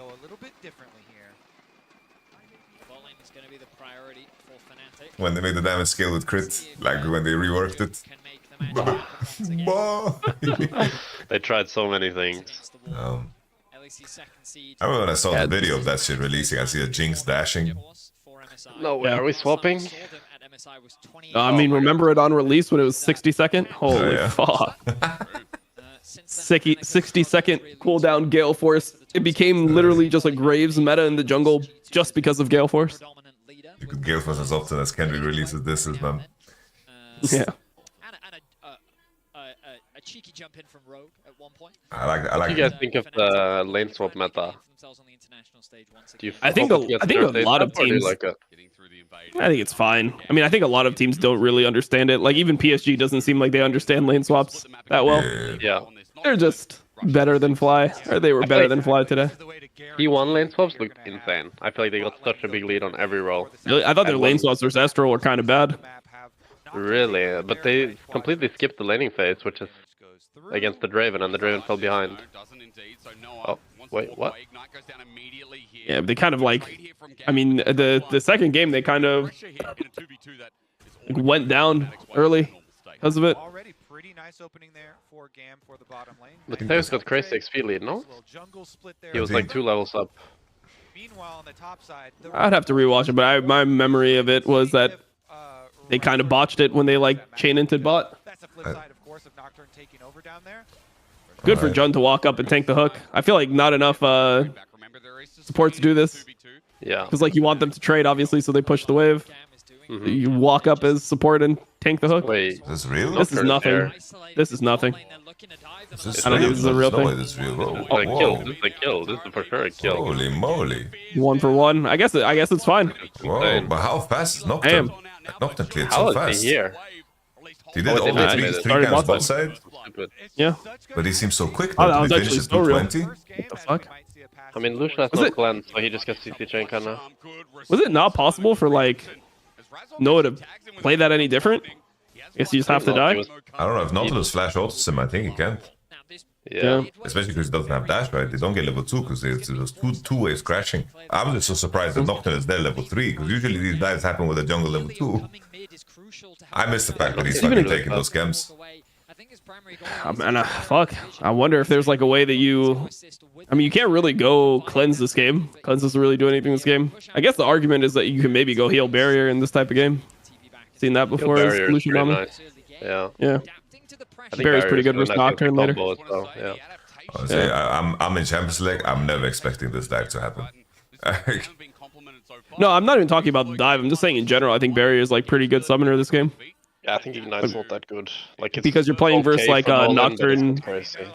Yeah, you're playing versus Nocturne Ori later. It's like kind of hard to always dodge with the combo. Makes sense, yeah. I could see a little juicy barrier for sure. Makes sense what you guys saying. Second respawn here on Raptors. Razak knows that his Raptor timer is up, so he's going to cross and defend, make sure Levi does not steal away the second spawn. And I'm just feeling like level 4 for no reason. Fnatic's bot lane is just going to solo kill. That's my prediction. Just one more level, they're just going to solo kill. Yeah, they die or get solo kill? No, they're going to solo kill the enemy. Fnatic's bot lane will just win a fight at level 4 on the bounce or something. Easy Love's up about a wave and a half. Even topside with the advantage naturally. Levi Nocturne. Doing well with about a 500 gold lead at this point in the game. Yeah, such a big thing here for Easy. Fnatic never forget. Roster and having some big Zeri performances. 2019 was it? Now with the early gold in his hands, with the power, with the positioning. Constantly we're getting Elio use his Hex Flash out of these brush was it even earlier? It was 2017. I feel like the ghost from Zeri is a bit greedy. Usually you always go a combat summoner against Lucianami.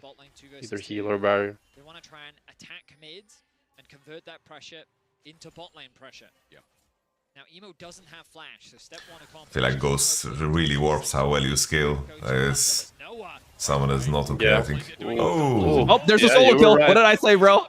What did I say? Dom is just Dude, Nostradamus. I had that feeling. Bro, I'm going to only commentate based off vibes. I woke up this morning, thunderstorm. I knew FlyQuest lost. I had a feeling they were going to solo kill level 4. And then, like, they just solo killed. No reasoning, bro. Fucking I'm just going to only go based off vibes. I'll play that. Nice. I want to see a vibe tier list coming into Yeah, MSI. vibe tier list, bro. That's pretty crazy, bro. Only It was vibes. very precise. Very, very precise. What, they're going to kill on the bounce? Yeah, on level 4, like everything. Yeah, level 4, bro. I don't know. I felt it. I got a tingling in my ball sack. It just showed me what was going to happen. Alright, so they slam an Ornn into the Rumble. Oh wow, Rumble's up 1k now.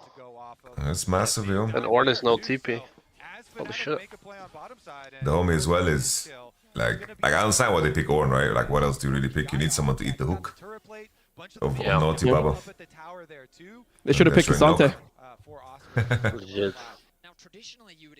Bro, there was one Udyr game this tournament, and Ozzy played it pretty good, and Dom was asleep. No, I was there. You were there? Yeah, I was there. I was so sad.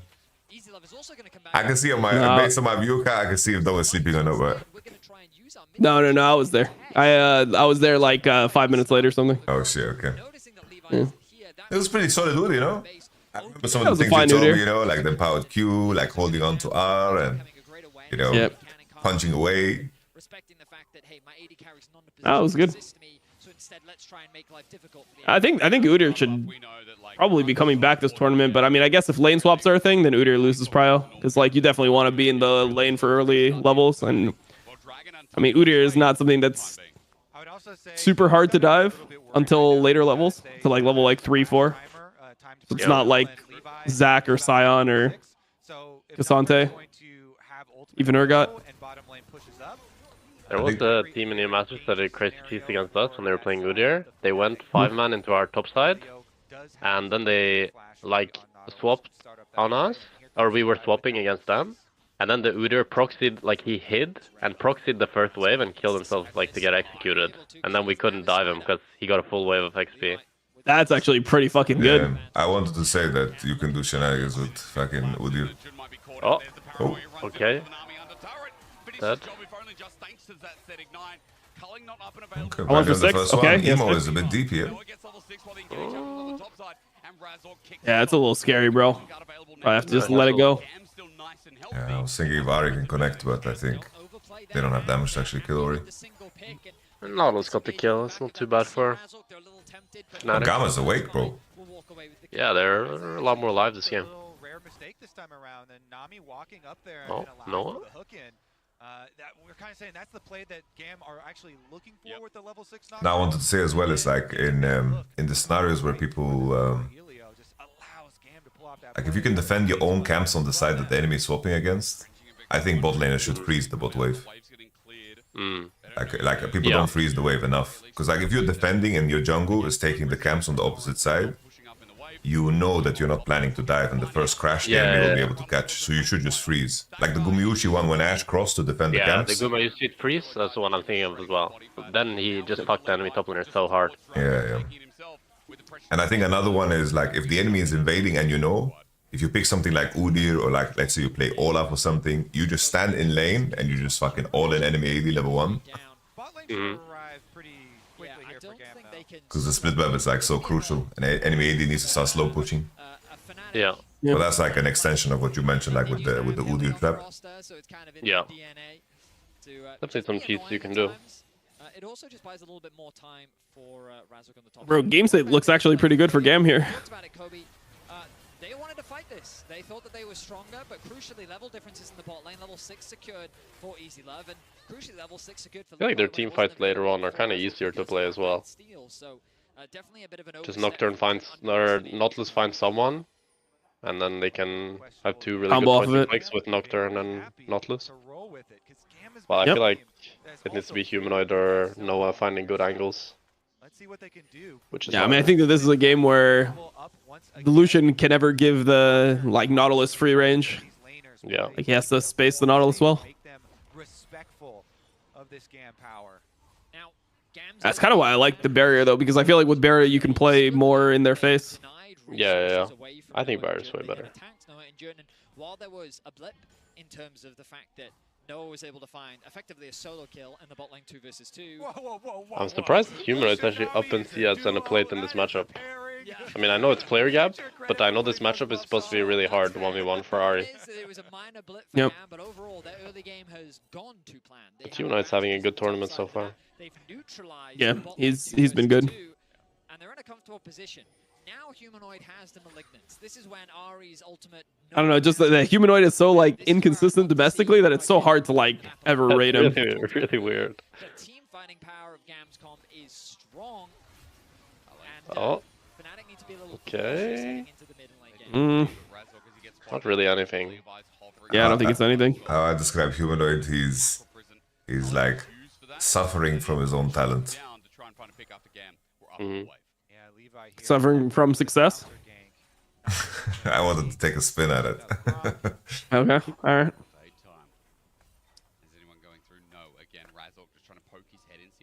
Is he hard to work with because of that? I think that things can get uninteresting for him fast. But he's insanely talented, you know? Yeah, he just seems like the type of guy that... I feel like if you're like on a team with him and you're one of the good players on the team and there's like bad players that are kind of bringing the team down, like you really want to win, you probably get triggered at this guy.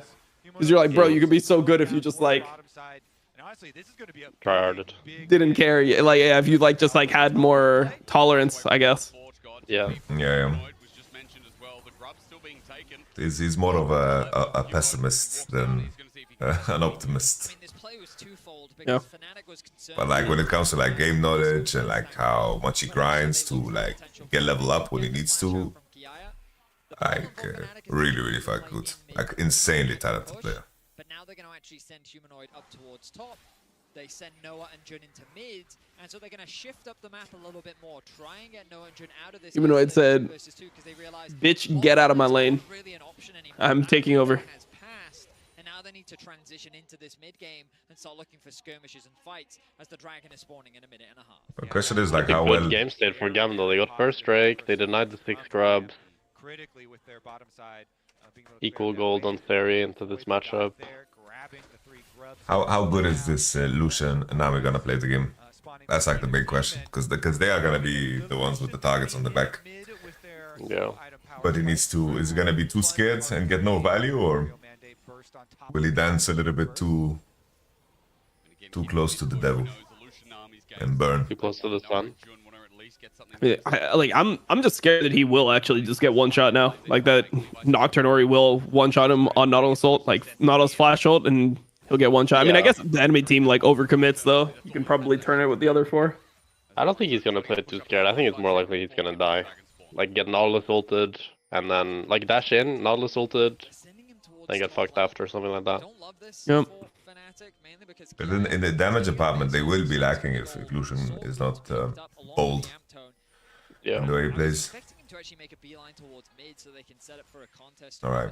Too scared or too bold? Which one is gonna be? Well, the weirdest thing about Lucianami is how it's like always ahead in items, even when it's not ahead in gold. It's just like, because he just like shoes. I mean, Bro, in this game he actually went.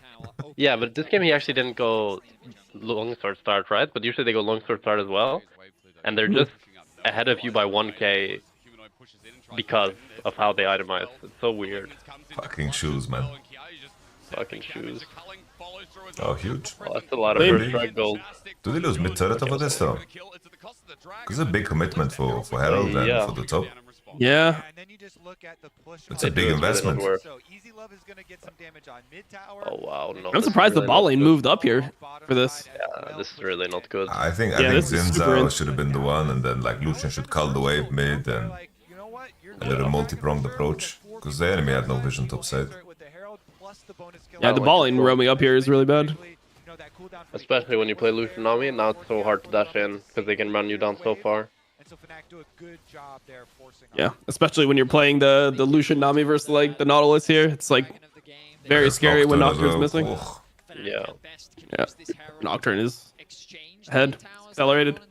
I think also like the access to the objective, like when you have the turret, this little this little pathway is so broken to retake because it's so easy, but it works both ways. Like if you don't have your mid turret, for the enemy to cross through there and like protect the dig bush is so powerful.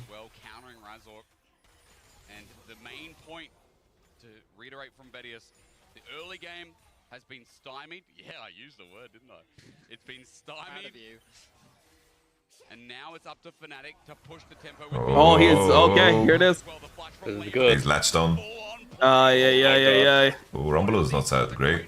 Doesn't matter. No flash. Oh no. Oh, okay, Noah gets one. Okay. Okay, I take it. It was the best thing he could have done. He was dead. Yeah. They don't have thumbs. Looking really hard, to be honest. Yeah, it's looking kind of hard. Bro, you know what would be karma though? All the fucking EU fans that are flaming North America. You shut your mouth. Bro, if Fnatic somehow lost to GAM, that would be even more disappointing. That would be even more of a choke. Fuck, man. I would pay for that reaction. No. They're just making it close. No, I think Fnatic will still probably end up pulling it out. What if G2 like drop another tweet? It's like Fnatic ran out of money and then they like just quote retweet their own tweet. Is double down on the madness. Okay, humanoid.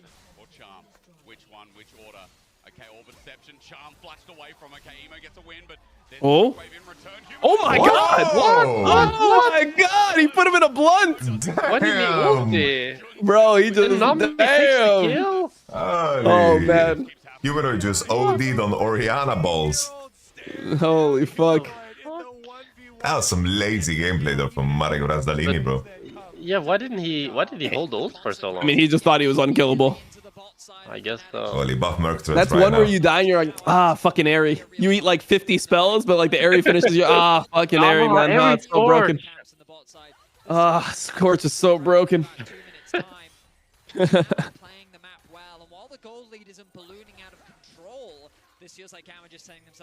Alright. Bro, I'll be honest, I kind of want Fnatic to just close it out here. Oh? Okay. Okay. Oh, this is good. Oh my god. Oh, and this is why we hold ulti. Yeah.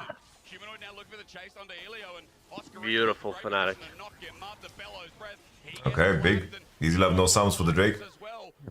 Match with no. Humanoid is angry. Okay, nice. They get mid tower as well. Huge swing. Yeah. Massive. Humanoid just got 1 million gold. Gets the base before Drake as well. Oh, combination! Oh. Rumble ult is But it's trash. actually, I think it's actually fine. No? Wait, let me see. Oh, wait, he doesn't auto. Oh my Wait, god.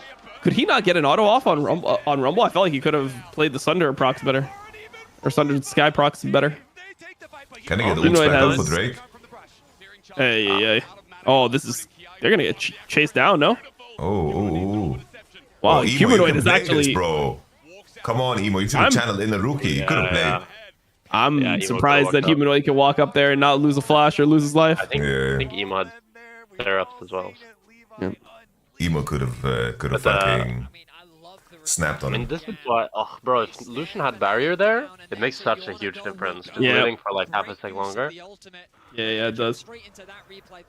No, because he like tanked everything, you know? Like this is how it just looks, right? I think the rumble was a bit late and it was really bad as well. If he puts the rumble better, it hits everybody.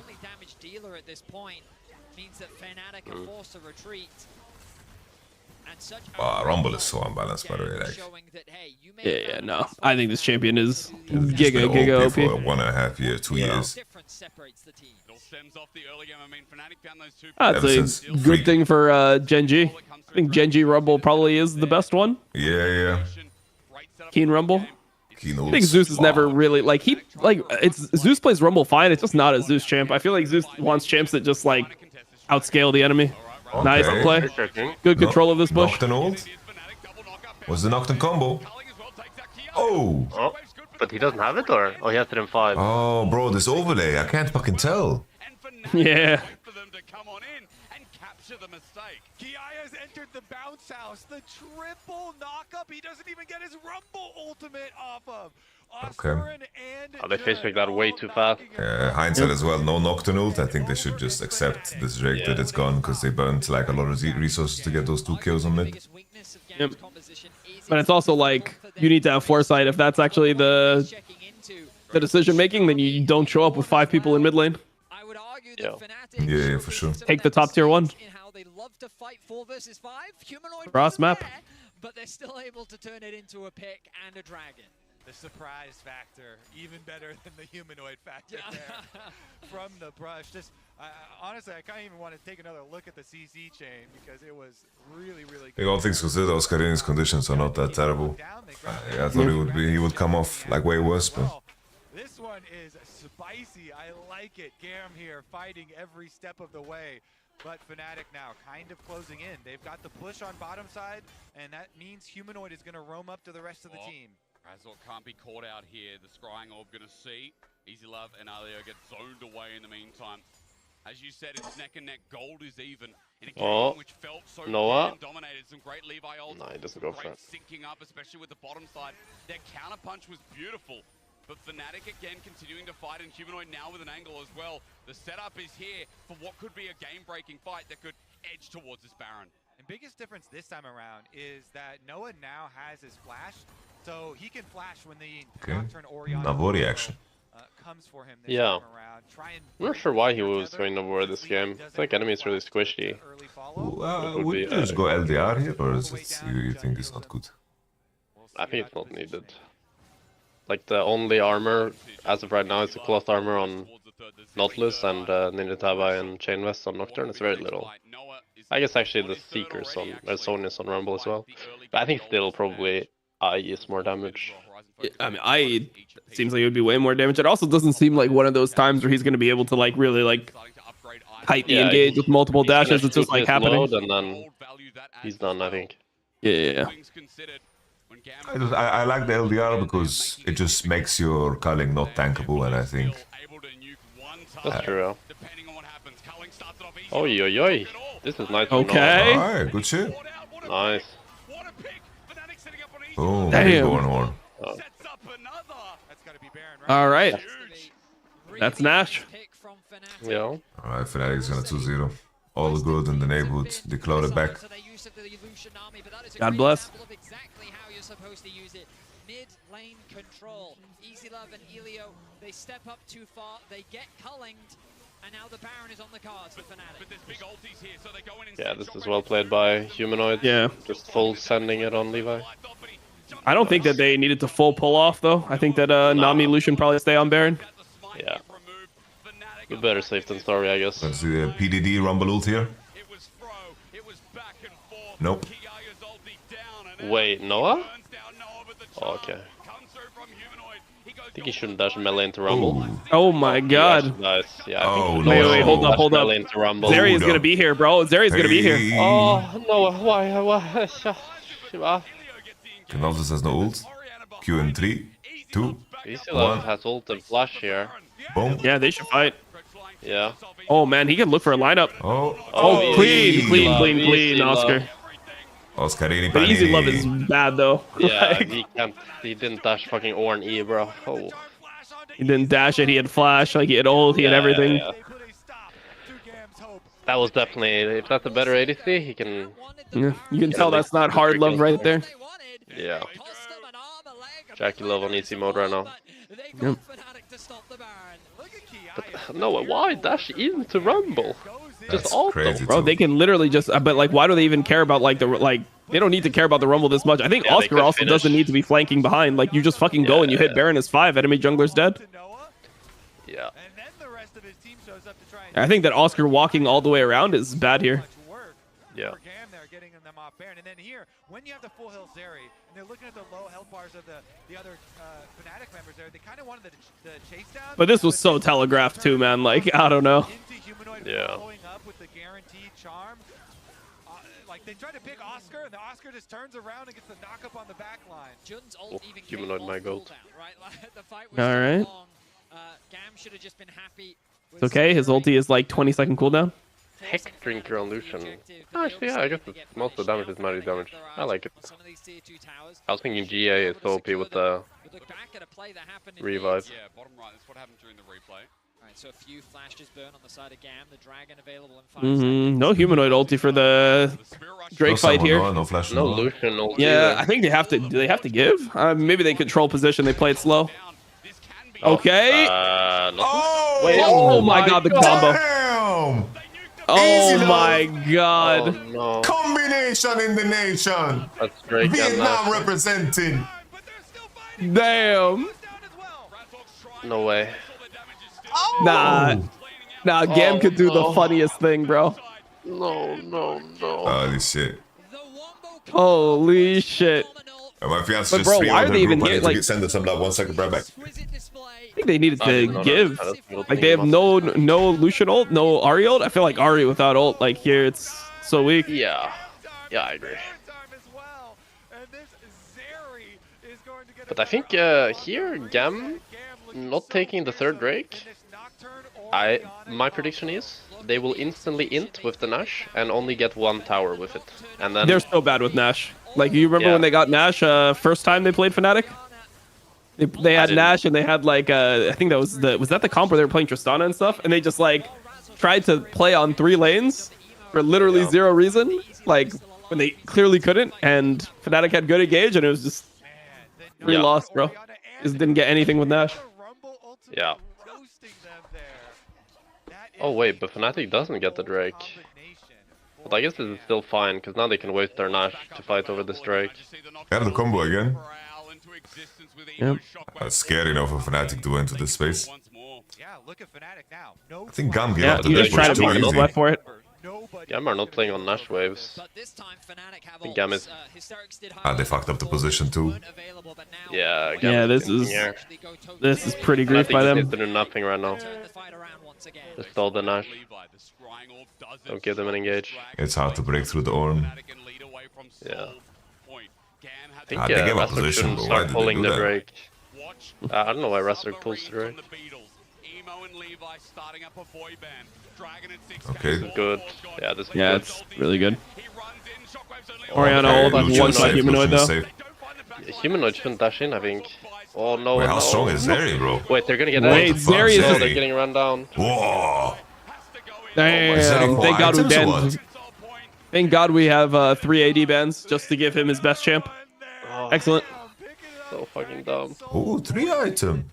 Bro, you one-shot the Lucian. One-shot is in. Okay. It looked like They don't such get a any good towers start. with this Nash at least. But... I mean, I think this humanoid ulting in so bad. Just Yeah, but he like, also they need could have to- ulted out quicker, I think. Yes, but I think they need to understand that like they just let Razork go on first target, and just let him go. You know, don't give them an like the carries need to play super safe, so that they're forced to go on Xin Sao. Because if they go on Xin Sao, they always win. I think Noah entered too by just culling when he can hit Nautilus for free there. Like he should burn like all his spells and then culling when he's going out. Yeah. I hope I see a Sonus on Ari. I think Sonus is so high value. Oh, he's going Rabadon. This motherfucker. From what we've seen in this game, and the setup between jungle and mid has been exceptional when you consider Finish more. it hasn't had long to develop. Bro, Leo did the base thing. He just straight up bought like Hourglass. It's fuck it, man. He built Hourglass on a fucking Aphelios. Under unfortunate circumstances coming in, but having some big To be honest, I think maybe Hourglass is this on Lucian as well. Here. the Nocturne Orianna timers have been You have some W and R scalings. Fuck it, man. now is in a position on the Zeri with all of this money to chase. I mean, I think now it's harder though, because now Terry is starting to out damage Lucian, I feel like. Yeah. I feel like if he was gonna go Sonus, it had to be 4th. Because now if he goes to the last, I feel like Terry is doing so much more damage. Yeah. Both teams are going to be looking to scale up a little bit more. The more Malmorty slot is the one. Yeah. But level 17 for Emo. This Orianna is a real threat. Even Actually, now it feels really bad that he doesn't have LDR. Nocturne is continuing to get tankier. The Rumble is doing so much damage on the backside. And it's going to get harder and harder. Yeah, I don't know, bro. The game feels like pretty fucking hard for Fnatic at this point. Like the next Drake fight, I think it's not that easy. Yeah. The GAM seem very uneasy in terms of how they take position, and I think they just need to like kill them in between. Like catch them on mid-wave or punish. Did he just ult for the wave? He did? I guess. Yeah. I didn't even see it. Oh, he ulted for the wave? What the fuck? I mean, it's 20-second cooldown. If he's gonna base at 16, it's like it's actually back up. It's a Formula 1 car, bro. Look how the Yeah, little look ball at there. look at that thing That's cooling down. crazy. How fucked up does that look? Like, why is that a thing, bro? It started giving the 10-second timer when it was like a little bit over halfway. Yeah. Look, he's back on time. It's such a. I just hate the way that they balance like this type of stuff. Fucking malignants. Yeah. Made it so Ari has perma ult. Nice, man. Beautiful stuff there. Alright, let's set up. The minus one heard around Mythic items without mythic items. Okay. This guy is flash. Here. That's good. That's big. Yeah. Now next time Orna has ulti, and Orianna steps up. Yep. Wait, can they go on Rumble? Oh. Nice. He's dead. Yeah, he's got him. No way. Yeah. Good. Okay. All right, his ult's back up. Well. Oh wait, never mind. The ult keeps ticking right now, so it's close. Yeah, no, that's what I'm saying, bro. Time to see the cooldown again. Oh, there it is. Oh, it's cooling. This is Max Verstappen. They have the numbers advantage right now. They have their eyes set on this top tier 2, and I don't think GAM can really do much about it. GAM, a few small picks. They're letting the game run away from them. Ooh, I don't know if they can force GAM to defend here. But they have their eyes. You got a free tier This too, is huh? 40 seconds. GAM, take position, bro. Take the red, take the Raptors. They're just walking around like Where are they chickens, going? bro. Wait, where are they going? They're going They top. think they're getting engaged they're on going mid, but top. they have full information. Like, Orianna's recalling? No, They they're afraid thought the they're enemy getting team is gonna collapsed end on. top. They're actually just afraid of the top wave. Like that's why. I think they thought they were getting They collapsed don't on, no? understand that enemy can't be on this mid wave when they showed on top. Oh, yeah. We can't lose to this, right? They just gave full position. There's a Rabadon's Death Crown in the position. Okay, Ari has top wards, that's nice. Bro, they give their tier 2 and they lose position on Drake. They've just their heat map right here, bro. Like They just sat mid. They just sat mid for the last like minute and a half. Nice. Like they've left their scent in this area around this turret so harshly, bro. Like a blind dog could track them, bro. Like they've just been circling Oscar around here, can bro. just ult here. Yeah. Oh yeah. Okay, Nami. Wait, they one man ulted the Nami, bro. The Nami was ulted by Lucian. Oh my god. GG. All right, GG. Easy love. Wait. Easy love. He's still stacked. Oh. Okay. He has flash. Flash out, Oscarini. What are you doing? Oh my god. Zap. Oh. Is ult run out? Okay. Oh, Q1, you crazy, man. Back him up, Noah. Okay. Bubble. Flash bubble. Boom. Okay. In the end. Can they end? Oh, if that hit, they could end. I think. Didn't clip him. No, has dash, I think. Oh, there was no E.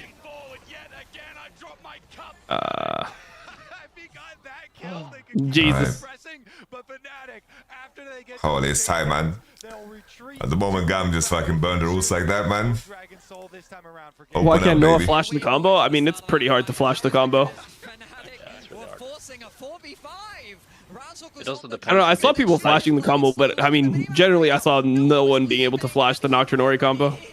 I've done it, but it's like, it feels a bit like luck. And also, the thing is, you don't know the timing, because it can be a different timing every time, right? When Orianna presses ult and how fast it arrives. Yeah. It's like, theoretically, you don't need to flash Nocturne, you have to only watch the Orianna ult, but you see it from fucking 600 range, so... Yeah, like you're so... Yeah, it's really hard. On Spectator, it maybe doesn't look that hard, because you see the full thing, right? But when you're playing, you have so little vision range around you. I would never flash that shit in my life, but I play Udyr, so it is what it is.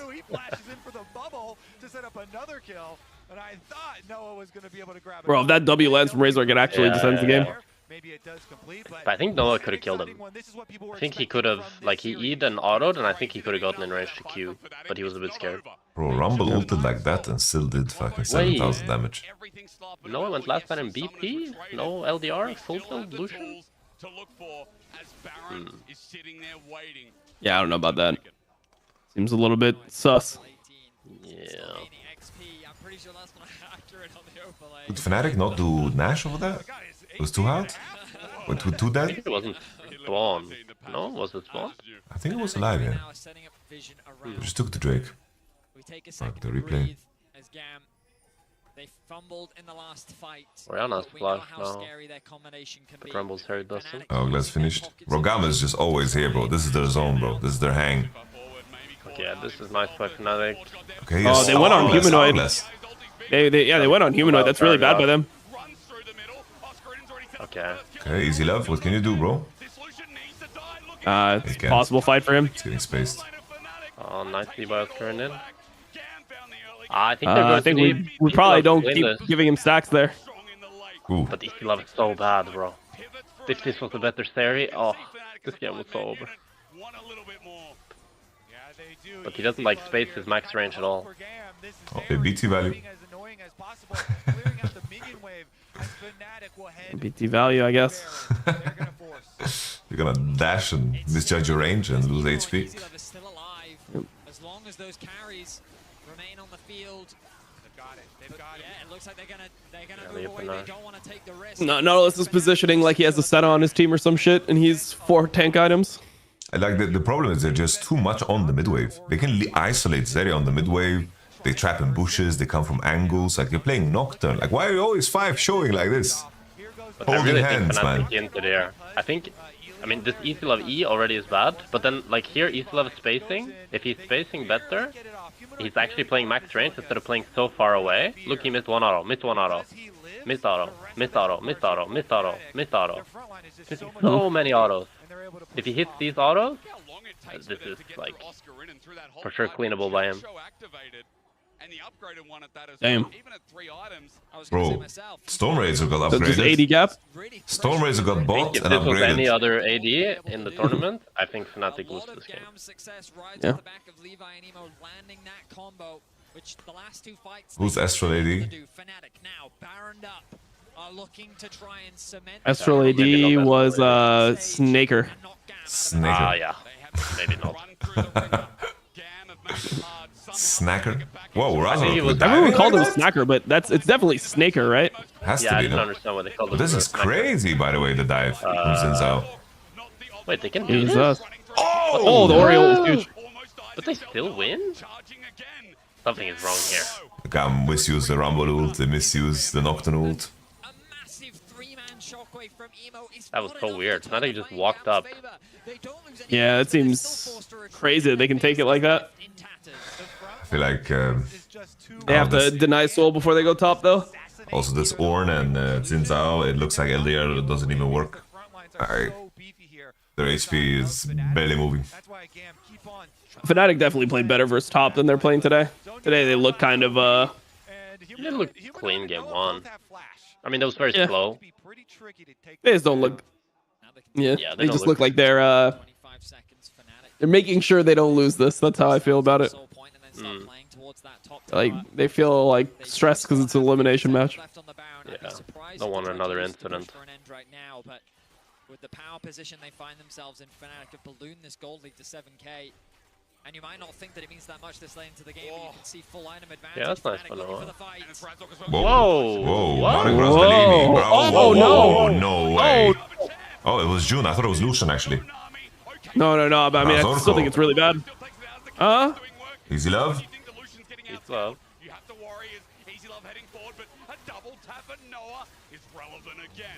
Good. Oh, this is a big horn. I'm not sure about this. Ooh. Okay. This is a big horn. This is a Oh, fucking big Scarini. horn. Oh. Good flash for Noah.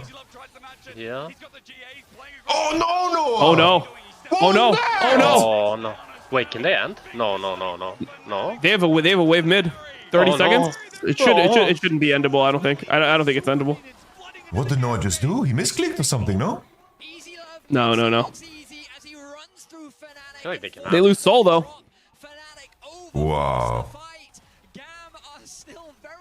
Bro, you can see the decisions by GAM are just so bad. Like they fight pretty well, but their decision making is like, yeah. Like you can tell they're just like their brains are overheating. Oh my god. Bro, if I feel like Oscar didn't play that fight so nice, but he didn't get the knock up. If he got the knock up, it would have been crazy. Yeah. I wonder if they held Ornult a little bit longer, waited for Ari's second ult and kited with them. Like Lucian did good flash, but then he just walked in straight, like dry, just died to Zeri. Yeah. I think he just thought he was getting chased down, so he just tried to get some damage off. Let's go Kraken or BT. Bro, they have Ocean Soul. I don't know, bro. Ocean Soul kind of good on Zeri in this game, I think. Yeah. I think it's really good for Fnatic that Zeri has GA instead of BT. I feel like if he had BT, he can actually like play so much more aggro on this fight. But Yeah, GA is kind of no, useless. for sure. 'Cause if she pops into GA, I think the game is over for them anyways. Like she loses her ult, and he's just kind of useless. Yep. But also just like 6 items, no LDR on Lucian. He has to buy Storm Racer to have an Ornn upgradable item. Like, just please, if the Navori is IE, then Ornn can upgrade that, and then the Storm Racer could be LDR, and he has a way better build. Yep. Why did they remove Flicker from the game? I don't know. It's really random. Like so strange. You just wanted to flex you knew the name of Navari or what? No, I like the name of Navari, but why did they remove? Like this doesn't make sense, no? It's your AD mythic. It's IE replacement. Yeah. Like why is Storm Razor upgradable? Yeah, it's really Who weird. made that decision? Like, Wait, what is the name a of lot of Storm Razor Zeri games- upgraded? Go, Yamato. This is Gillette Razor. Gillette Razor, nice. I don't know. 4-1 split push here for Fnatic. 2 inhibitors still down. 4 I don't know either. I just wanted to was see. Typhoon, which is so cool, I think. Typhoon's cool, yeah. Okay. Bro, they should be kind of scared. Can't Noah die here? What the fuck? Wait, they're allowed to do GAM this? is giving them everything. Nah, You guys need to they can snap. walk up. You They need to can go. snap, not combination. Oh! Wait, they're on, going say- on fucking Nami? Wait, why did they choose Nami there? Easy love. GG, I guess. Ocean wait, Soul, no. easy love. Oh, Lucian dash. Well, you're giving him so many stacks, bro. Took Oh, knockup. we got him. Yep. what a weird. This was such a weird game, bro. But they Oh, give he's got GA so though. much space. He's got GA. Oh, never mind. Alright. Welcome to the main event, Fnatic. All right, guys, we made it through play-ins. We made it. Thank you, Thank you, MSI. MSI. Apparently, Storm Racer upgrade is Eye of the Storm. Eye of the Storm. Nah, they didn't even try with that. But at the end, the damage done was just too much. The It's an homage to the best game ever made, Heroes of the Storm. Draw show, bro. Dude, does the draw show even matter? Yeah, for sure, draw show angle, bro. What is the draw? Wait, what are the 2 possible draws? So like BLG T1 has to be in the same side, right? Yeah. BLG T1 has to be in the same side. How does it work with like the seating, like the pools or whatever? Basically, not same region and same side, and 1 versus 2. Oh, 1 can't play with 2? Okay, so basically, like the NA, or not NA, China, 1, 2, separate groups. And it's the same true for every 1, 2. Okay. And then Team Liquid can be anywhere because they don't have a homie. Yeah.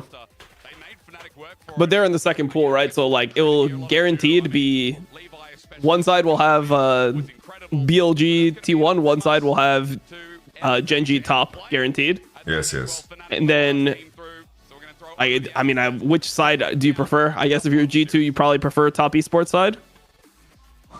Yeah, must be, right? Yeah, so you want to get like top esports. So the optimal for Europe would be just G2 on the top esports side with PSG there as well. So G2 can't be on TL side. Yeah. You kill the Nexus twice. That's all that matters. It doesn't actually matter what happened. G2 can't be on TL side? Because they're both pool 2, right? No, TL, G2, G2 is pool 1. Ah. Wait, they are? 4 teams are pool 1. The first seeds are all pool 1. Okay. Wait, they showed it wrong on the broadcast then, I thought.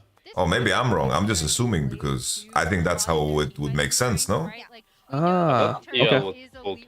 Apparently there are 4 pools. Okay, I'm just lying, guys. Yeah, that's what I thought. I'm lying. Okay. Then you guys tell me what's up. What are the pools? The pools are the 2 top seeds. The two it's essentially just the 2 teams that came out of play-ins, like T1 top esports are pool 3. Pool 2 is TLG2. Pool 4 is GAM Fnatic. And then pool 1 is the Genji BLG. Oh. I actually thought they did show just a better understanding of and better coordination of when to fight at times, even with the obvious overextensions that they did make. Yeah, for sure. And the odds were stacked against GAM coming into this. A valiant fight. So huge credit to the 5. So is it that pool 1 plays against pool 4 no matter what? Or PSG Fnatic, I don't know what I even said. What did I say? For 4th pool?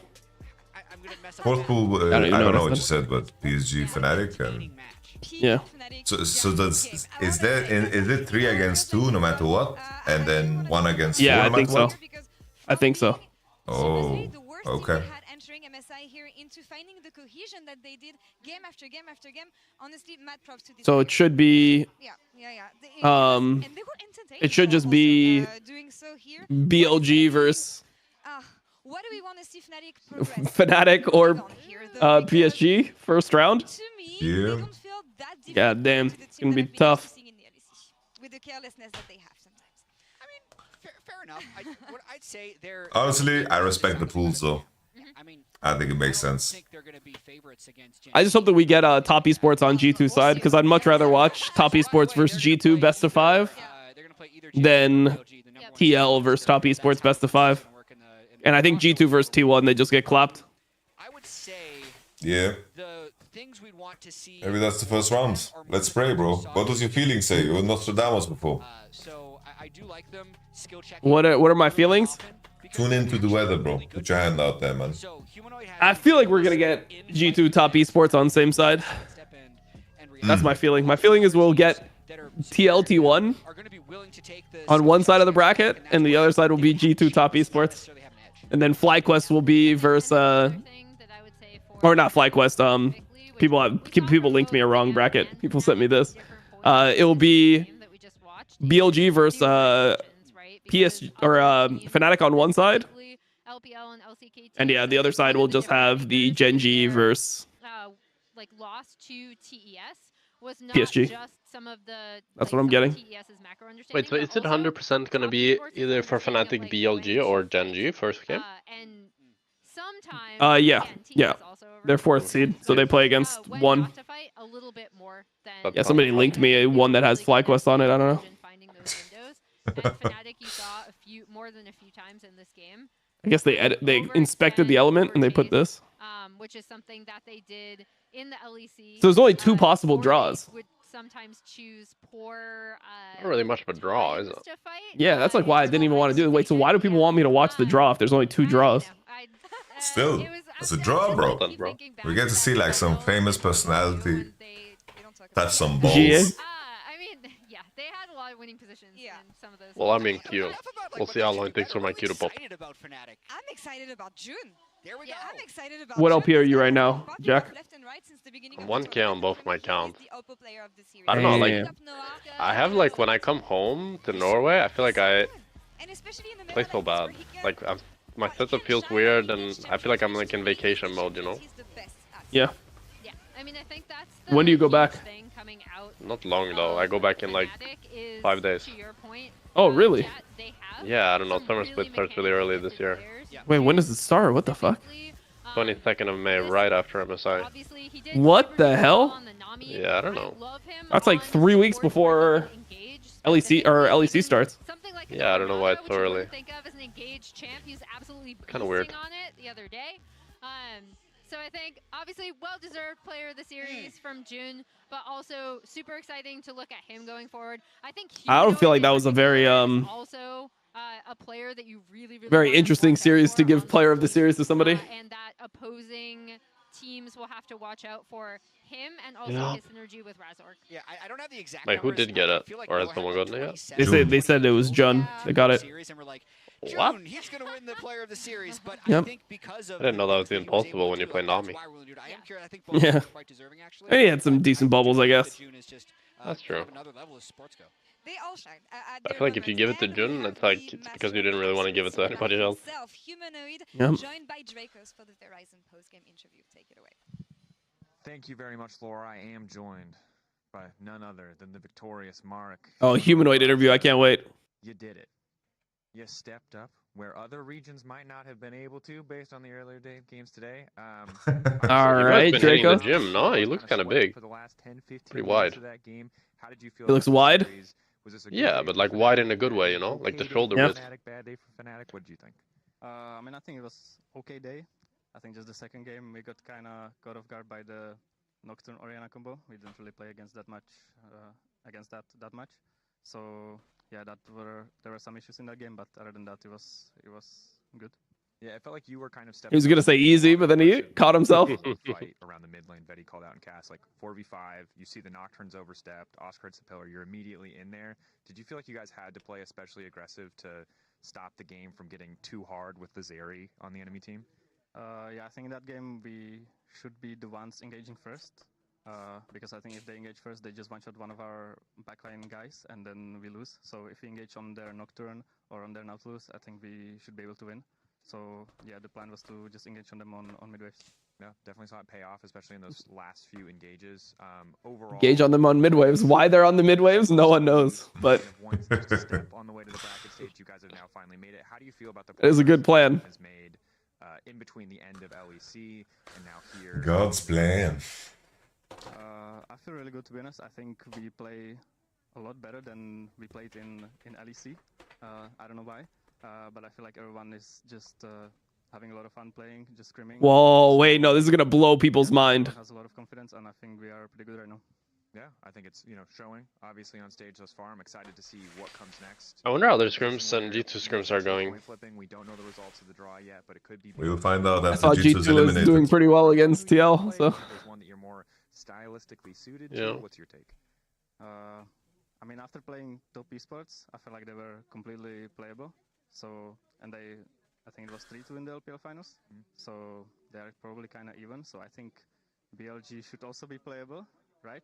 So, and the Korean team looks kind of strong. So I would think that Genji is better. So I would prefer BLG, I guess. But It was 3-1 by the way, humanoid. But okay. Wait, he just lied for free? He just lied. He didn't even watch the finals. What did he say? He said that it was 3-2. I mean, I guess it was in winter bracket finals, but in the finals it wasn't. It was 3-1 BLG versus top. congrats again on the games today. So excited. Yeah, Elcon and Shun is definitely easier, but I mean, they're getting fucked by both. It doesn't matter.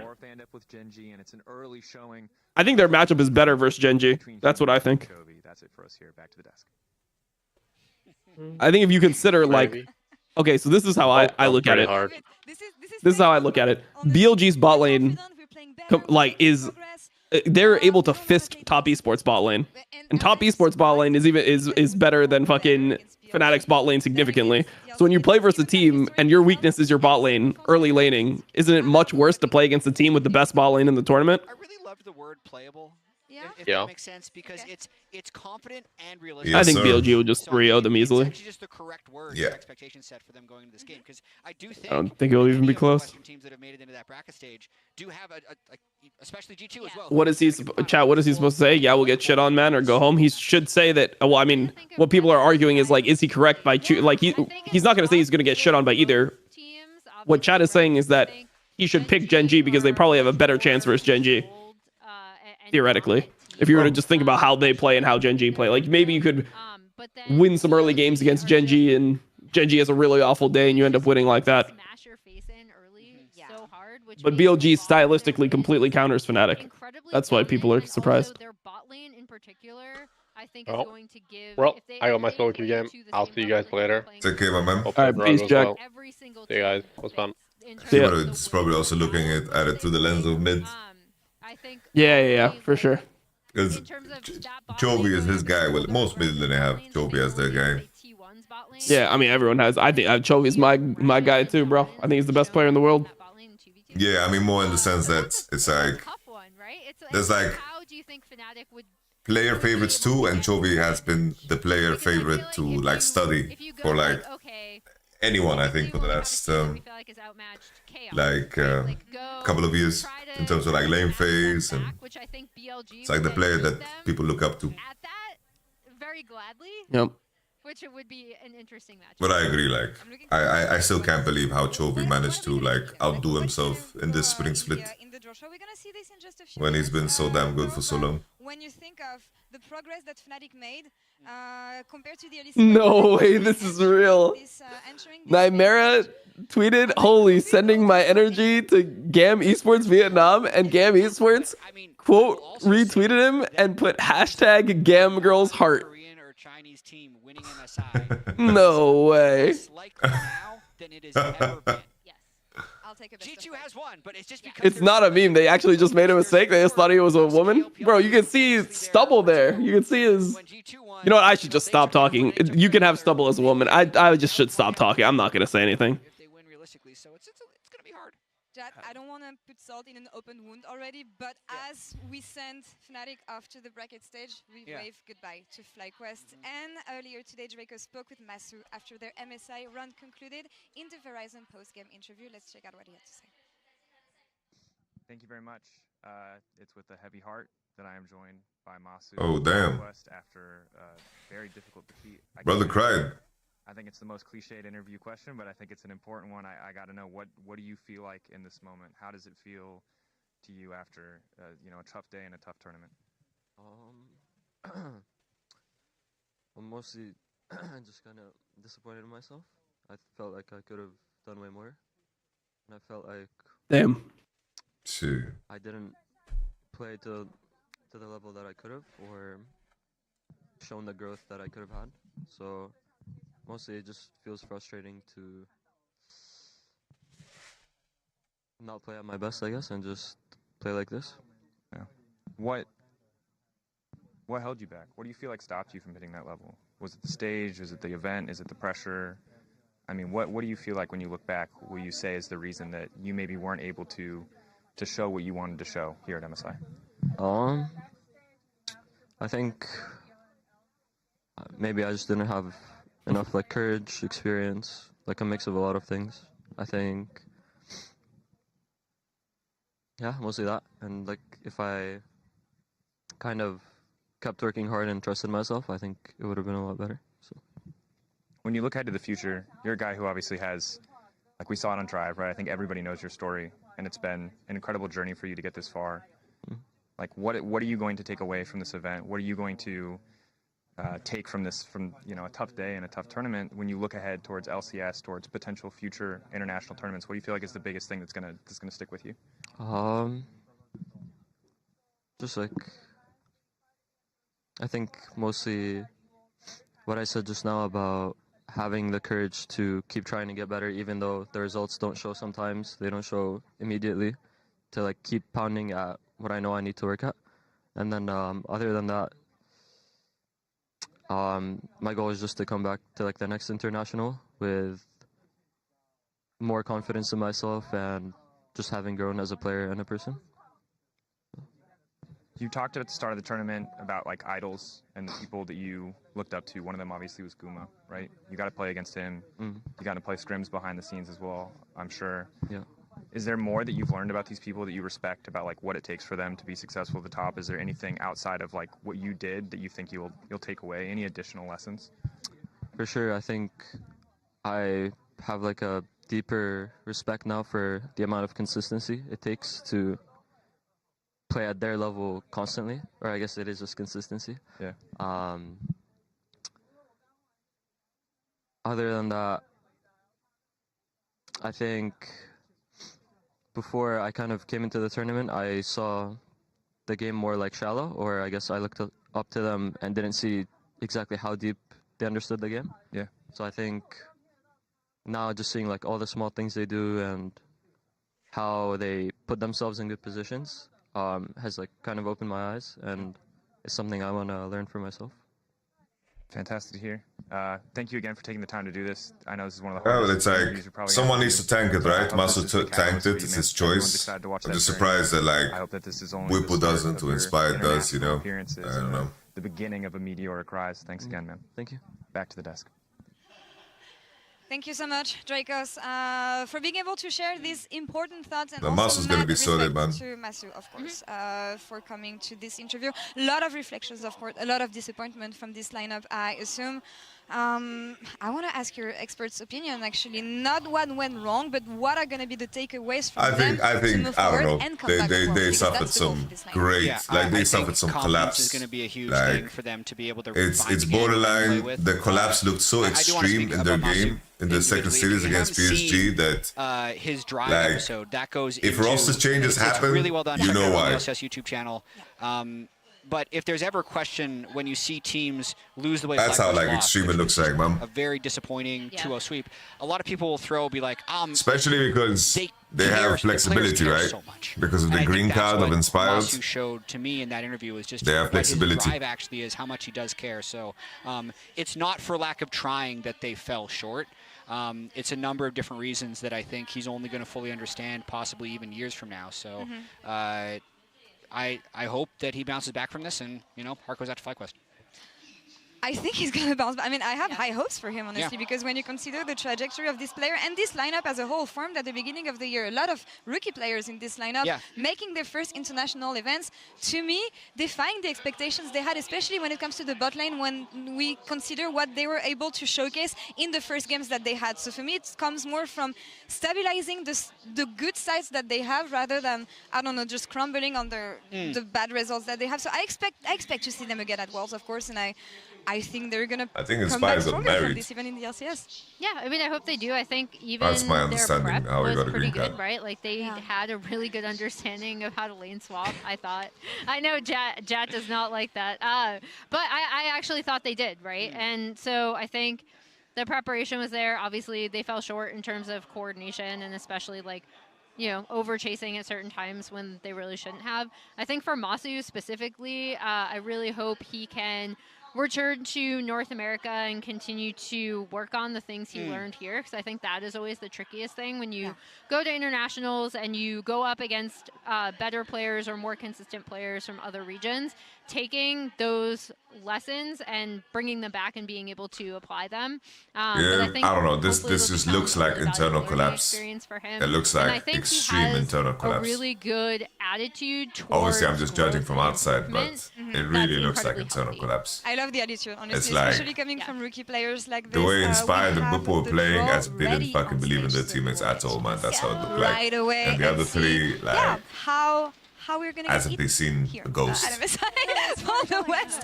No, but all jokes aside, She I'm is back. interesting who we're gonna face off against here.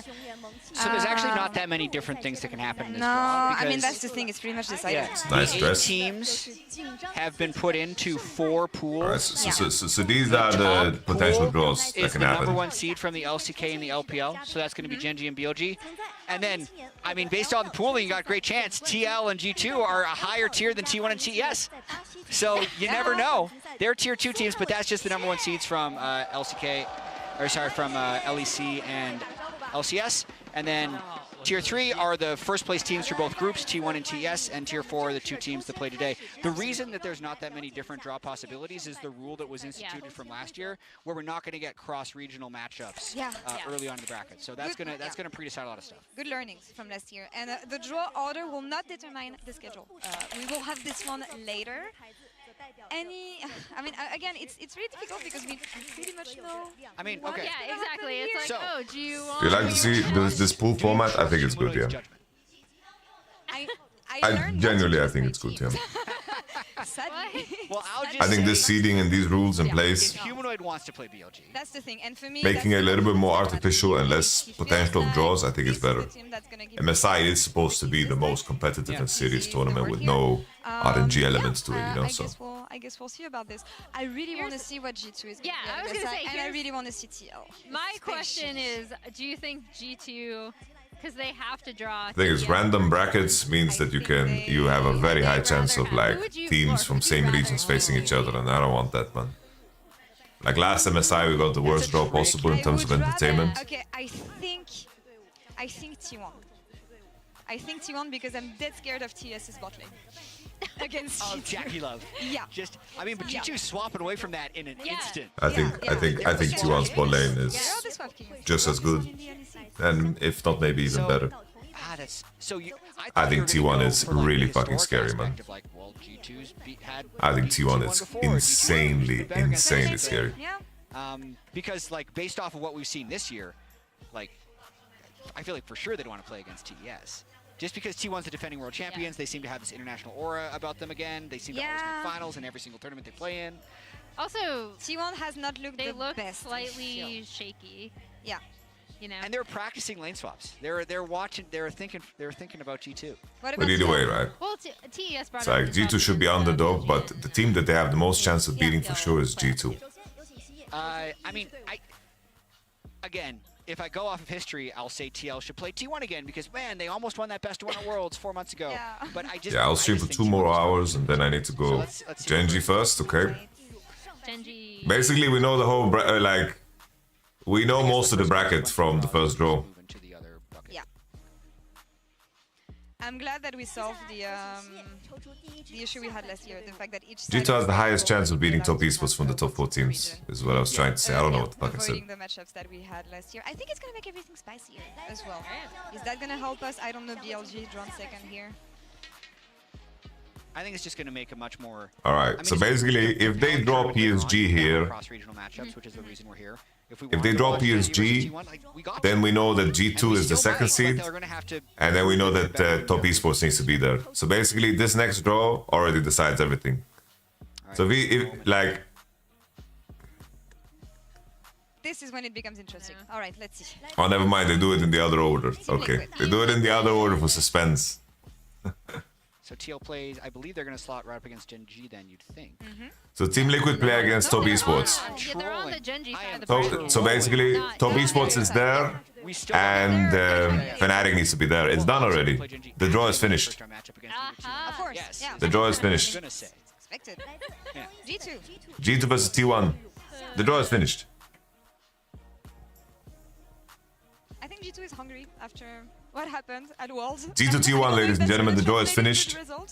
I don't know why the analyst desk or why they are not revealing it. It's basically this draw here. Which is actually like really interesting. It's Billy versus PSG. Sorry, Genji versus this one. Really effective. This Because draw. you want to avoid that elk on bot. Actually, what am I saying? Hyper aggressive. Oh. TES. There we go. All right. It's the right one. It's the right one. Fnatic slot in there in the top one is the right The one. funny thing is TES, even if they weren't drawn there, And they- G2 How do you T1. feel about this? Team Liquid versus TES. That's fine. Like I said, TES, it's as fine as it's Genji gonna versus be. TS and Billy versus Tion, all we wanted. No, that would happen no matter what. Alright, there you go. G2 got gigafucked. G2 got the worst draw possible. First thing is easy here, but yeah. You did say you'd rather have them yeah. So you Well, there's only two draws. And being on the side of T1 Billy Billy is Yes, that's way harder. interesting. I'm trying to project into what it's gonna look like on the Rift. Fnatic. 来自 LEC 的 Fnatic 将进入上半区。 Yeah, they go into the top bracket because they can't be in the same side as G2. Who's the final team, guys? Guess. They did not get Humanoid what did not get his Humanoid wish. wanted, and they will face Genji. 接下来有请 So we get double LCK LEC in the first round, right? Yeah. Yeah. Holy. None of these are good outcomes. Like none of these are like, wow, I'm so happy we got this. This is how brutal MSI Would is. have we been happy anyway? No, It is like a I very, said, no, it's a very, very Spartan tournament. Yeah. Especially We saw the Team Liquid draw and then we knew everything already. BLG PSG is gonna be. Whew. Yeah, you're picking between raw Brussels sprouts. I have to say, these are really exciting matchups, though. Yeah. Like, I mean, whether you have hope or not, for me, these I don't are know. really, really I don't know what the homies on the islands just look so shook up about, bro. There's no draws that are good. You could only have some hopium for G2 versus top esports, but that's it. National Demons as well. I want to They look so shook, man. Like, what is the match that can save us, man? It's like, oh, G2 versus top esports, We bless. get Caps Faker again as well. From that'll be G2TL. great. That's gonna be awesome. For what Because these were the only two possible draws, better right? than he's ever been in LCS playoffs. I goofed when I More pointed to it, kills right? than any player ever in an But LCS these were the playoffs. I flipped them, you know. Core JJ back at it again, going up against that really scary Jackie Love bottom lane. None of these things are like, man, I'm so excited to see them smash them, but like, as you say, I'm excited to see them have the opportunity to show up. I also think for a player like Jan, who has been like, I want to test myself against the best, Jackie Love and Mako coming out, looking incredibly strong as a bot lane duo like they have for most of the LPL split. So it'll be a good test, right? Yep. I want to see how the meta evolves. I want to see how the game evolves, how our teams have been prepping, how much they can fight. I'm excited. I'm really excited. I'm full of hope right now. We'll see about next week, guys. It's been amazing being it's with been great. you at the desk. And that's all for us here at MSI for the play-in stage. We will be back the day after tomorrow. So, What's the scheduling?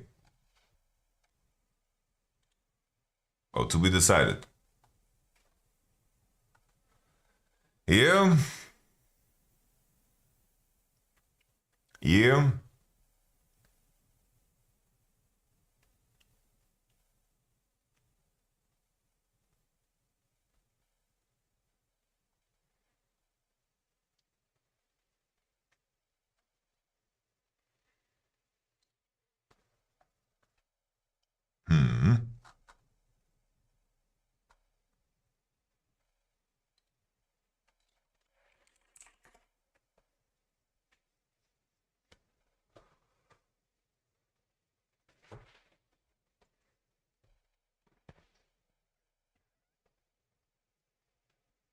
Does the lower bracket cross? Does the lower bracket cross map? Like, does it cross play? Or does it stay in the same group? Does anybody know? It crosses, okay.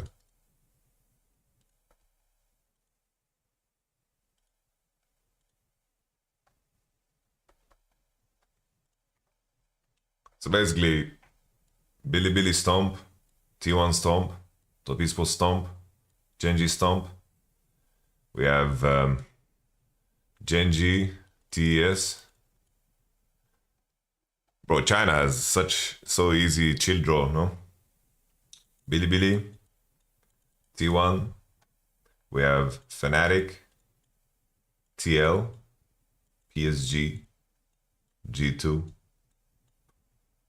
Bro, Flag was really... Flag was really... The cross happens here, no? So here G2 would play against top esports.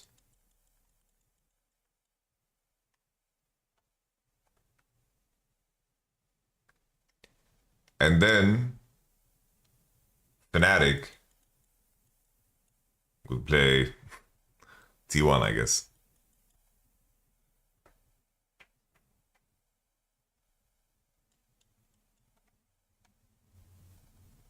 And then T1 wins. And then you have T1 versus Genji.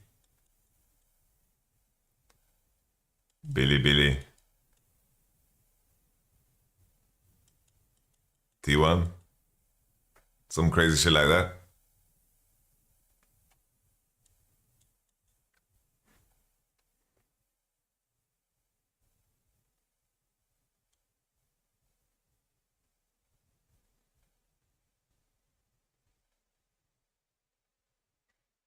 This is MSI Cup.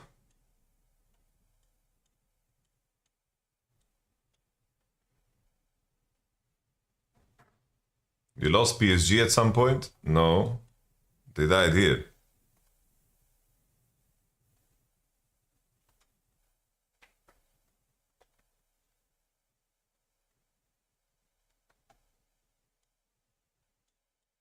I didn't lose PSG, bro. They just lost 2 BO5s. Alright. A breakdown, maybe. Not like the breakdown that Likewise suffered, but somewhere in that direction.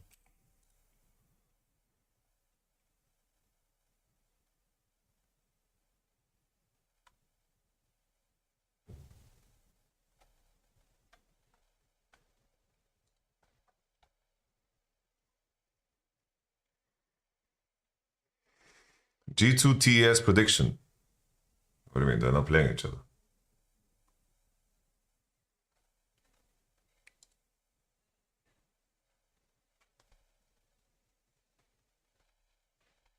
Fly versus PSG game 1.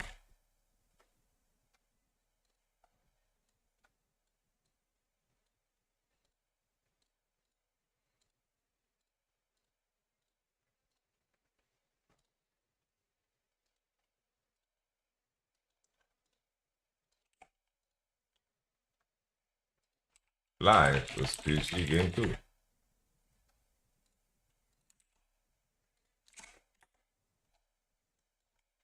Fnatic versus GAM game 1.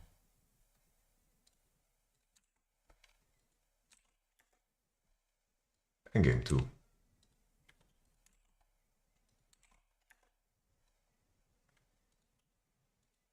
Can you restream the games? Yeah, of course stream rights. Why wouldn't I be able to restream? I just streamed them.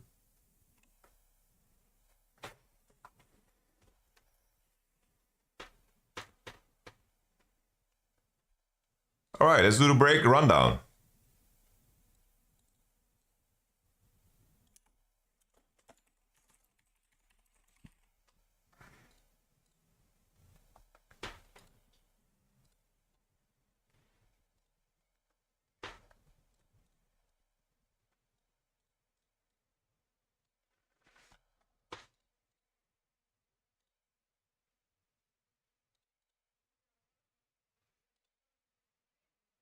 All right, that's beautiful.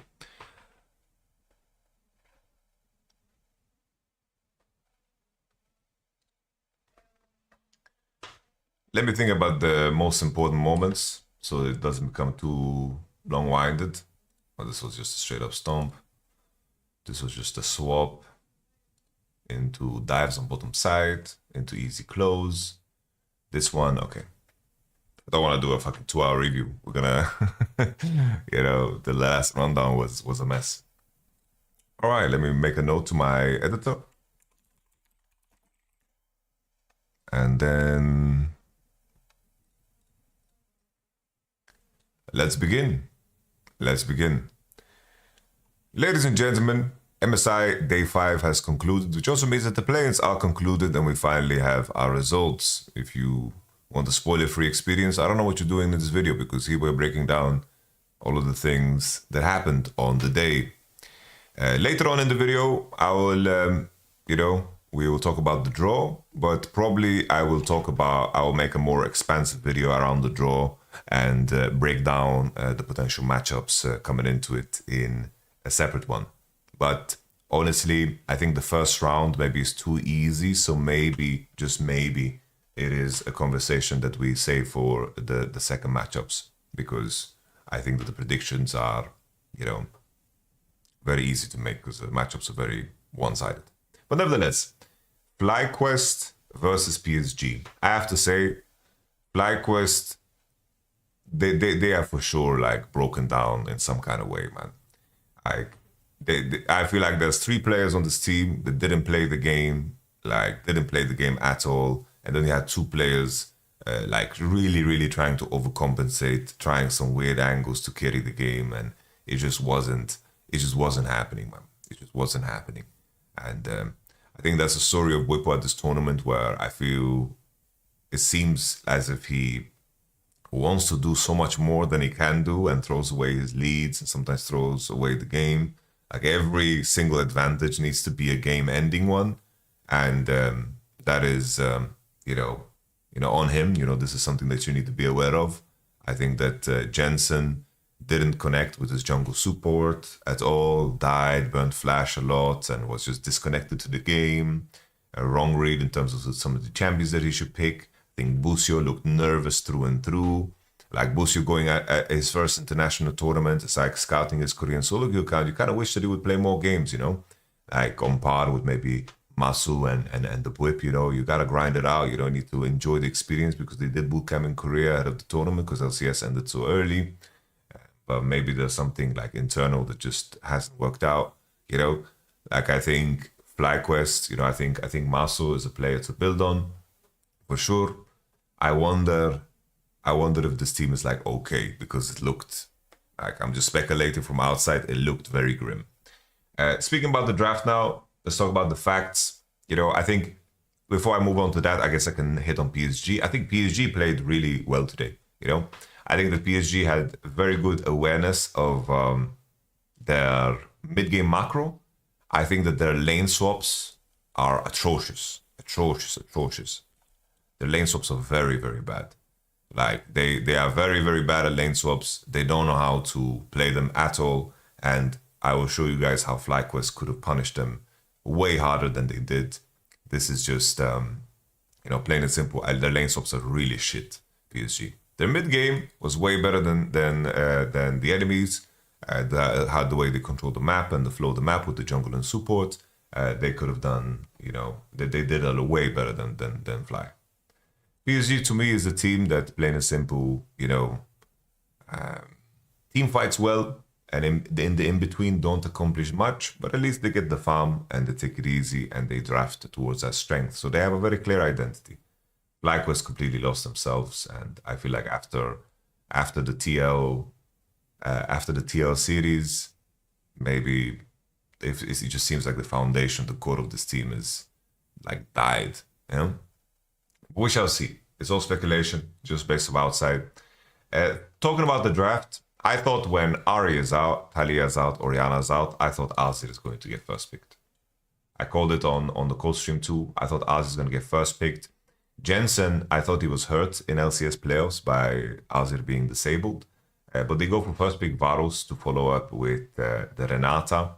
I think it's fine to pick it into the North. I think here in this spot, they lock in Senna Nautilus, which is fine, but they can also invite Tamkench here on 3 by not picking support.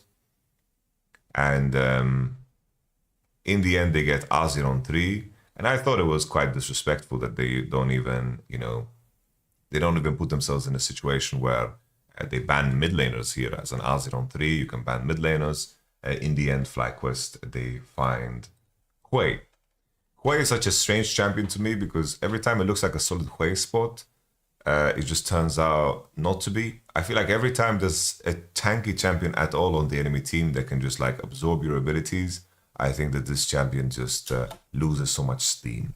And the reason, like, additionally, like, the enemy already has heavy incentives to buy mercs, and the enemy being bulkier, I think that Hui is really happy when he's like solo AP versus no tanks. And this Nautilus is going to farm, right? So he's going to have a lot of gold in his pocket, right?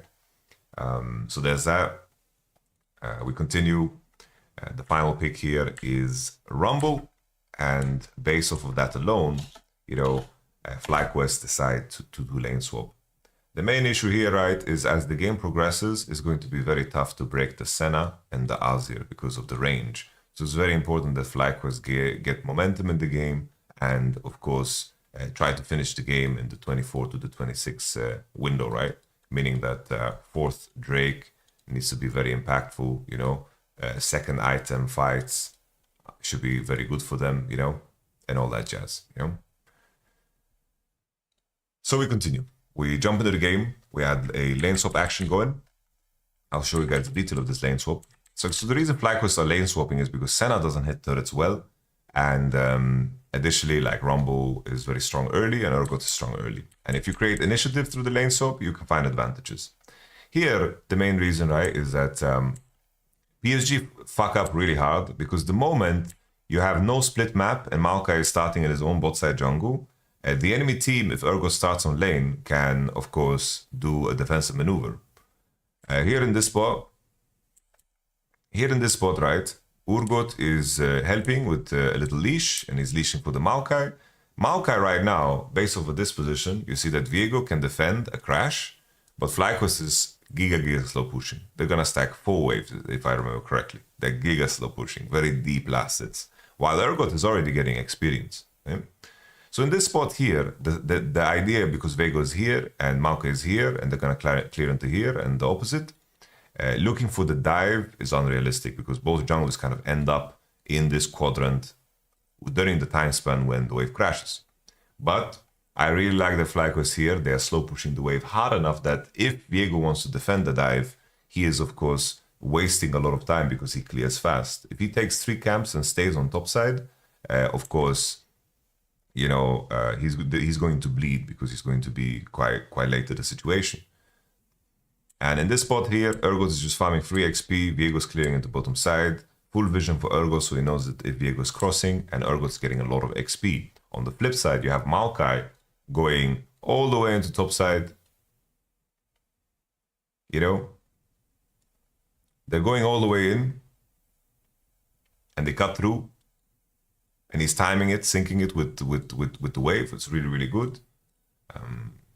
Kerb was writing in the chat that we put tanking, so they push both 5-head. Did he just walk up to the wave and eat shit? That's a really good move. Very good move. So here, very good syncing of the wave, right? And the main issue here, right, is that, as mentioned before, Viego is in no position to dive bot. Urgot has farmed so much experience already. He's level 3. Azir is 1.5, right?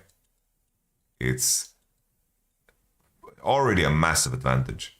And right now they're pushing for the dive. And the solution that PSG propose here is the fact that Woody is TPing. Woody is TPing, but the issue with this, of course, is the fact that Woody wants to farm, Rumble wants to farm, and they're sharing all of this experience. And Urgot got solo experience, and they already forced him to, you know, make the defensive maneuver. Urgot keeps his TP, and he gets to slow push the wave out on bot. Because he's isolated against Senna. So already FlyQuest is in a very good position. Urgot is going to be super far ahead of the Rumble if they play it correctly. So now he's bot, he's chilling, taking it easy, he has TP. FlyQuest begin to push more waves, Rumble bases and matches bot because the bot wave is bouncing. And you know, they are just chilling, they are completely chilling. Good, Jensen does a loose flash. Let's just see the follow-up here. Here Urgot crashes the wave on bot, he still has TP, Varos catches the wave on top. This is natural. They are fine in their matchups now. Like right now, being matched, they are very happy. So Urgot just bases and opens on the lane where Rumble is. Very natural, right? So Rumble is on bot, Urgot is on bot, and Varos Renata lane well against Senna and Nautilus, so they're very happy to be in the matchup. We fast forward now, And now it's match. They're super happy, chilling, you know, all good in the hood. And now, you know, in my mind, in this position, like as Urgot pushes the wave in and then the wave bounces into Urgot, I don't feel like Rumble should ever be able to crash a wave. Because once again, I want to highlight the XP advantage. Like this guy is reaching fucking level 6 anytime soon. This one is barely reaching level 5 and he's slow pushing in. So it means that Urgot has more XP in the wave to gain, right? So in my mind here, I feel like there needs to be more to be done. Obviously, we can't see based on the camera. They're not showing. But I don't know if Whipple is just like over-respecting the Viego that just did Drake or some shit like this. I think at that point, you invite those fucking fights with your flash and your rock and roll, you know? It's like, make the Viego burn time, make the Viego commit into here. Don't let him get away with things like this for free, because Junjia really loves to farm. He doesn't want to back up his homies at all. Like, he just fucking farms whenever he can, and he just doesn't give a fuck about his teammates. So yeah, Rumble. Eventually, like, Rumble gets to crash the wave. This is like 3 against 4. This is slow pushing out now for Urgot. I wonder if Whipple could push him more and like find some way of all-inning, but maybe Rumble is just max range Eing. It's so hard to judge because I can't see it, you know? But I'm just thinking, it's like, if you have a fucking level 6 advantage, don't you just go past the wave, hide in the bush, force out the ward, like look to pressure, you know? But obviously Viego is on bottom side, but I just think that maybe you can make Viego invest time then into going bot, you know?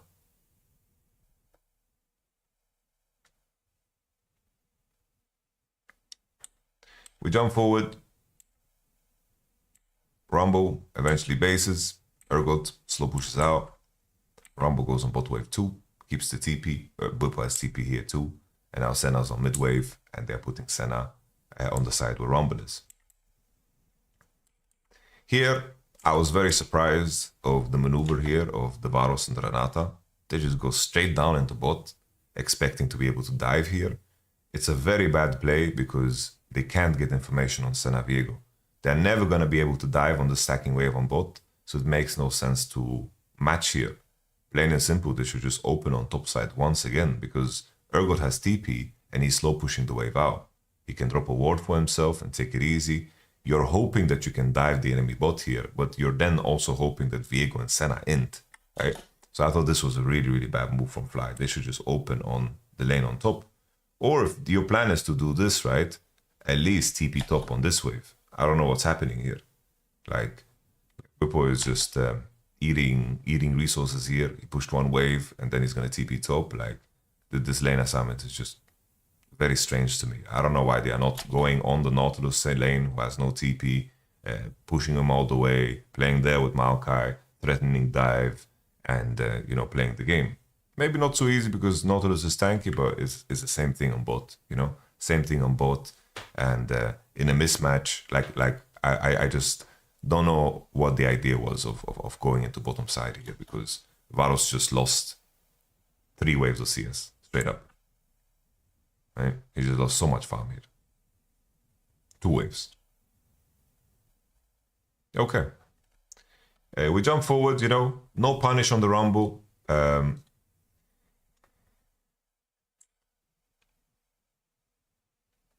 This was a solid hold from Jensen. Taking it easy, you know, doesn't panic, doesn't have information, but takes it easy. Could have gotten dangerous, you know. Maybe Maple could have angled the ult to push him towards the Viego. But we jump forward. I want to jump to a point in time that is very important. We jump.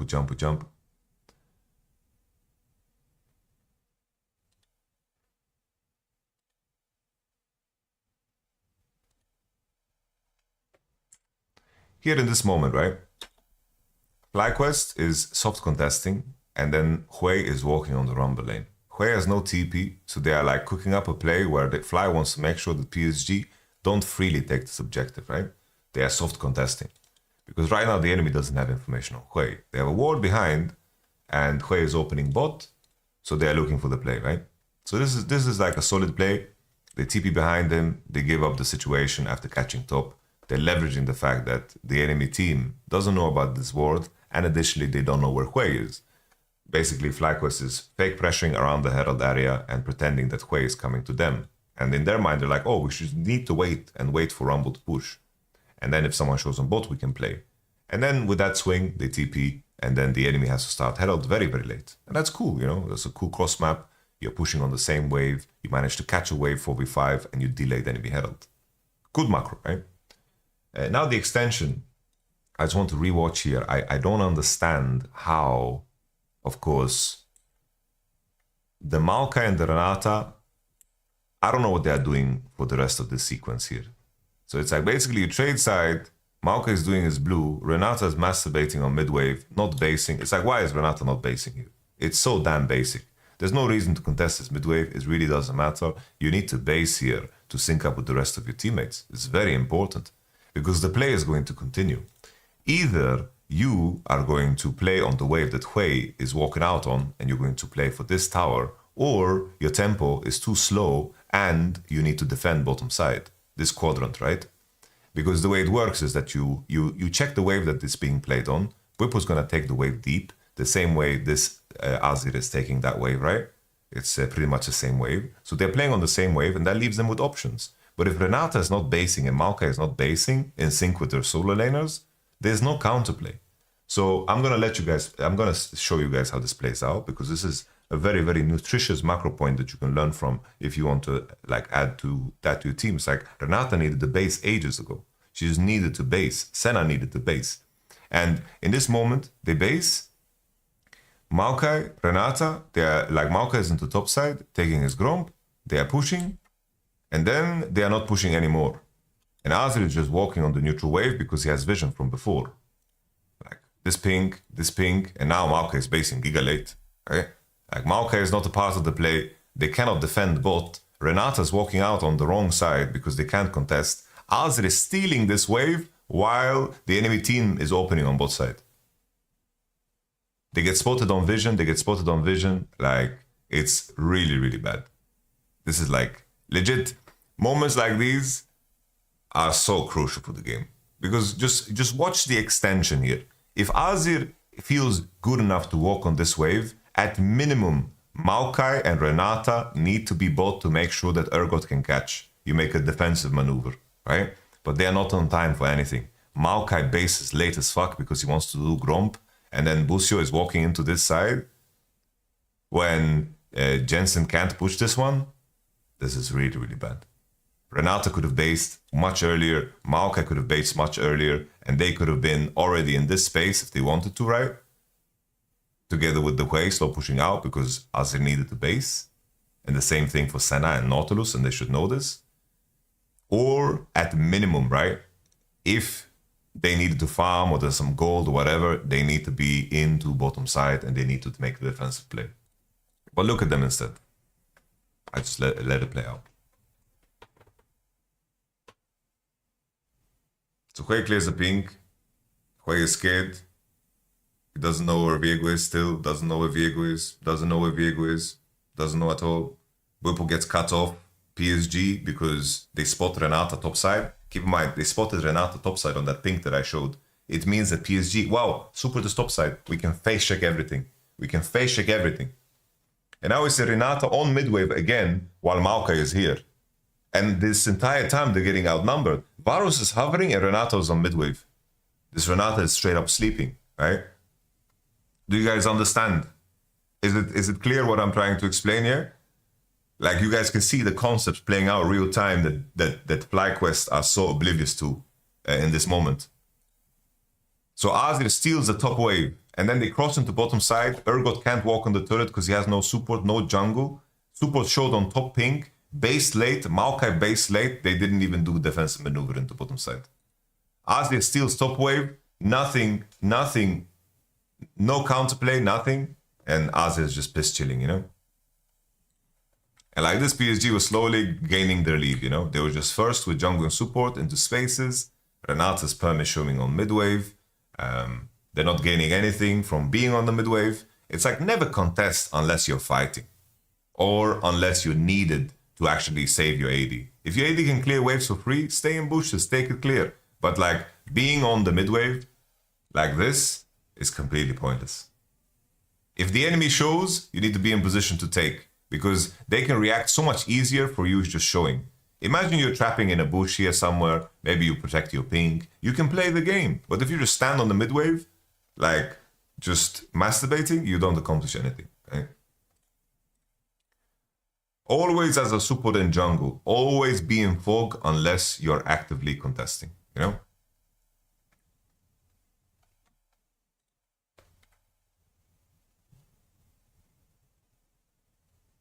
Because you make it so much easier for the enemy to just face check space.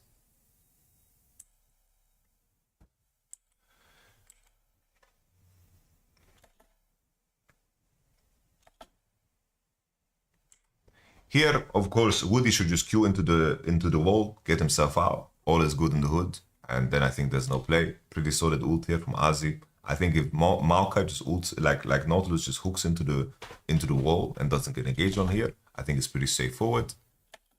I think it's cool here that Whippo decided to like walk forward to get the lethal through the fucking rumble. So that was pretty based. There it is. Now, this is once again like highlighting my point. We don't see how this fight starts, but they catch Azi, which is like a solid play. They cut through mid, right? They open through mid, find the play. Hui is pushing top side. Like, this is good, right? From position, this looks good. Maple is showing on bot wave. They are cutting through. They have tempo advantage. Senna and Nautilus are late to the space, right? This looks like a very, very good play. They're cutting off. Azi is making a massive mistake. Really good job, you know? Good job. The extension, though, is just too wild. Hui is still hitting, right? Hui is still hitting, and it looks like FlyQuest want to end the game in this moment. Hui is hitting top turret. They've won so much. And they get over-eager to end the game on this play, and Whippo pushes forward, uses the fucking Renata. It's like, this line is a heavy do not cross line, bro. This is a death zone. Enemy has T1 alive. Like, this is a fucking death zone. Like, you need to be very certain that you can pull this off. And they felt comfortable because of Rumble, but it just seemed like they wanted to end the game off of that Rumble catch. And instead ended the wrong game. Because Hui gained so much here. Like, this could have been such a big moment if they take Rumble, they walk away. But it is what it is. Can you do a review of the meta tomorrow before next stage? My meta video predicted everything, so you can just check that. There's nothing that is wrong about the meta prediction video. Like there's nothing that I missed. My meta prediction video is just spot on. And I'm not saying that to toot my own horn. It's just that the patches were way too weak for everything to remain the same. Like I'm not like proud of that. It's just that nothing happened in the patches that is crazy. And we knew everything is going to be like lane swap oriented, right? That's why I made that big lane swap video too. All right.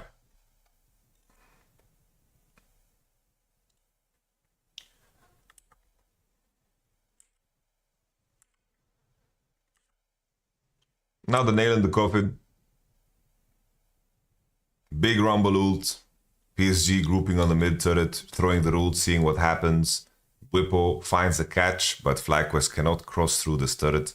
I wonder if there's a moment here where FlyQuest just needs to push forward. Like if they fight forward here and they see the same thing that Whippo sees, maybe there's room. But Whippo is going for like a hero play, and the FlyQuest players are backing off, you know. It's tough to see, right? But I could see a world where these guys like fight back and throw their spells. Like this Azi turret is still spawning. Like maybe there's a world where committing to display can be better, but obviously it does also a high chance that if they commit to display that they just get straight up ace and the game is just fucking over even faster, right? So either way, like it's, I guess, just a bad situation across the board. It's also like Whippo doesn't need to flash in. He could just take the kill and they could walk away and it could be massive. Kind of similar situation from before. Like Whippo takes the kill, walks away, doesn't flash in. Brilliant. We can recover the game, we can base, we can take it easy. But once again, like Whippo is looking to fucking end the game here. And now the homies are crossing through the turret.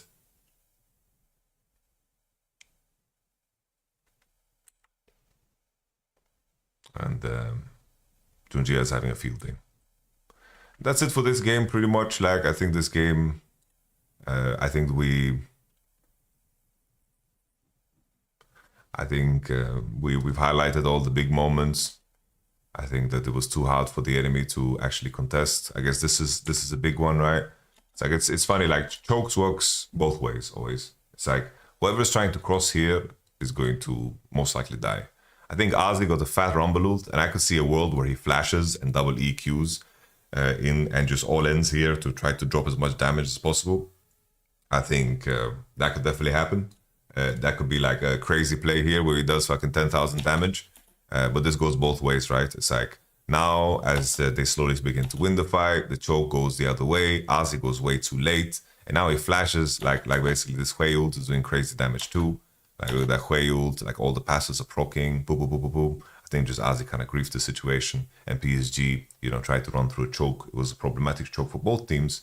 So just very weird fight spot, really. Really weird fight spot for both teams, honestly. Like no one should want to cross that red fucking bush against these champs. But yeah, as I mentioned, I got the impression from Bwipo that he wanted to end the game, win the game off of every play, and just fucking really ran too far with every play that happened. It was the same with the Bwipo, like Zac advantage. It was the same with the advantages in this game. And I was disappointed. Maybe he can't squeeze more. Maybe like Rumble E was playing too safe and just farming with E. I don't know. Maybe he was afraid of Viego. I'm not so sure. But I'm just thinking maybe there's more to be done there. I think also at this point, right, after... If PSG is ahead at this point in the game, their draft is too OP, I think, in terms of like the distance they cover and how easy it is for them to actually block the only engage, which is Maokai ult. Because Renata value here is non-existent. It's only against Viego, right? But Viego doesn't need to do anything. Only Azir and Senna are gonna hit, poke, and the basically Varus and Hui need to land some of their spells in the trade-offs, which could happen, right? It's not like Varus and Hui have bad range, they can poke back too. But at this point, not gonna happen. All right, game number 2, ladies and gentlemen. This was way quicker, but another lane swap situation. The FlyQuest, PSG fuck up. So this is the variant where it's a full-on commitment. Full-on commitment, and the big mistake here is that Ozzy refuses to TP. So looking at draft right, it's like they have like Ozzy got Rumble again. I don't know why. They switched up to Ozzy first pick, and Varus Nico I don't mind at all. I think probably I would prefer to pick Ashe there, especially when Kalista is showing. Maybe you think that you are denying Nico from Woody. Maybe that's the thought process, but I think that you're happy either way. They decide to lane swap against this team. I like the Comet adaptation. The Comet adaptation is cool because you're not going to trade autos against these guys, You're not going to trade autos against double Halo Blade, right? Aurelion still gets locked in. Maple played it in LCS the moment it got reworked, so he has experience playing this champ. Maple was very impressive, I think, in the play-ins, but I don't think it's going to do any damage as the tournament proceeds. Zinzao, of course, I think is probably the strongest jungler on the patch. After Vi, of course, I think Vi is just plain and simple great. There's going to be champions that can outperform Zinzao in spots. I'm just saying it's OP in the sense that you can play it almost every game. Unironically, this was a very, very good Kha'Zix game. The Damwon inspiration. Like if Kha'Zix was picked here and maybe you pick a top laner to match, I can't really think about what. If you have Kha'Zix here against what was showing, which was, in this game, this would have been a beautiful Kha'Zix game, I think. This would have been like a fantastic Kha'Zix game. If anything, right? It's a good Kha'Zix game. I don't think they pick Ashe then, though. Well, they pick Rumble on 5. So he saw 4 champions. I guess Rumble was flex, right? Was Rumble flex? Let me just see the order. Maybe what you're saying is right. I thought that they pick Rumble on 5. Let's just double check. Maybe Hobie in the chat is correct. Oh yeah, it was Ashe on 5. Fair play. Ashe on 5. The Nautilus ban is just delusional, no? Like this needs to be Ashe Rumble, no? But either way, they open up Ashe Rumble. Ashe was 5 pick, so it makes sense. But I think even against what is showing, I still think Kha'Zix would be good. Because if Kha'Zix makes them pick a champion that is good against Kha'Zix and makes their like lane weaker, I think that's a worth trade-off. This could have been a Kha'Zix game. Some time on inspiration. All right, let's continue. So we have Jax for inspired. So I just don't think Jax jungle is real, if I'm gonna be honest. Yeah, I'm saying down one, sorry, but I'm thinking of Canyon. Fucking hell. It's weird. I will never get used to Canyon not being on the team. All right, so this is a swap where Xin Zhao starts in enemy jungle. So this is like a full commitment, right? No defense, full commitment, first wave, dive, right? It's very different when jungle is being taken aggressively, the same way Xin Zhao is taking jungle aggressively. So this is one of those swaps when there's no defense because there's 4 on the opposite side of the map, and it is what it is. Here, eventually, Varus and Nico are going to push. They're going to hit. And basically what's going to happen is that FlyQuest will decide to base. And they're going to let the wave bounce, and they're going to let Whipple play on a bouncing wave. And what you get out of this is very similar to the Lucian Nami variant, is that they're going to get a TP advantage on Renekton. Basically, Renekton right now lets the wave bounce. And now Nico and, of course, Varus are basing, which means that in this moment,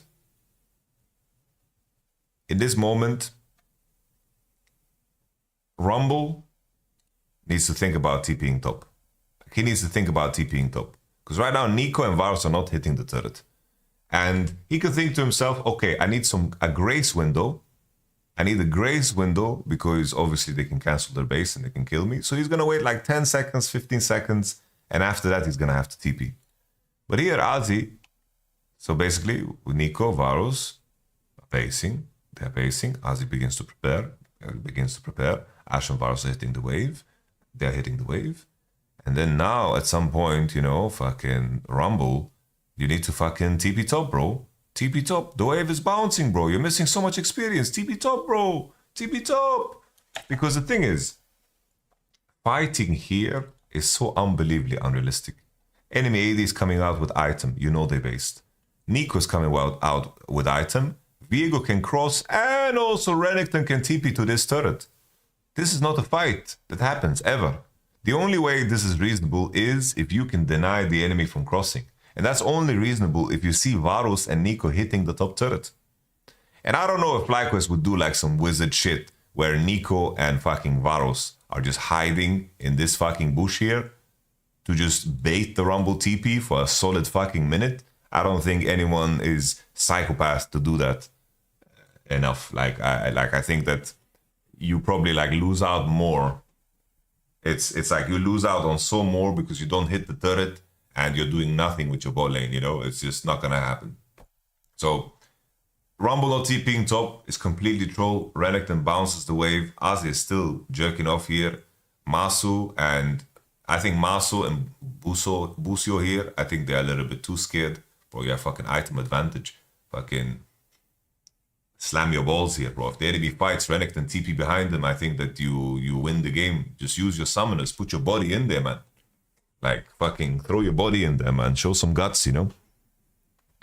Now the wave is bouncing. Rumble TP's on it. And this is a very nice spot for Renekton, right? So, like, all things considered, Ashe and Kalista based very late. They have... They base very late. There's a big tempo swing for Varus and Nico. Whippo gets to lane with the wave slow pushing into him with a slight... Like, XP is relatively even, I guess, because we see Azi's XP and Whippo's XP, and he's going to catch this wave, right? And he has TP. So this is like a good outcome for FlyQuest. Good outcome. But good outcome was not enough.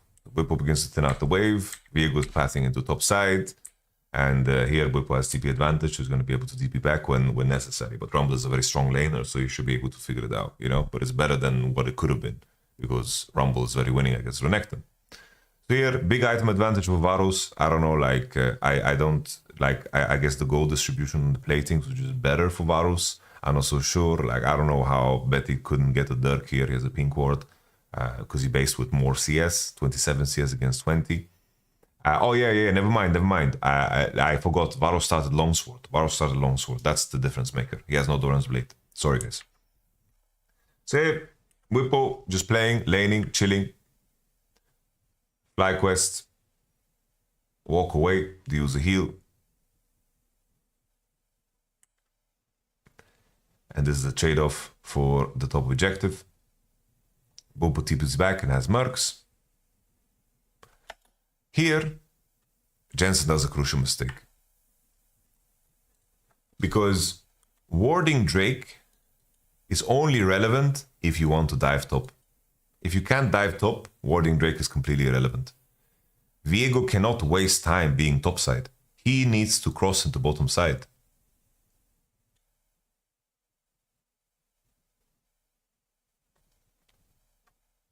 And warding Drake is only relevant in the case where you dive top, because you need to know where Xin Zhao is. So the punish to enemy doing Drake is to, of course, fight Rumble. But here instead, I think the play is like Viego can maybe take 1 grub, 2 grub, cross through mid, pressure gank maybe on Maple, you have Azir, retake the space, contest. I think that's doable. I think that maybe there's a play there, you know? If your bot lane is too weak to like step up or do anything, then you have to also consider that they can just get dove, you know, if you don't play like this. Because Jensen now goes for ward and he has to use his ult. He drops the ward anyway and uses his ult, loses HP, loses like initiative on the wave. And then Viego here, in his mind, he realizes, bro, I am on the wrong side of the map. I need to make something fucking happen. Like, my bot lane can't lane, they can't breathe, and they're getting Drake for free, and Spired is taking this. And now Rumble is also aware of this, of course. Rumble is chilling, he says, oh, I need to pull the wave. Renekton is fucking proxying, Viego is sniffing my asshole. And Junjia is saying, they have information on me, they see me, I'm gonna pop the Drake now, and now I'm gonna threaten dive on bottom side. The bottom side dive is not happening, like Varus and Nico just drive based, so they're just basing too. Otherwise, like he goes into Tribush here and threatens dive. And then here, Azir is just pulling the wave, taking it easy, right? Because there's no dive. There's no dive. But all of the things that I mentioned before, the information on Drake, not crossing, not defending, it's like FlyQuest already paid a massive price for these Void Grubs. These Void Grubs are fucking whatever, you know? Because Viego could be matched bot with level 5 and they can contest 3v3 because that's what the game should be about, right? But Junjia was there first, they lost HP, they lost heal, and then they abandoned them completely. And in this moment, Viego walked through a crab to spot, to walk on the grubs, right? But here, Viego is accelerated, he gets grubs and he gets golems, XP-wise he's looking pretty solid, and then they're thinking, yo, we need to fucking dive this guy. But Azli plays it very well, he has Nimbus Cloak, Whippo doesn't come into contact, very bad flash hit from the Whip. Maybe if Whip connects with the stun, they can one-shot him, everything changes. But here they don't. And he Nimbus Cloak flashes away. And he walks away with the W. And this, of course, is a disaster on many accounts. Spy doesn't land the ult. And here comes Maple. And honestly, it might sound grim, but this game is over. This game is over.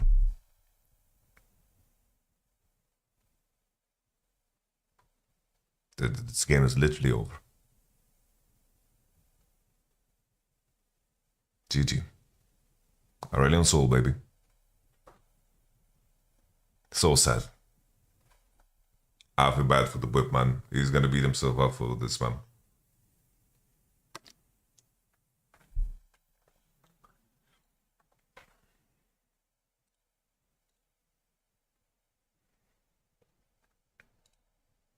Can this buy a flash stun him first? We can check.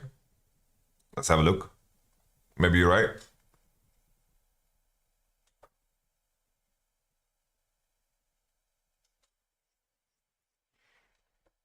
I think W makes more sense first, yeah. I don't think it's a question of the reach, but you don't want to like fucking channel. You don't want to channel anything mid-fight, right? But I think if they get any of the suns off here, which should be possible with flashes, I think it's a kill. But I think like aesthetically from before, I just think that the decision making is just not good. Let's just see the moment here where Viego crosses into top side right and plays grubs. Like Busio loses all of his HP here. Viego's like lane ganking top. Viego's lane ganking top. And Viego completes his clear. I think Viego should just base here and go bottom side, man. Like, look at the vision that the enemy has top. Look at the vision that the enemy has top. So much vision. The crab as well. Zinzao dropped wards. Now Viego is spotted and Junji has freedom.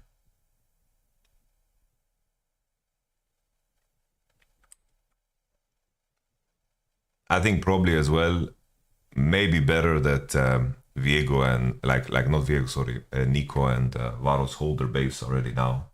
They should have based earlier. Let's see if there's anything else significant in the game. Like it's just kind of sad to watch the rest of it, man. It was brutal. It's like complete mental collapse. Woody was just hitting arrows on cooldown on Masu, and PSG just played a pretty clean game as a continuation. The gold gap was a little bit too big, so even though they got some catches here and there, like the continuation was just murder. We salute FlyQuest and from the cockpit too. Flight home. I hope it's quick and pleasant. I hope they're alright. Okay. Fnatic versus GAM. Fnatic versus GAM. Fnatic versus GAM. Game number 1. I thought it's strange. It seems like, I don't know, like GAM won a game where they had a sense of like, you know, oh, these are like our main champs, we're playing them, and then they just kind of gave up on them completely. Like obviously it's like, GAM is heavy underdog here. Giving Zinzao, I think, on blue side 4-5 is crazy talk, you know? Like, it's just crazy talk. Kisanta just a lock in to get a tank going. They have Kalista Ash lane with Orianna and Talia. They are very happy with this. I think that blue side is a very good cohesive draft because Orianna gives them scaling, Kisanta gives them scaling. Ash and Kalista dominate early game. They have engaged tools. They can play around space. They can fetch bushes. They can duel on side. I think this is just a very good and cohesive draft. I think it's very solid. Here, this Maokai 5 pick is the worst thing ever. It's just terrible. Like you're picking Maokai against Kesante and Kalista. What's the value that you're gonna get from picking such a terrible lane matchup? You're practically picking a champ that has no spells. You can never W. Your E sucks. Your Q doesn't matter if you can't W. Like your Varos is laning without a brother here. And eventually you need to face the music because you can't avoid fucking Kalista Ash forever, right? And when that music fucking hits your ears, you realize, damn, it hits as hard as a Drake fucking a Drake diss that Kendrick has made. So we continue. Terrible Maokai on 5. Like, pick a Nico, pick Ash away on 3, do something, man. Like, pick a Nico into the Ash. Like, Nico should have been the angle, you know? Or pick Nautilus. Something to swing it, you know? But that lane is unplayable anyways. Yeah, but Maokai doesn't provide anything here. That's what I talked about, Alex Ghost. What does Maokai actually offer this game? Absolutely fucking nothing, man. Pick Super on 3, pick the Nautilus or fucking pick Nautilus or Nico or just fucking remove Ash if you can't fucking play anything, you know? So we have a swap situation. We have one of those moments where there is a cross map complete, 4-man, no defense situation.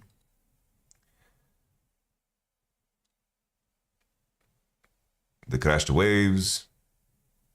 They hit. Blah, blah, blah, blah, blah. Zinza's already on the opposite side of the jungle. They hit.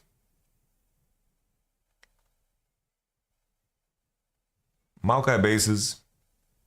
The wave is gone. Maokai crosses into bottom side, not sure why, level 2. Let's just let this play out. Emo eating, making sure he's eating some stones. No TP top still, and now they spot Maokai. So they spot Maokai here, so now Oscarini can TP for free, right? They're just waiting for info. The moment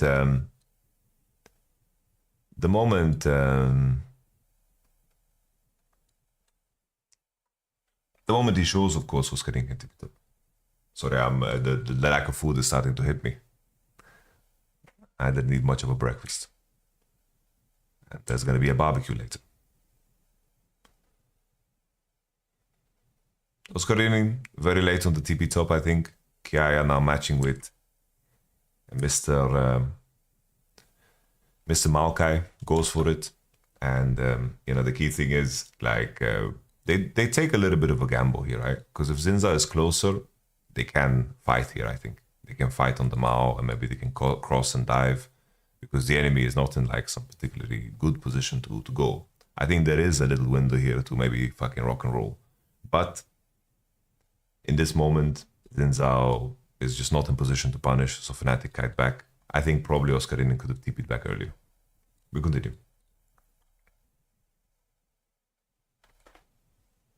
3 platings against 3 platings, Oscarini in TP, Kiaya TP. Kiaya has a lot more experience, got to catch a way bigger wave, and shared a lot of XP with Varus.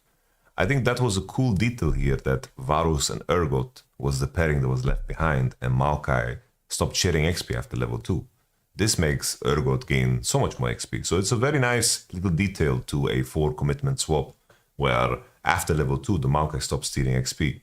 So the XP distribution is kind of nice. It's kind of nice, because the other homies, of course, is sharing S3. And they, of course, shared with only Urgot Varus. But it's hard to TP on the way, because you don't know exactly where Maokai is. Because Maokai, if he traps here and you TP, you can just give kills for free, that we've seen many times. So, interesting take. Interesting little mind game there. But I think on the re-entry, you need to be very, like, sharp with the assumed timing. Because if Zinzao is, like, close, or does, like, a camps in different order, there's a window there where you can die. But Malco is trying to sync himself to the Lee Sin, right, that was crossing.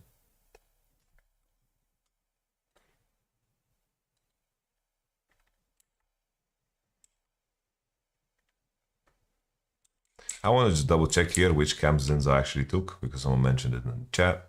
So it does Raptors, Golems, Red. This is on the bounce back, let me see. Oh, he does Raptors twice. Oh, never mind. The Wolves, the Golems, the Blue, the Gromp.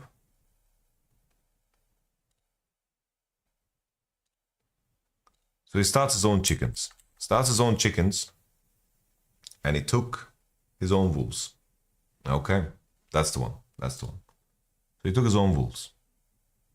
37 CS on the clear back, kills his respawn too. I like the greediness here of what he does. He's so fucking far ahead. Like the fact that he gets his respawn is very nice. Tunnel completed, pink ward.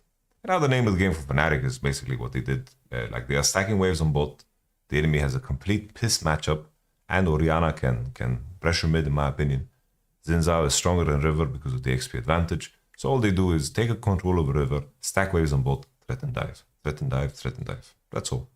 Very cookie cutter. Very similar to, the biggest issue. Like people think of that the biggest issue that the Lilia draft is the fact that we have Lilia into Milio. No, the biggest issue is that we can't break the waves on bot. We can't win 2v2 mid. So the enemy can just push us in mid, because we had Corki against Azir, and then the enemy had Draven Milio against Aphelios Lulu. So they can stack wave on bot, and then the enemy crosses into bot side river, and then they fuck us bot, because they can stack wave into dive.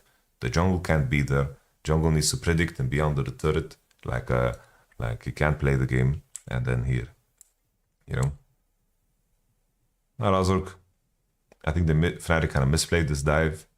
I don't know why Razork just doesn't fucking go. Like if Razork just straight up goes right, then June can start the turret. He starts tanking the turret. If Maokai W's on him, he flashes out with him. and they just one-shot Easy Love here. But I don't know what Razork is doing, bro. Like Razork, I think it's just... I think Razork is just straight up trolling. No, it's 2 back right now? No, it's not.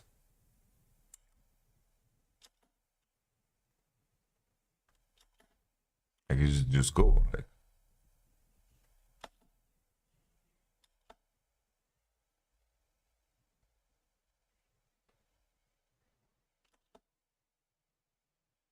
Like Noah did so much damage.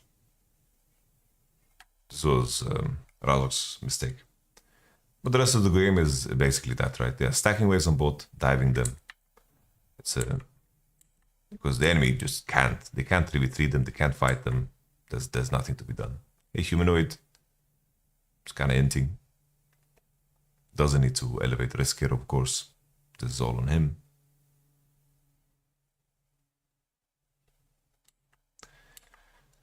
And that is all she wrote. I think that Jun hit some good arrows. Snacked on the Urgot here on the top side. There we have it. Boom. Arrow lands. Noah kills. TP situation. If you're like here, we were talking about this being dumb on stream. Fnatic is very winning. They push ball for free. They already like backed off from the play. There's no top wave. Like right now, GAM is kind of fucked. I thought if Noah's a psychopath, he actually like plays this to invite a mistake from the enemy, because obviously blue side is much stronger if the fight happens, because he has cleanse. He's afraid of Talia rocks, but like if you're a psycho here, there's some psycho ADs that are gonna fight this based on the fact that they have cleanse. And then when the enemy is like invited to fight, Oriana, Zinzao, and the TP is gonna fall here from Oscarinin on the pink. Like I think there's some action to be had here. But I respect the play where they accept that, oh, Kisan's gonna push for free. We have further access to mid. They're all out of fucking position. That's a very fair assessment. That's a good assessment. Obviously, we're gonna look for the psycho angles, because there is a psycho angle to be had here, where you leverage your cleanse to invite the enemy to fight into you, and you slam your balls. Like you can do some ball slamming here, you know. But you need to be very sharp with your Q and your cleanse, because Talia rocks are coming and Maokai spells are coming, right? But you need to kite away from him and play the game, right? Because he has no flash. Jackie Love would fight this, and 1 out of 10 times it would just be a net negative, and in the other cases some fireworks are dropping here. But okay, I think there's not too many more interesting moments in this game. Trying to remember if there's something that stood out. I think that Fnatic just got the objectives. GAM really struggle to actually group up. I think that on some cases Humanoid was a little bit sloppy. This was a dive from Fnatic that they tried to do, where K'Sante just pulls the Urgot over the wall, but I think Urgot probably put Tabi is too tanky to dive in the first place. Just a little bit too much action at the same time. Razork is crossing the do not cross line, turned around and went back.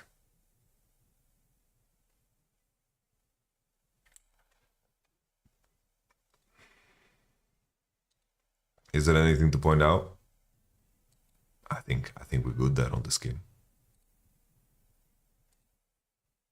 We are good there on this game. So, this one. This was the banger of the day, let's call it. The banger of the day. Draft-wise, honestly, I think that GAM basically, they need to be able to one-shot like Nami Lucian in the map, in the fight opener. But if they don't, I think it's rather hard, because they can't target like Zinzao, Ornn, and Ari so easily. It depends on their play, right? But it's not an easy thing to burn through.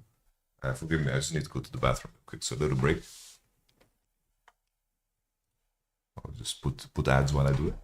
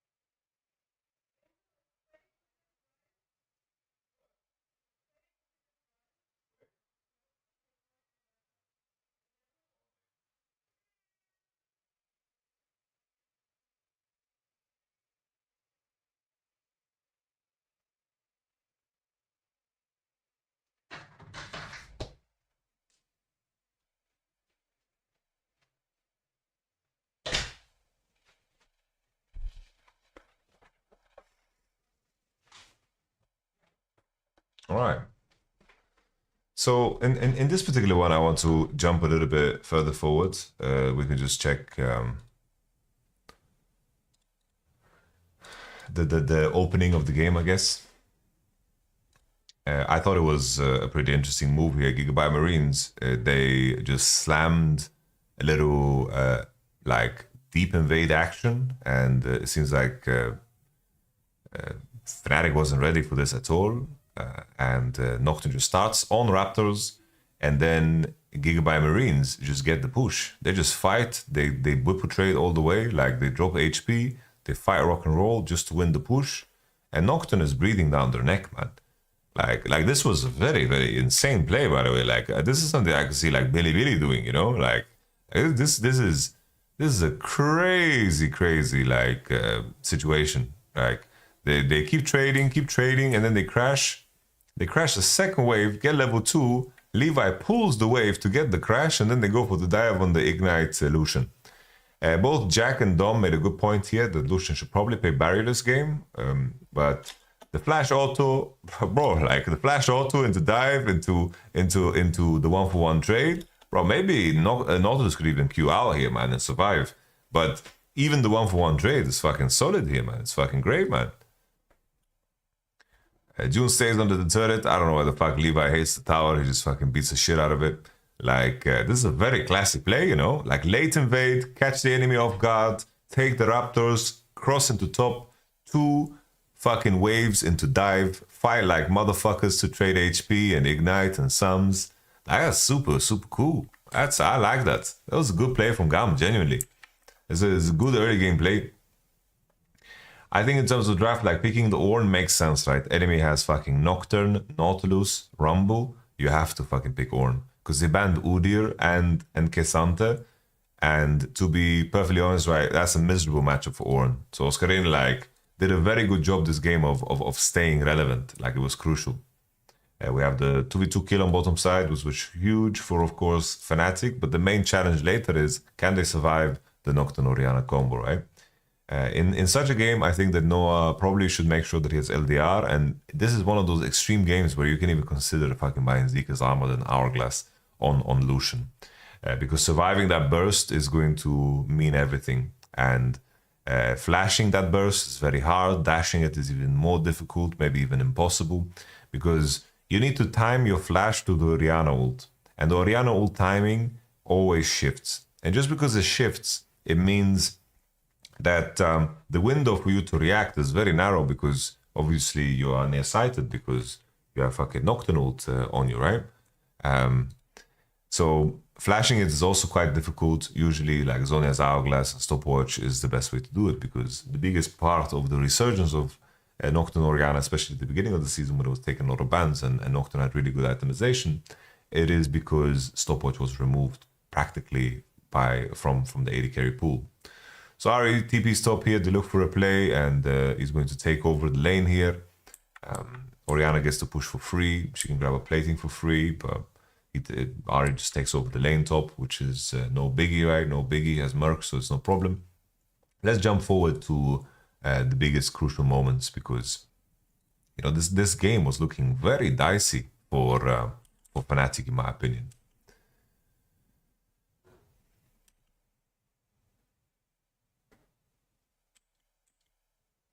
This to me is just simple greed. I guess I have to show the moment when they lose the mid turrets, because here Fnatic, they commit all the way topside, and Zinza is also hitting Herald. I imagine a world where Lucian just stays behind mid and calls the next wave. They can actually save their mid turret. Okay?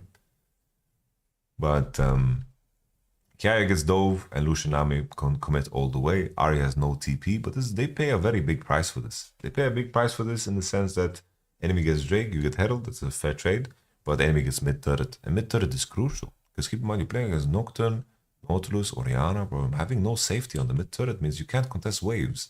If you can't contest waves, Lucian Nami, bro, a lot of the value that you have from these champs is definitely like falling off a cliff. So in the spot, Nocturne just ults and they just snap engage. I think that you know, they are begging for this, like Zhao,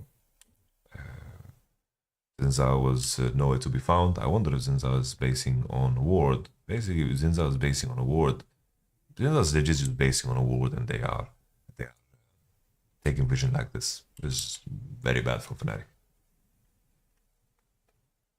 We jump forward. I want to just showcase some of the later sequences to highlight the biggest mistakes of Gigabyte Marines. So Gigabyte Marines, they get a good fight in mid.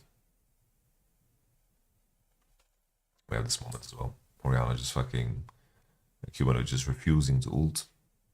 These solo bowlers. Window shopping. Humanoid just eating the pain. Humanoid saving ult for late game. Oh, his ult actually came off cooldown now. Then I have a little bit. Then I have a little bit more understanding for it. I thought he had ult when I saw this live, but his ult came off cooldown as the fucking thing is popping. It is a bit unlucky. This one is unlucky. Oh shit.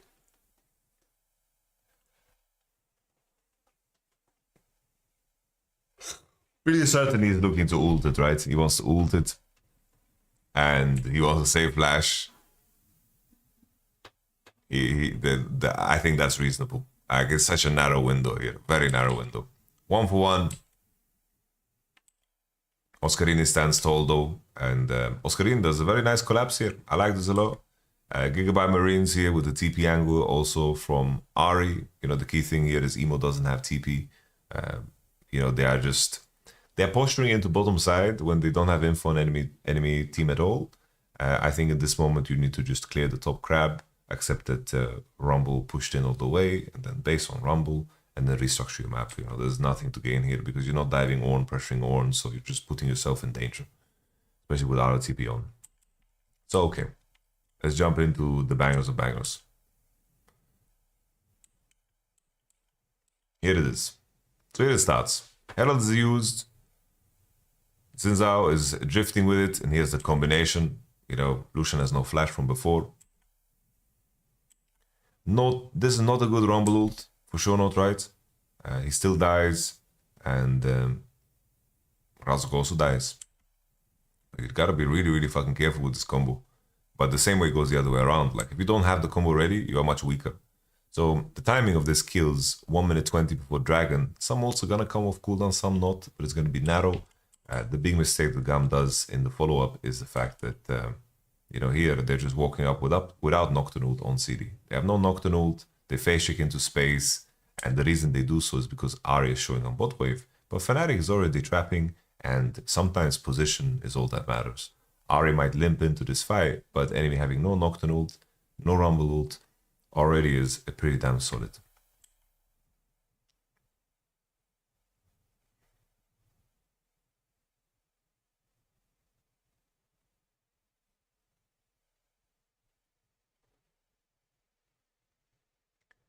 It's hard to see, but looks like Nocturne ult is up. Yeah, it's very fucking hard to see. Like, look, like I thought it was up, and look, now it's ticking down. You know, it looks like now it's ticking down. You see, 8, 7, 6. Like, it's impossible to see if it's up or not. Because real time, I also thought, what the fuck are they doing? Why don't they Nocturne ult? And I was like, oh, there's a timer now. The overlay is definitely like a little bit confusing sometimes.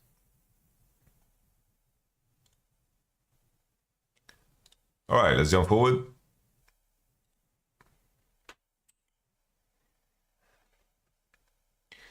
Basically, how I would want red side to play this game is that I would want Nocturne Orianna to push deep, and then I want them to take control of river and never be on mid wave.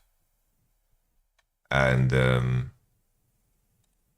for some reason, you will notice a trend is that Gigabyte Marines are all just sitting in this spot right here. Like their heat map, bro. A dog that is deaf, blind, and has no sense of smell would be able to track them.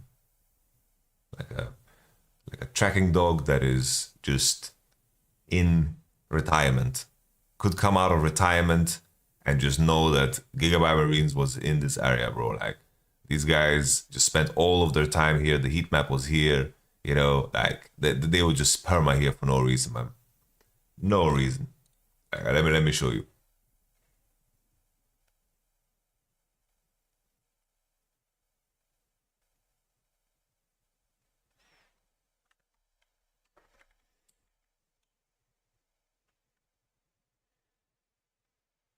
This is cool. This is cool.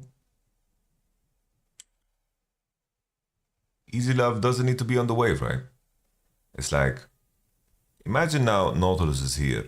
Zeri catches the wave here. If the enemy pushes forward, undermine them through here. Much better. It's not too crazy that Nautilus is next to him because he can block the ult, but I guess the examples later are way more extreme. So maybe I should just show those, because I think this was good play from Fnatic. Good ult from Oscarinin. Oscarinin had a very good game today. Legit, Oscarinin was probably my fucking MVP here, man.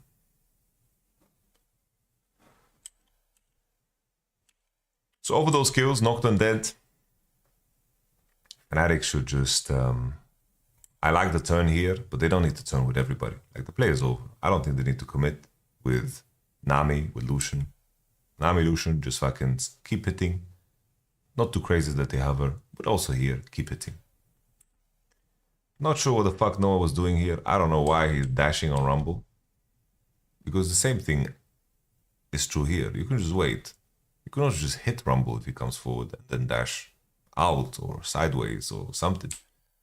Noah just 369'd.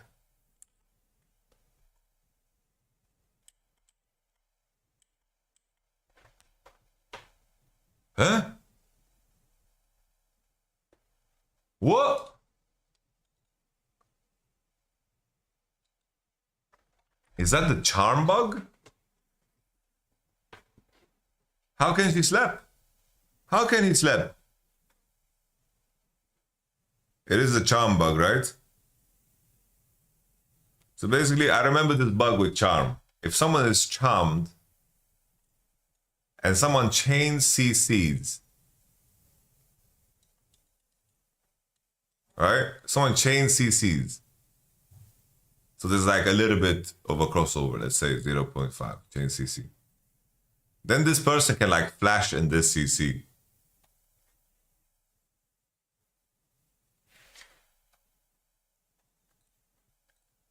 I have to say though, still, I don't think it's like, Noah doesn't play this good.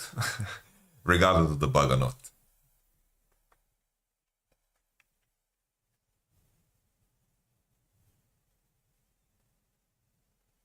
In the past, you could flash in this bug.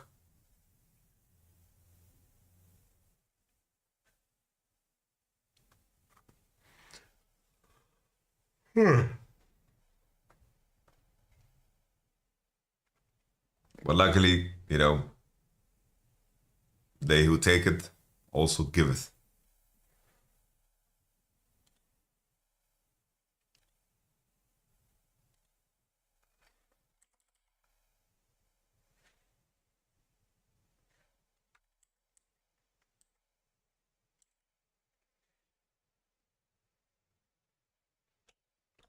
Here the key thing, right?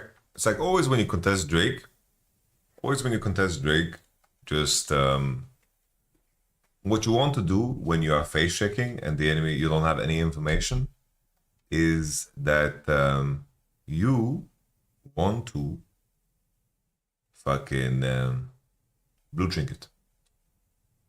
When you blue trinket, you spot, oh, 3 people are hitting Drake, which means there's gonna be two in this position. And then you slowly take the situation in, you know, you breathe the situation in. So blue trinket is very, very crucial. It's a very, very fat combo, big combo. But this is of course on Fnatic for like just overgrouping. Like everyone plays in the same pocket to hit this guy. They just got over eager, right? This is the pocket you want to hit in, and everyone goes into that pocket. Not good.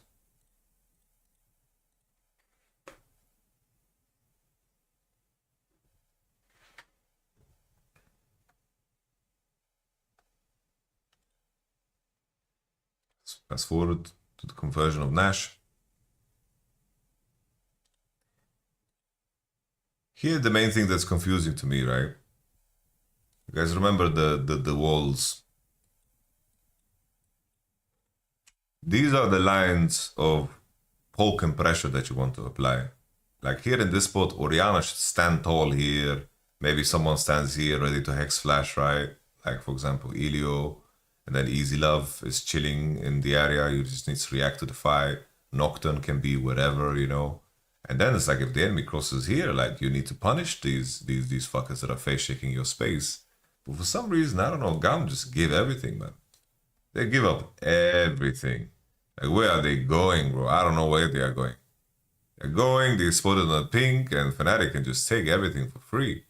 And if you're not willing to poke them or hit them when they're fucking entering there, there's no way you're winning a fight ever, by the way. Plain and simple. Like, they need to fucking pay a price for face shaking this, regardless of how tanky the Zinzao and Ornn is. Because if the argument is, well, hitting or Zinzao and Ornn doesn't matter, they are too tanky, well, then you're never winning a fight in the first place, right? So, I thought this was very poor play here from Gigabyte Marines. I think this is the fight where Humanoid just kind of misplays by ulting over the wall and putting himself in danger. I fast forward too much, sorry guys. Hey, Humanoid can just take it easy, man. He just gets CC chained and he just gets killed. I think that he just plays it pretty bad. Additionally, I think that probably Noah can use spells before ulting. You know, just rotate your full ability combo and then, you know, react based on what's coming your way. I'm assuming he wanted to create distance because he's afraid of the Nocturne combo, which is fine too. But just like a rule of thumb, if you can throw your spells as illusion, then you throw your spells as illusion. I think here, plain and simple, the most important thing for Fnatic is let Zinzao and Ornn carry and take your time. Zinzao and Ornn can carry, they can create a lot of space, they can put people in lethal ranges. If the enemy uses key abilities, key damage abilities on Ornn and Zinzao, this is your moment to snap. Because right now, Ornn and Zinzao, they are monster carrying. There's no need to do anything, right? Ari is just kind of throwing away her position, and she gets one shot in the combo. So always, if the enemy team has like key abilities to break you, and they cannot break your front line without using those key abilities, let these boys carry. Like Ornn Zinzao is one of the most OP front lines in the game, of course. So just let them fight in the space and take your time.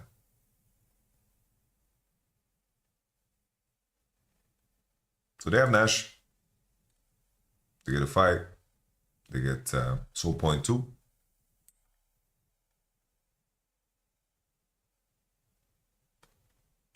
What spell takes 1k HP from Noah there? Was it Ori QW? I think it was Zeri Auto, no?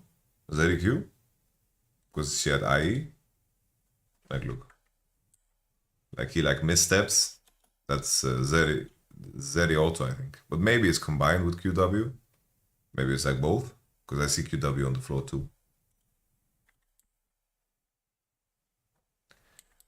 Okay, so the game is looking tough. Genuinely, the game is looking not super easy for blue side. But the issue is, GAM is just making it so easy to play around the fights because they'll be showing on the mid wave constantly. They're just showing on the mid wave, showing on the mid wave. Let me fast forward to the moments where they do.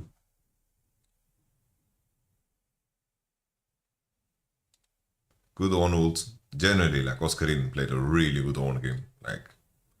Like these type of games are a lot more subtle, but like low-key, he carried. Like he fucking carried.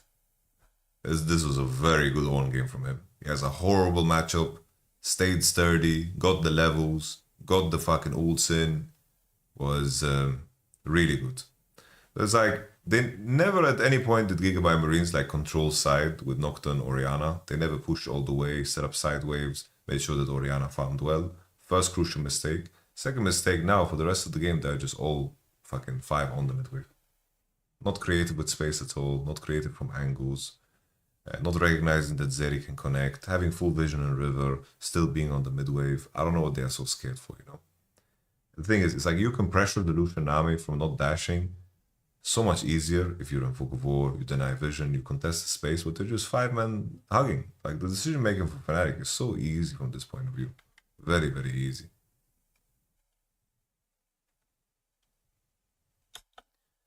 Here, I personally didn't like too much how Fnatic like engaged, because it's the same thing as always. It's like Zinzao is in river, you don't need to look for this fight. They think that they caught Nocturne, but I don't think it's necessary to engage like this. It's like Drake is fucking alive, you have full position advantage. They are trying to fight because they think that if they overcommit to Drake, that the enemy team will just go to Nash. So you can like soft kill it, you know, you can soft kill it, you can hit it with maybe Zinza, pull it out, and you can stay in river and turn from a more defensive posturing.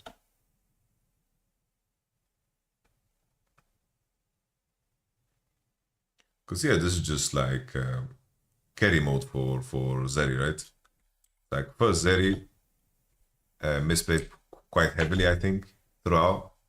It's like a better Zeri play will carry this, right? She is just getting chain CC'd here. She gets knocked up and then she flashes. Doesn't space well, you know, like misses, goes over the wall.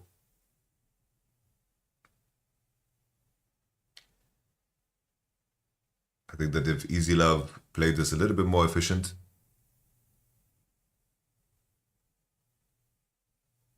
things could have been better. And then on this play as well, if Zinzao just clips the fucking Zeri here with W, then boom.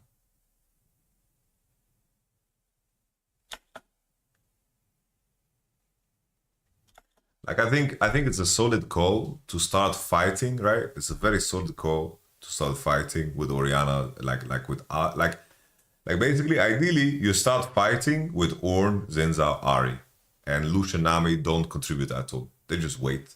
That's perfectly fine sometimes because of how strong your top side is at this point, you know?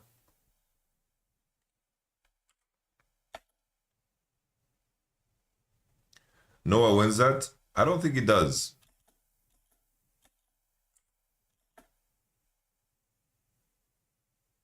I'm trying to think. Like, the thing is, like, Lucian doesn't have a lot of, like, attack speed. Maybe he just Qs and kills, maybe. Maybe he just Qs and kills. Could be.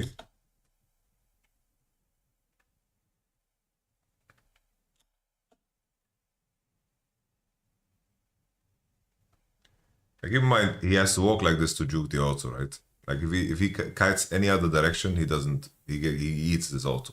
I think if he eats that auto, I think he dies.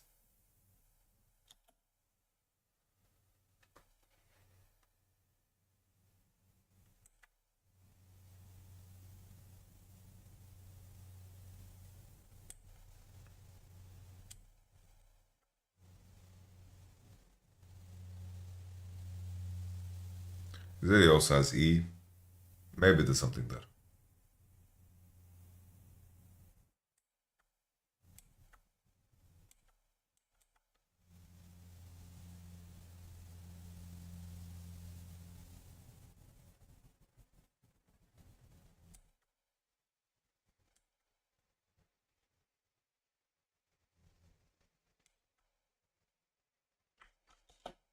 Once again, okay, see how Gigabyte Marines end up being just like on the same spot?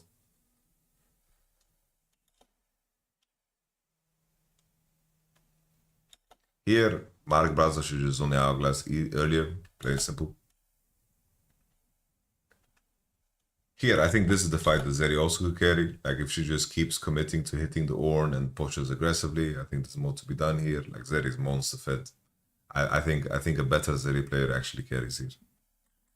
Like, I think just how Gigabyte Marine's position, like they are the comp that needs to find ways to break the enemy, right? They need to kill Lucian, they need to kill Ahri or Nami before the fight even starts, and then they need a long fight with Zeri. But they are just all hugging Zeri's nutsack. Like, this is like the easiest Ornn horn to call ever, right? Ooh. And then Zeri, the key thing here for Zeri is like you can see the how much it matters that you space properly. Like here, he needs to push it forward. He needs to push it forward. What the fuck is he scared of? You know, play the game, bro. Play the game, push it forward. Miss auto, miss auto, miss auto, miss auto. Hit. You know, these numbers are gonna, these little HP things matter a lot. You know, in terms of like position, how much more you can squeeze. I think this was definitely a moment where, you know, elite AD would do a lot more.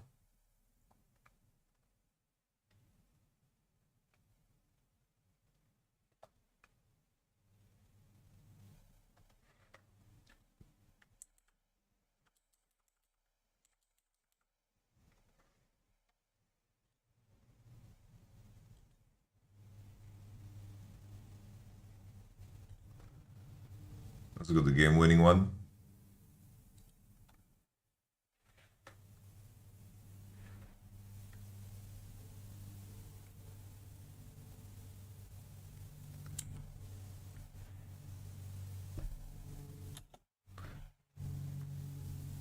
I think that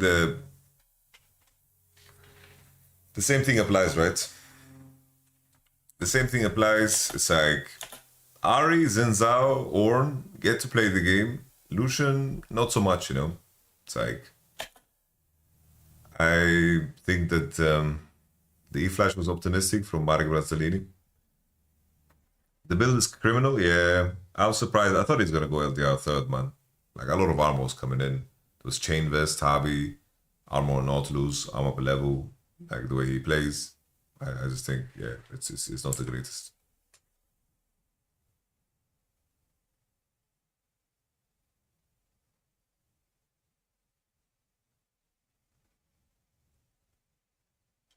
Here, I don't know what the hell Noah's doing. This was a massive misclick. Like, Flash is good, right? He flashes out, but then what's happening here? What was that? Whoa.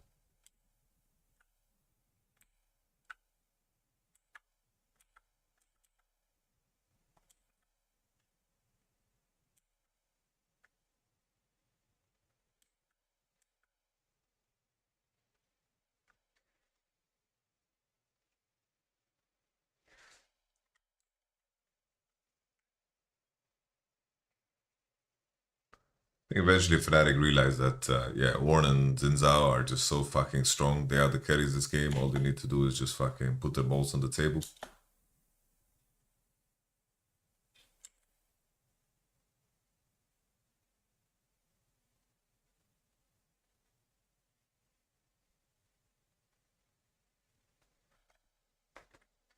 I think also like Ocean Soul is pretty like useless for red sides because they're all quite squishy, right?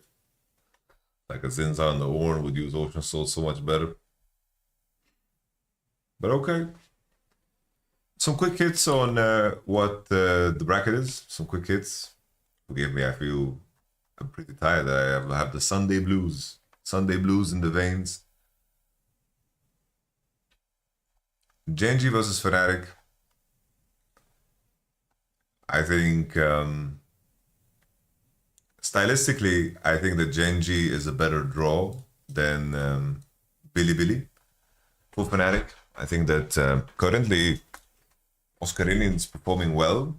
I think that Fnatic's biggest strength is like their early game. I think they have a pretty good early game. I worry that though in the macro department, Gen.G is just going to massacre them. I think that Gen.G is just a lot more efficient when it comes to how they farm side and how they're going to be able to play team fights. And I think that Fnatic, as the game progresses, are a little bit too inconsistent for my taste for them to even beat Gen.G. Gen.G is a team that is insanely disciplined, and Gen.G really breaks apart teams that are just worse than them. I think that the main thing that is weak for Gen.G in the context of being a top 4 team at this tournament and being potentially a favorite is, of course, the bot lane. So I think like matchup wise, I think that you have the right pairings.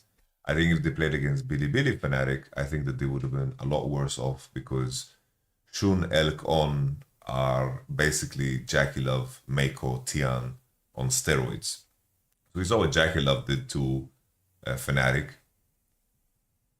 Shun, Elk, and On did similar things to Jackie Love. Obviously, I'm not saying League of Legends like UFC math here, but it does speak to the level that Elk and On is coming into this and how dangerous they are in the 3v3. FaZe and Lehends are not the focal points, but Lehends and June, they are similar in spirit, but June has played fantastically this tournament, so I think that June will do super well. Humanoid versus Chovy, it's a tough task for any mid laner, but Chovy should be favored. Keen versus Oscarinin, I think Keen is a stronger player. I think that Keen is probably the strongest Rumble at this tournament, which I think is a massive edge, has a deadly TF2, plays a good K'Sante as well. I think that, Keen is just a more complete player. But Oscarinin has been on the glow up. I think that's like the biggest change up here for Fnatic is that Oscarinin is actually in form. Oscarinin is playing like games of his life. Like even today, I think his own game was splendid. I think the key thing for me is Fnatic can maybe find ways to get ahead in the early game. That would be like the angle, because they do a good job of like connecting with jungle and support and choosing 3v3s. I think this is a big strength of theirs. And the main question is like Genji and lane swaps, like how sharp are they going to be? Because Fnatic does have some experience now. But Genji is also like a roster with coaches that are insanely experienced. They have Mata, they have Coach Kim, they have players that are very, very experienced too. Like Keen is one of the old guards at this point. He's one of the more elder players in the LCK that is still very active and competing at the highest level. So I doubt, I think Genji is going to, really, really immaculately manage that. So Genji, heavy favorite here. I think Genji is going to dry 3-0 Fnatic.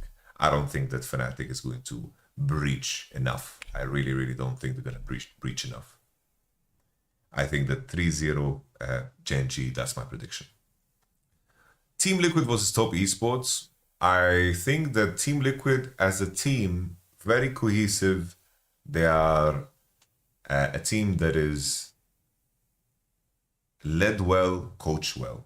I think that APA is coming into this meta with an edge over Cream in terms of champions that they're willing to play. Like APA, Talia, APA, Aurelion Sol. This is cool. They still need to be very mindful of the Ahri, because I think that Humanoid LeBlanc is very special to attack, of course, Cream Ahri. I don't think not every player can pull that off. And I think that APA is not going to be able to do the same thing. And they need to be mindful of that Ahri, because Cream's best champions are Hui, Ahri, Tristana, Akali. I think Cream is a better player than APA. I think that Impact is a very, very smart player, and I think that Impact is basically 369 light, I would say. But I think in games and in series where 369 can breeze easy, I think that his impact is most felt in team fights. Very, very like 369's impact is felt the most in team fights. And if 369 can breeze to that point, I think he's very happy. Bot lane wise, I think that Top Esports bot lane is going to massacre them the same way that Noah massacred them, and also the same way, like Noah got massacred, June got massacred. Inside on Esports raiding with 1,045 people. Thank you very much, ladies and gentlemen. I hope you guys are doing well. Is Monte Cristo not streaming tonight? There's no bangers today? No Monte Cristo bangers? Thank you very much, Edward, for the raids. I assume that you were on... were you on the show? Oh, shout out to the Summoning Inside folk. We are breaking down basically my predictions right now, and then I'm going to call it a day. Maybe listen to the Kendrick diss track one more time. So what I was talking about is Top Esports bot lane. I think they're going to massacre the enemy bot lane. The question is, are we going to have a situation where Top Esports throw enough. I don't think so against Team Liquid, because I think, you know, my tier list was largely based off of like Fnatic being inconsistent, but I do think that they are a step above both Team Liquid and Fly. But I think Team Liquid is better than Fly, and that was my tier list. But I put PSG below them, so PSG is definitely like stepping up in my mind, based off of what I saw in regards to PSG. So, Top Esports, it's like 3-1. Maybe I can give TO 3-1, but still I think it's 3-0 straight up. Like it's hard for me to imagine that Top Esports don't lose a game unless they're like 10k goal behind. I think 5k goal behind, I think they still can like win genuinely. And I think also Top Esports warm on the stage, so forth. I think they are, you know, warm. I think straight up this is gonna be 3-0, 3-0. G2 versus T1. G2 versus T1. T1, what did they show us in the bracket stage? Is, you know, I made a meta prediction video, and I like the meta is pretty much exactly what I said. I'm not saying that to say that I'm cool. I'm saying it plain and simple because barely anything has changed. T1 showcased that they have a very high level understanding of course, lane swaps. So that's super cool. You know, they showed very high level of understanding. They bounced the waves in unison to their defenses. It was very crispy. They did little crispy things in my mind. So that's super cool. I think T1 on that front is super fucking ready to play against G2. It's funny how G2 played the strategy so much and IP played it. We saw it show up in some of the LPL playoff games, besides an IP2. But now every elite team at this tournament is ready for it. They all have been practicing it. They all have ran it through many times. And I don't think that G2 have some kind of special edge here. T1, I think plain and simple, I think just lane-wise, team fight-wise, I'm so scared. I don't see G2 being able to break the flow of what Korea wants to achieve and what Zeus wants to achieve enough for them to fall apart. The main question is if G2 could take an angle where maybe they remove Kisante from the pool and maybe they attack them in the lane swap department, because they should commit completely to the lane swap identity. But T1, I think that they are ready for the lane swap. I think it's just too obvious of an angle, and it was very obvious that they are ready for the lane swaps because they executed on them pretty damn well, I think, in my opinion. Can Caps do anything to really break the game? The thing is, Caps carries most games. Caps carries most games through side lane play and then team fighting super well. And in my mind, you're preaching to the choir. You know, it's like, Fake have been doing that against tougher opposition. It's just that the difficulty for Caps is, in terms of the context of their opposition, I don't think Caps could have done more to make me think more highly of them coming into this MSI. Because Caps had a really great split. Now it's just a question, does it measure up against better opposition? Because I worry about G2's early game when it comes to their 3v3ing and also their 2v2 precision.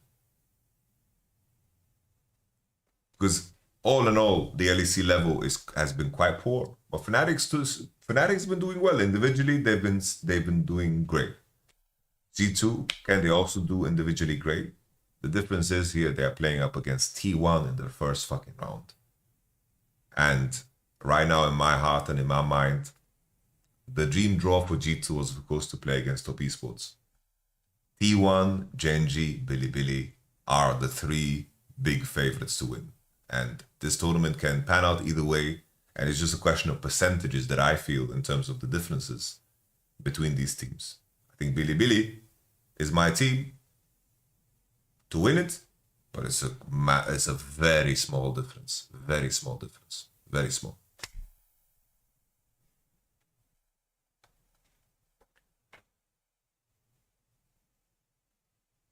I think T1 3-0.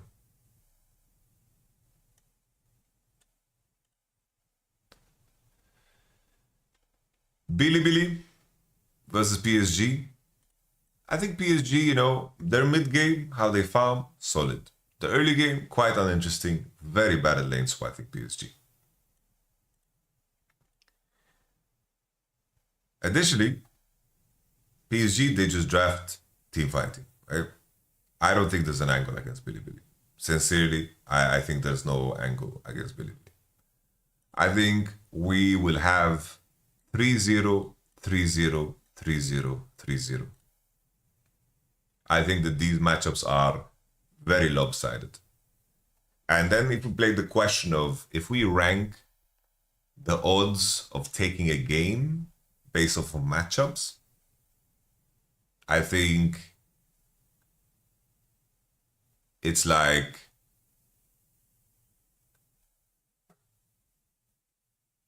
bro, this is number 4 for sure. I think T1, like, the main angle here is if T1 like fall on themselves draft wise, but the thing is the meta is so good for them. The meta is good. It's like you're playing Nico, Ashe, Rumble support, K'Sante top, and you know, TL against top esports. I just don't think TL are good enough individually to take a game, man. Like obviously, I am predicting 3-0 everywhere, right? 3-0 everywhere, right? 3-0 everywhere. But now we are ranking the odds of where an upset can happen. And I just think TL is not individually strong enough. Maybe Fnatic is the game that they can like steal one. But then again, Genji is the most disciplined team. It's like Fnatic is playing against the hardest team to steal one game from.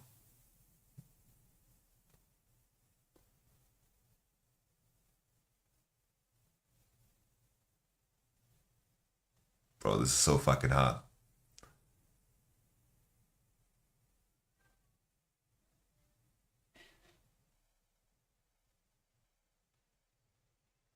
It has to be like, it has to be G2 pulling off some cheesy strats, right? Is that the only angle of stealing a game? Am I just EU biased here, guys? EU bias. G2 stealing one game because of some fucking Draven dive or some... They just have like so much fucking cheese in their back pocket, man.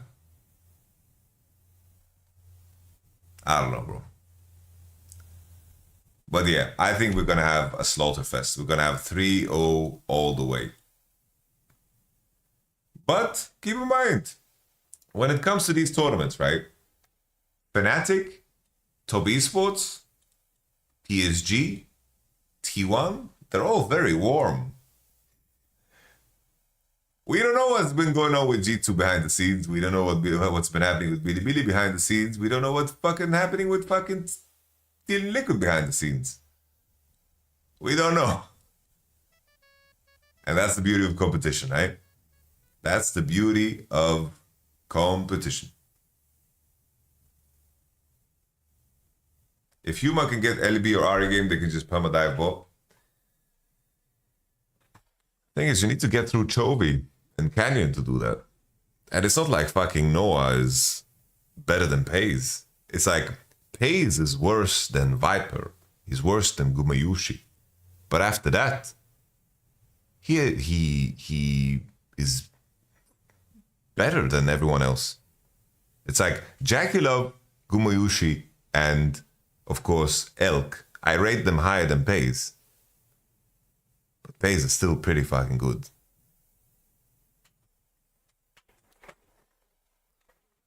I like... But no one nearly beat Jackie Love.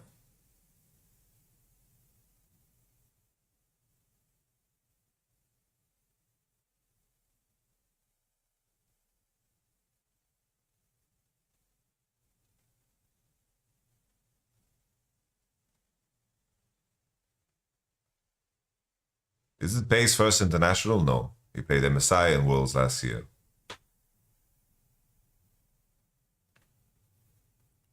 yeah, I think that's it. Exciting tournament coming ahead, man. Exciting tournament coming ahead, man. You know, the loser bracket, the first one, it's like we have Fnatic versus TL. That's pretty hype. Bro, like, what happened to my pen? Why did it get all thick? Fnatic versus TL. Fnatic versus TL. PSG versus G2. Like, someone in the chat said, oh, it's a dream draw for LPL. It is. But even the nightmare draw is like really whatever, right? It's only like top esports versus G2. That's like, ooh, maybe G2 can cause an upset win here, right? But yeah. We're just predicting 3-0s all the way through. I don't know if I'll stream tomorrow. Maybe we'll do some tracking the pros or some shit. I'm not so sure. Do we just listen to Kendrick's song one more time? I think we do, guys.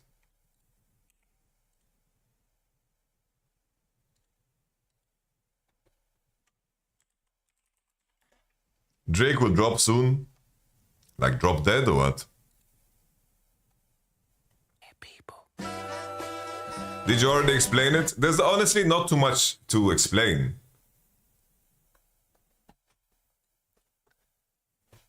Like, there's not too much to explain, honestly, right? It's like, this is Drake's compound. These are sex offender thingies. So basically, it's like he's saying that all the sex offenders are living in the embassy.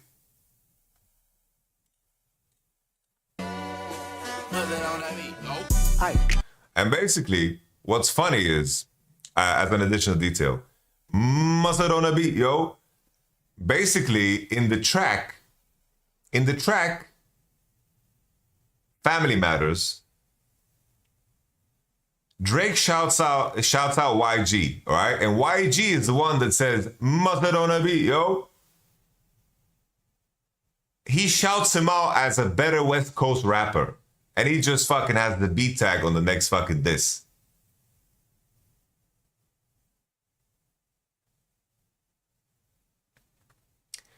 Additionally, another find.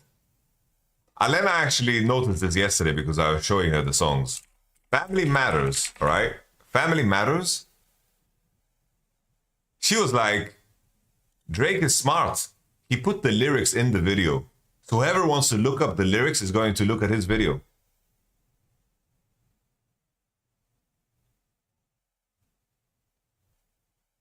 Which is pretty fucking funny that they are making such a calculated move to get more views and more clicks.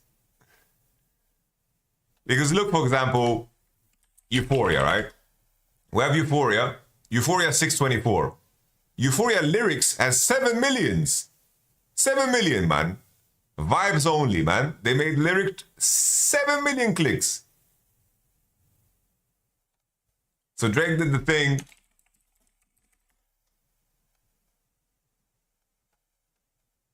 He has Family Matters, then the lyrics has way less because the lyrics are in the video. But basically, another detail of the Family Matters thing is that he shouts out YG and he says Mustard on the beat, right? He's in the beat tag because Mustard made the beat. And the additional detail is that he shouted out CB as well, Chris Brown. So he shouts out Chris Brown when he's making the claim that Kendrick be his fiancé up.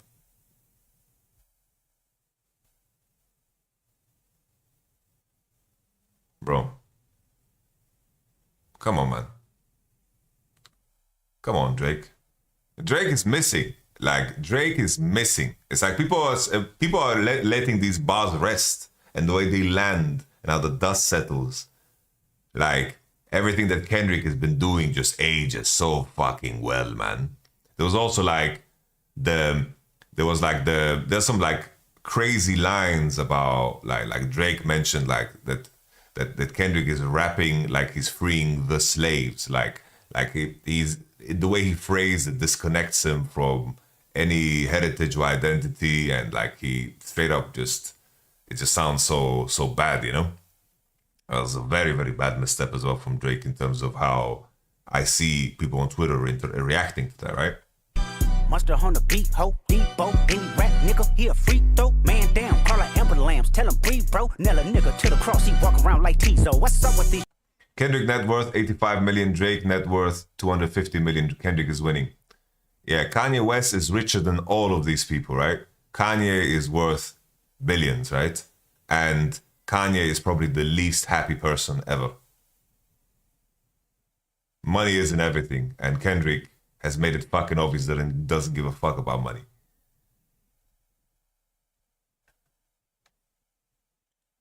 Jabroni ass niggas trying to see Compton. The industry can hate me, fuck them all and they mama. How many options you really got? I mean, it's too many options. I'm finna pass on this body, I'm John Stockton. So basically, John Stockton was the second-hand man of someone that was a convicted sexual assaulter. Beat your ass and hide the Bible if God watching. Sometimes you gotta pop out and show niggas. Certified boogeyman, I'm the one that up to score with him. Walk him down whole time, I know he got some hoe in him. Pole on him, extort shit, bully the flow on him. Say Drake, I hear you like I'm young. You better not ever go to cell block 1. To any bitch that talk to him and they in love, just make sure you hide your little sister from him. They tell me Chubb's the only one that get your hand-me-downs. So basically, it's known that Chubbs goes around cities where they tour to find baddies for Drake. John Stockton, the NBA Hall of Famer, yes. And basically, he played together with someone called Karl Malone. Party at the party playing with his nose now. And Baka got a weird case, why is he around? Certified lover boys, certified pedophiles. Wop, wop, wop, wop, wop. That fuck him up. Wop, wop, wop, wop, wop. I'ma do my stuff. Why you trolling like a bitch? Ain't you tired? Obviously, Certified Lover Boy is a track, like an album with all the pregnant women, which is kind of funny now, all things considered. CLB.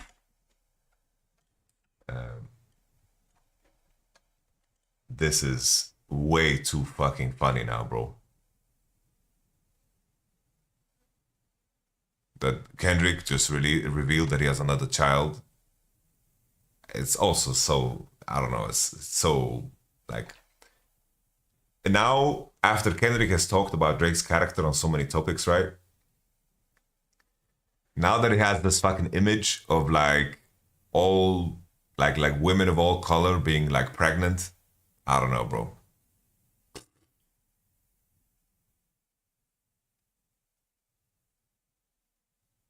Eesh. Oh, this has to be the picture, right?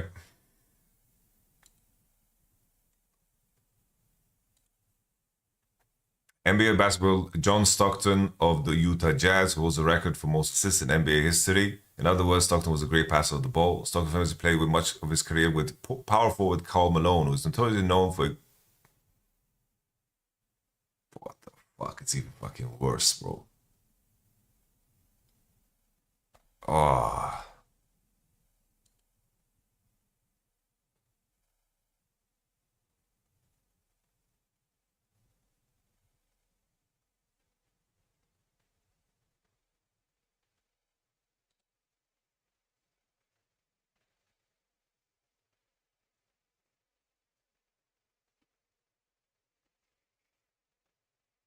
My lord. My lord, it's even worse, bro. It's even worse than I thought. Trying to strike a chord and it's probably A minor. Obvious bar. A minor. Another thing is the what's it called? Someone like A minor is a chord that only is played with white notes. There's no black notes. An additional detail. An additional detail.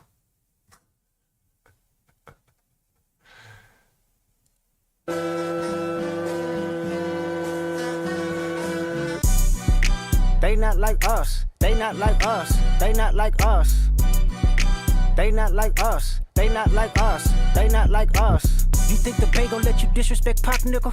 I think that Oakland show gon' be your last stop. How does that matter? Well, basically, they're like, it's being repeated over and over about how he's a culture vulture and how he uses, you know, only race to his advantage, you know?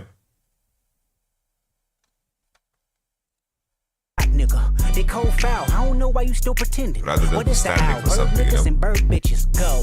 The audience not dumb. Shape the stories how you want. Hey Drake, they're not slow. Rabbit hole is still deep. I can go further, I promise. Ain't there some P-rest that's for bitching? You Malibu most wanted. Ain't no law boy, you ball boy. Fresh Gatorade or something. Since 2009, I had this bitch jumping. You niggas will get a wedgie. Be flipped over your boxes or over your foe. The other vaginal option. Pussy, nigga better straighten they posture. Got favors all up in contact. Might write this with a doctrine. Tell a pop star quit hiding. Fuck a caption, won't action. No accident, I'm hands on. He fuck around, get polished. Fucked on Wayne Grow, like he was in jail. That's conniving. Where Drake pedophilia rumors come from? Basically, like he was messaging Millie Bobby Brown when she was 14. There was also like he kissed an underage person on stage. There's a video of that. And generally, like some very suspicious shit he's just been saying in his lifetime. Very suspicious shit that he's said.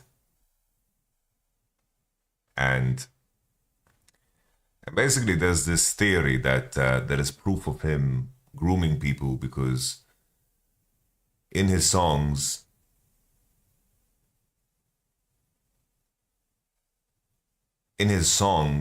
basically in Kendrick's disses, right? He is saying, have you ever played Have You Ever? He mentioned that too many times. I'm very curious what the evolution will be, man. Then get his face tatted like a bitch apologizing. I'm glad D-Rose came home, y'all didn't deserve him neither. From Alondra down to Central, nigga better not speak on Serena. And your homeboy needs subpoena. That predator moving flocks. That name gotta be registered and placed on neighborhood watch. I lean on you niggas like another line of walk. Yeah, it's all eyes on me and I'ma send it up the park. Ay, put the roll label on me, I'ma get them dropped. Ay, sweet chin music and I won't pass the ox. Ay, how many stocks do I really have in stock? Ay, 1, 2, 3, 4, 5 plus 5. Ay, devil is a lie, here's 69 God. Ay, freaky ass niggas need to stay their ass inside. Ay, roll their ass up like a fresh pack of Zod. Ay, city is back up, it's a must, we outside. Ay. Yeah, Drake is very influential in the rap game. Yeah, everybody is, yeah. Well, that's why, like, I don't know. Kendrick said, I'm going. And then everyone got like Kanye, Pusha T, like these are fucking beasts too. Pusha T is fucking for real, you know? Like, Pusha T is for real, you know? He's not fucking like a correctional officer, like fucking Rick Ross. Just all that shit, you know? Pusha T is for real. Kanye was messing with him too, right? And Kanye is like on the outskirts, on the fringes always, you know?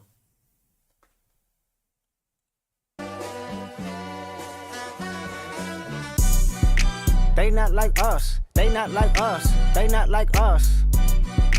They not like us. They not like us. They not like us. Once upon a time, all of us was in chains. Homie still double down, calling us some slaves. Atlanta was Obviously, this is a reference to the fucked up shit. Like, what's cool about this fucking track, right, is that I think it was something that was ready, and then he added, like, he wrote this right after Family Matters, right? Which is super fucking sick, man. Like, fucking Kendrick is moving fast, man. He's moving so fucking fast. He is capturing the attention of the whole pop world with this shit, man. It is crazy how mainstream this fucking story is, man. Everyone is fucking interacting with it, man. It is all I see everywhere, man. Like,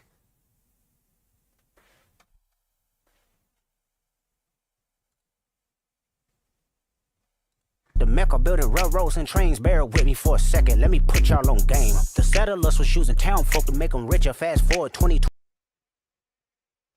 he just called him a settler, man.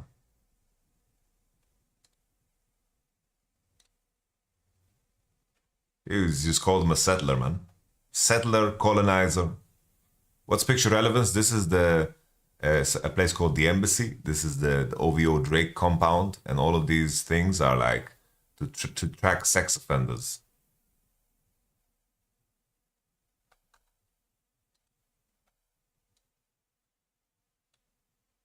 It's like a predator markers on an application. All right. 24, you got the same agenda. You run to Atlanta when you need a check balance. Let me break it down for you. This the real nigga challenge. You caught Future when you didn't see the club. Hey, what? Lil' baby help you get your lingo up. What? 21 get your 4th street cred. Thug make you feel like you a slime in your head. Hey, what? Quavo said you can be from Northside. What? 2 Chainz say you good, but he lied. You run to Atlanta when you need a few dollars. No, you not a colleague, you a fucking colonizer. The family matter and the truth of the matter. It was God's plan to show y'all the liar.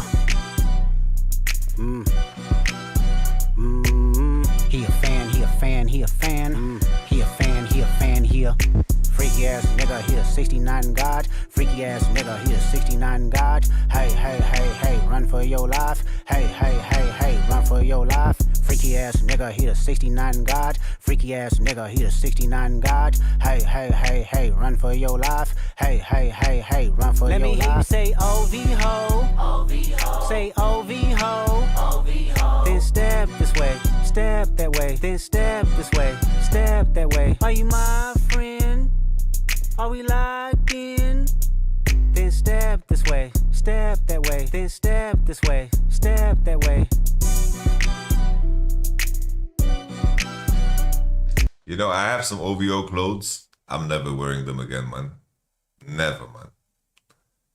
I was at the gym the other day and I had an OVO t-shirt on and I just realized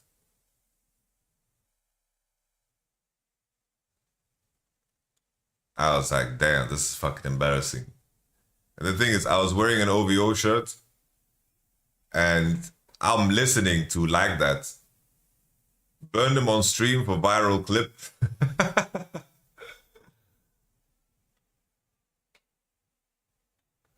That was like, OVO, in the past they made some cool clothes, you know? I thought I would dominate content brain. No, just the line. Just the line about Euphoria. oh my god, he just released so much good music. It's crazy. Them superpowers getting new. I don't know. I see dead people.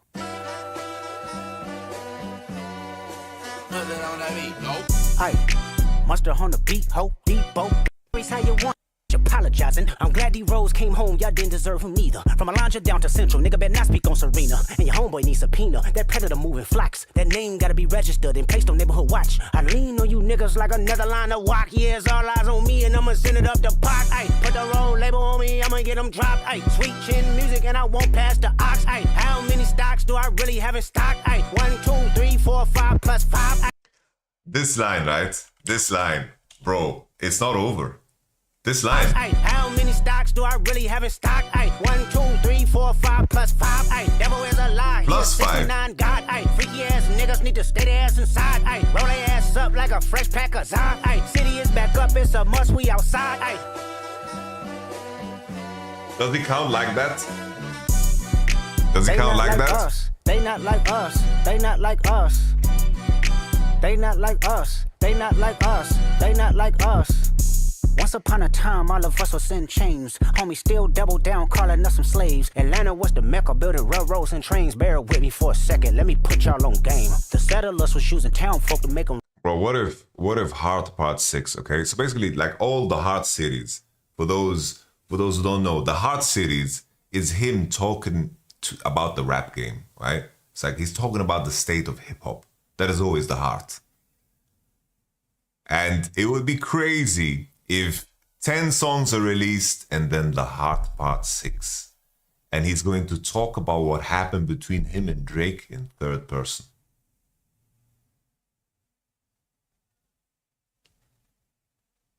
And then he releases his 5th album.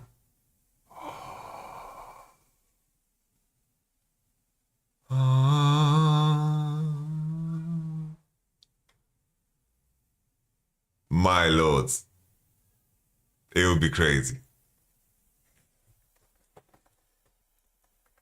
Can you give a short TLDR about this Kendrick versus Drake think I'm clueless? Basically, Kendrick has hated Drake for a very long time. And he's just been waiting for the moment where someone moved wrong because he's been challenging. It's like Kendrick is very verbose in his language. He has a lot of tracks where he challenges everyone. And Drake was always sneak dissing Kendrick because Drake is very egotistical. He has very, very high ego and he uses everyone as stepping stones. And if he can't, he sees himself as at the top. But everyone saw Kendrick as the guy who carries hip hop forward. He is the man of the culture, right? And like all the OGs, everyone supported Kendrick, and Drake hated this, right? So it was like sneak dissing back and forth. Drake was like Kendrick was very verbose in his challenging, and then suddenly they released First Person Shooter. First Person Shooter was about, you know, hyping shit up and about how they are the big three, blah blah blah. J. Cole was like having fun. He's like, oh, this is cool. And then Kendrick was like, what the fuck, big three? Motherfuck the big three. It's just big me. And then he's like, basically, he made a lot of reference to that song. It's like, fuck sneak dissing. He just came after them. He said, fuck this. And was just like, still, it was a friendly feud, you know? And then it escalated. It escalated to the point where J. Cole did a diss track. He didn't like this. And then J. Cole apologized. And then the next escalation was that Push Ups was released. And Push Ups was a diss from Drake where he dissed a bunch of people. He dissed a bunch of people. And then he proceeded to, of course, you know, level up the beef.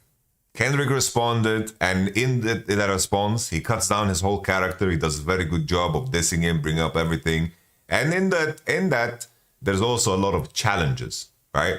And not challenges, sorry, it's warnings. Warnings. It's like, bro, if you escalate this, I'm going to fuck your shit up. I'm going to fuck your shit up. And then basically, he brought out Family Matters, where he made claims that Kendrick predicted that he would move. He predicted he would lie. He predicted he would manufacture on the family front and all that jazz. And then 20 minutes later, boom, his diss track drops. And it's the most vicious, most sinister, most evil fucking track I've ever listened to. Straight out of a fucking horror movie, bro. Most sinister, vicious. It is more sinister and vicious than any diss track ever made. Any diss track ever made that I've listened to. And I've listened to all the fucking big ones, all right? So it's like, you know, Ether, No Vaseline, whatever, right? And then the whole world fucking stops, right? And then a day later, boom, he releases this. He doesn't stop.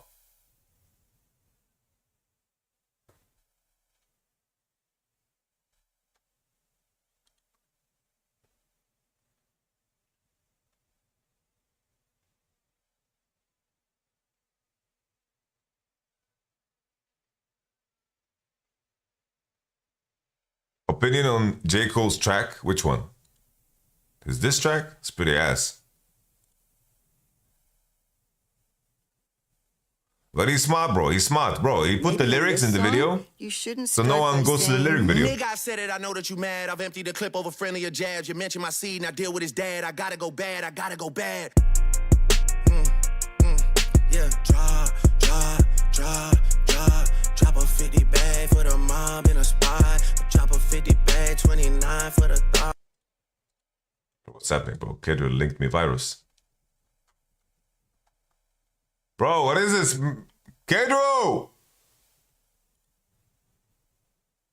What's happening, bro? I'm shadow banned.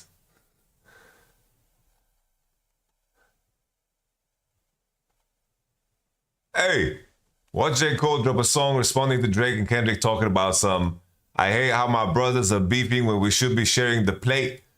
Hope they clear up the rumors, an unplanned calf. This shit is all a mistake.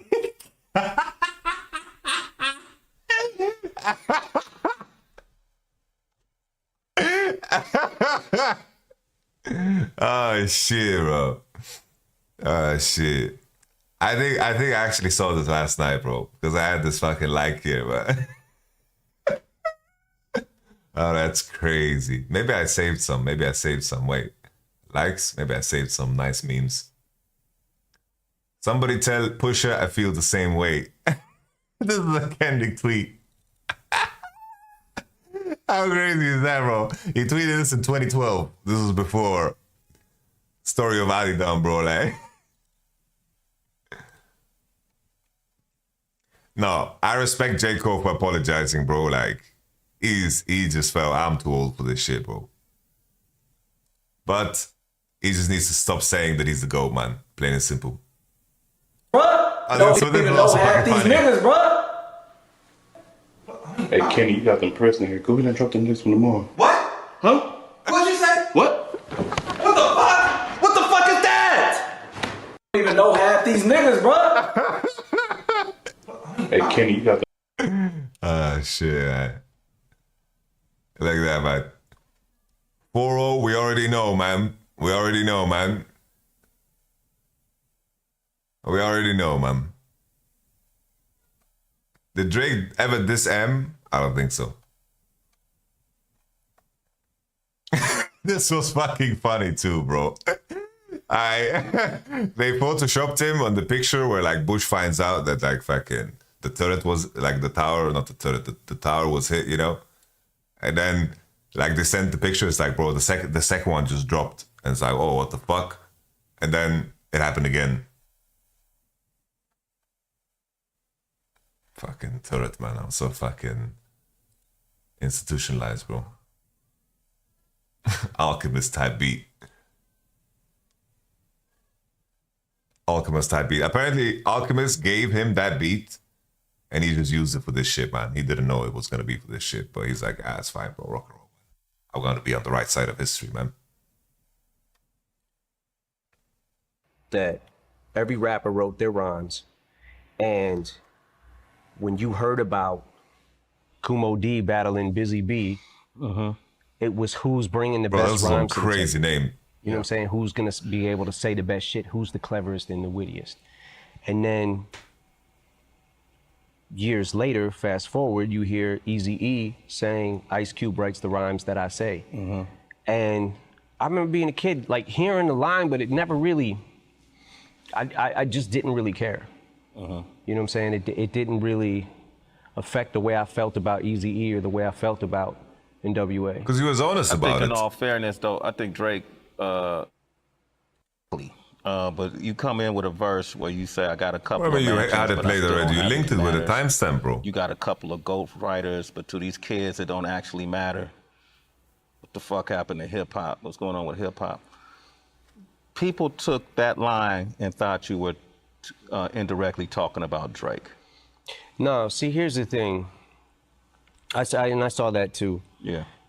Drake is always going to be in my good graces because he did something for one of my daughters that I'll never forget, and he will always be in my graces with that. And I like Drake. What I'm telling you with these lines is I don't know what's real and what's not at this point. You know what I'm saying? Because you hear shit about this rapper, that rapper, whatever. I'm telling you that I don't do it, never have, and never will. If I ever need a ghostwriter, I need to just fucking put the mic down. You know what I'm saying? So that's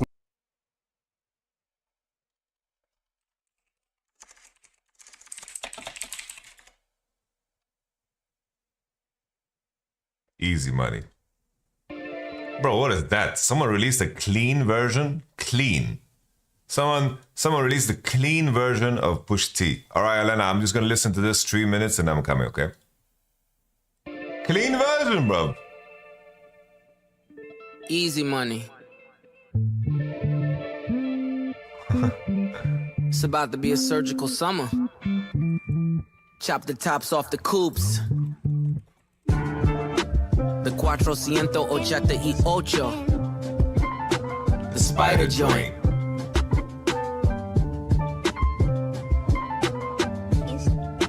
And you know we gotta cut the heads off these snakes, right? Watch the body drop.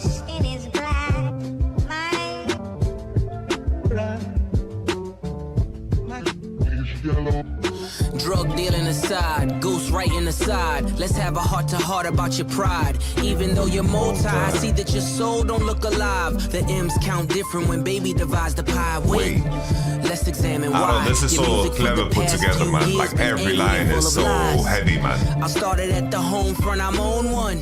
Dennis Graham stay Even off the the beat gram, choice, bitch, I'm man. on Even one. the beat choice. You mentioned wedding ring like it's a bad thing. Your father walked away at 5, hell of a dad thing. Marriage is something that Sandy never had, Drake. How you a winner, but she keep coming in last place. Monkey suit Dennis, you parade him. A Steve Harvey suit, nigga made him. Confused, always felt you weren't black enough. Afraid to grow it cause your fro wouldn't nap enough. Since you name dropped my fiance, let them know who you chose as your Beyonce. Sophie knows better as your baby mother. Cleaned her up for... I never understood what was the significance of using Jay-Z's beat. Well, basically the theme of the song, right? The theme of the song, the story of OJ is... there are some themes that are, let's say, very specific to things that Drake doesn't connect to, you know? Because in the end, it's a reference back to Drake being a culture vulture. You gotta just listen to the song. I think it's the easiest way. IG, but the stench is on her. A baby's involved, it's deeper than rap. We talking character. And also Drake was talking shit about Jay-Z. You are hiding a child, let that boy come home. Deadbeat motherfucker playing border patrol. Ooh, Adonis is your son, and he deserves more than an Adidas press run. That's real. Love that baby, respect that girl. Forget she's a porn star, let her be your world. Yeah. How dare you put yay in my verses? I'm selfish, I want all of the curses. I'm pre-booking. Dare you put yay in my verses? Right. I'm selfish. I want to get she's a porn star. Let her be your world. Yeah. How dare you put yay in my Fuck, it didn't work. verses? I'm selfish. I want all of the shit, curses. I'm pre-booking the churches. Me versus 3 hearses. If we all go to hell, it'll be worth it. I want to sample Already the aligned with the greats. And on that same note, the only ones I chase are 2 ghosts. Still giving you classics. That's the only thing that dates me. OVO 40, hunched over like he 80. Tick, tick, tick. How much time he got? That man is 666. I got the devil flow, nigga. 666. Surgical summer with it. Snip, snip, snip. And you don't really want it with him. Alright, homies. Summer volume 1. I use this final moment. We gonna take this slow. This is my little side project. We just gonna peel it back I'm layer reacting by to layer. music and discussing music. It's Yeah. gonna be my music channel because I'm very interested by it. It's gonna Daytona. be a little passion project. Album of the motherfucking year. If you want to check it out, check it out. You talking about you upset. I'm happy you guys showed up. My pleasure. Well, I Stream for wanna you see what it's guys. like when you get angry. It's cool that Okay? Pedro and Dom You show swung me by. that. They're also interested in the rap game. Push. I wish you all the best, yeah? I'm gonna go grill and celebrate my fiance. You sound like a perplexed. Insult me in a line, My compliment me on the fiance- next. Damn, I'm really sorry you want me to have a heart attack. It's Watching 3-0 that in a file group. on my Nauta track. Realized I forgot to call you 3-0, back. man. Here's that 3-0 autograph for your weekend. daughter. I wrote it on a starter cap. Stand, son, listen, man, dad, is Bro, it how mad? big How you gonna of a name fucking yourself artist after a damn is gun Eminem, and have bro? a man Like the bun? numbers this was pushing was mental. Because now it feels like the whole world is focused on this beef, at least how I am interpreting through everything that is fed to me. But then you look at these numbers, bro. Slim your roll, Al Kelly, ooh, but I'm 45 and I'm What still the fuck? outselling you. By 29, I had 3 albums that it blew. Now let's talk about something I don't really do. Going someone's daughter's mouth, stealing food. But you're a fucking molehill. Now I'ma make a mountain out of you. Ho, chill, acting like you'll put the chrome barrel to my bone marrow. Gonna bitch, you ain't a bow and arrow. Say you run up on me like a phone bill, spraying lead, playing. Alright, homies, I need to stop. Otherwise, Elena will kill me. And I don't think anyone will be happy with that. Yeah, it's like, of course, Kendrick is doing fucking mad bits, you know, with the most recent releases, like 12 millions in 14 hours. It's like he's crushing Drake in the number department. But it is mental how crazy those numbers are, man. Have a good one. See you when Kendrick drops tomorrow, yeah. If Kendrick drops tomorrow, I'll stream. Otherwise, I won't stream, I think. It's crazy. It's absolutely nuts. I love I love football. Okay, do we rate Jack Spectre? Is Jack Spectre awake? If Kendrick drops, then I stream. So see you guys tomorrow, I guess.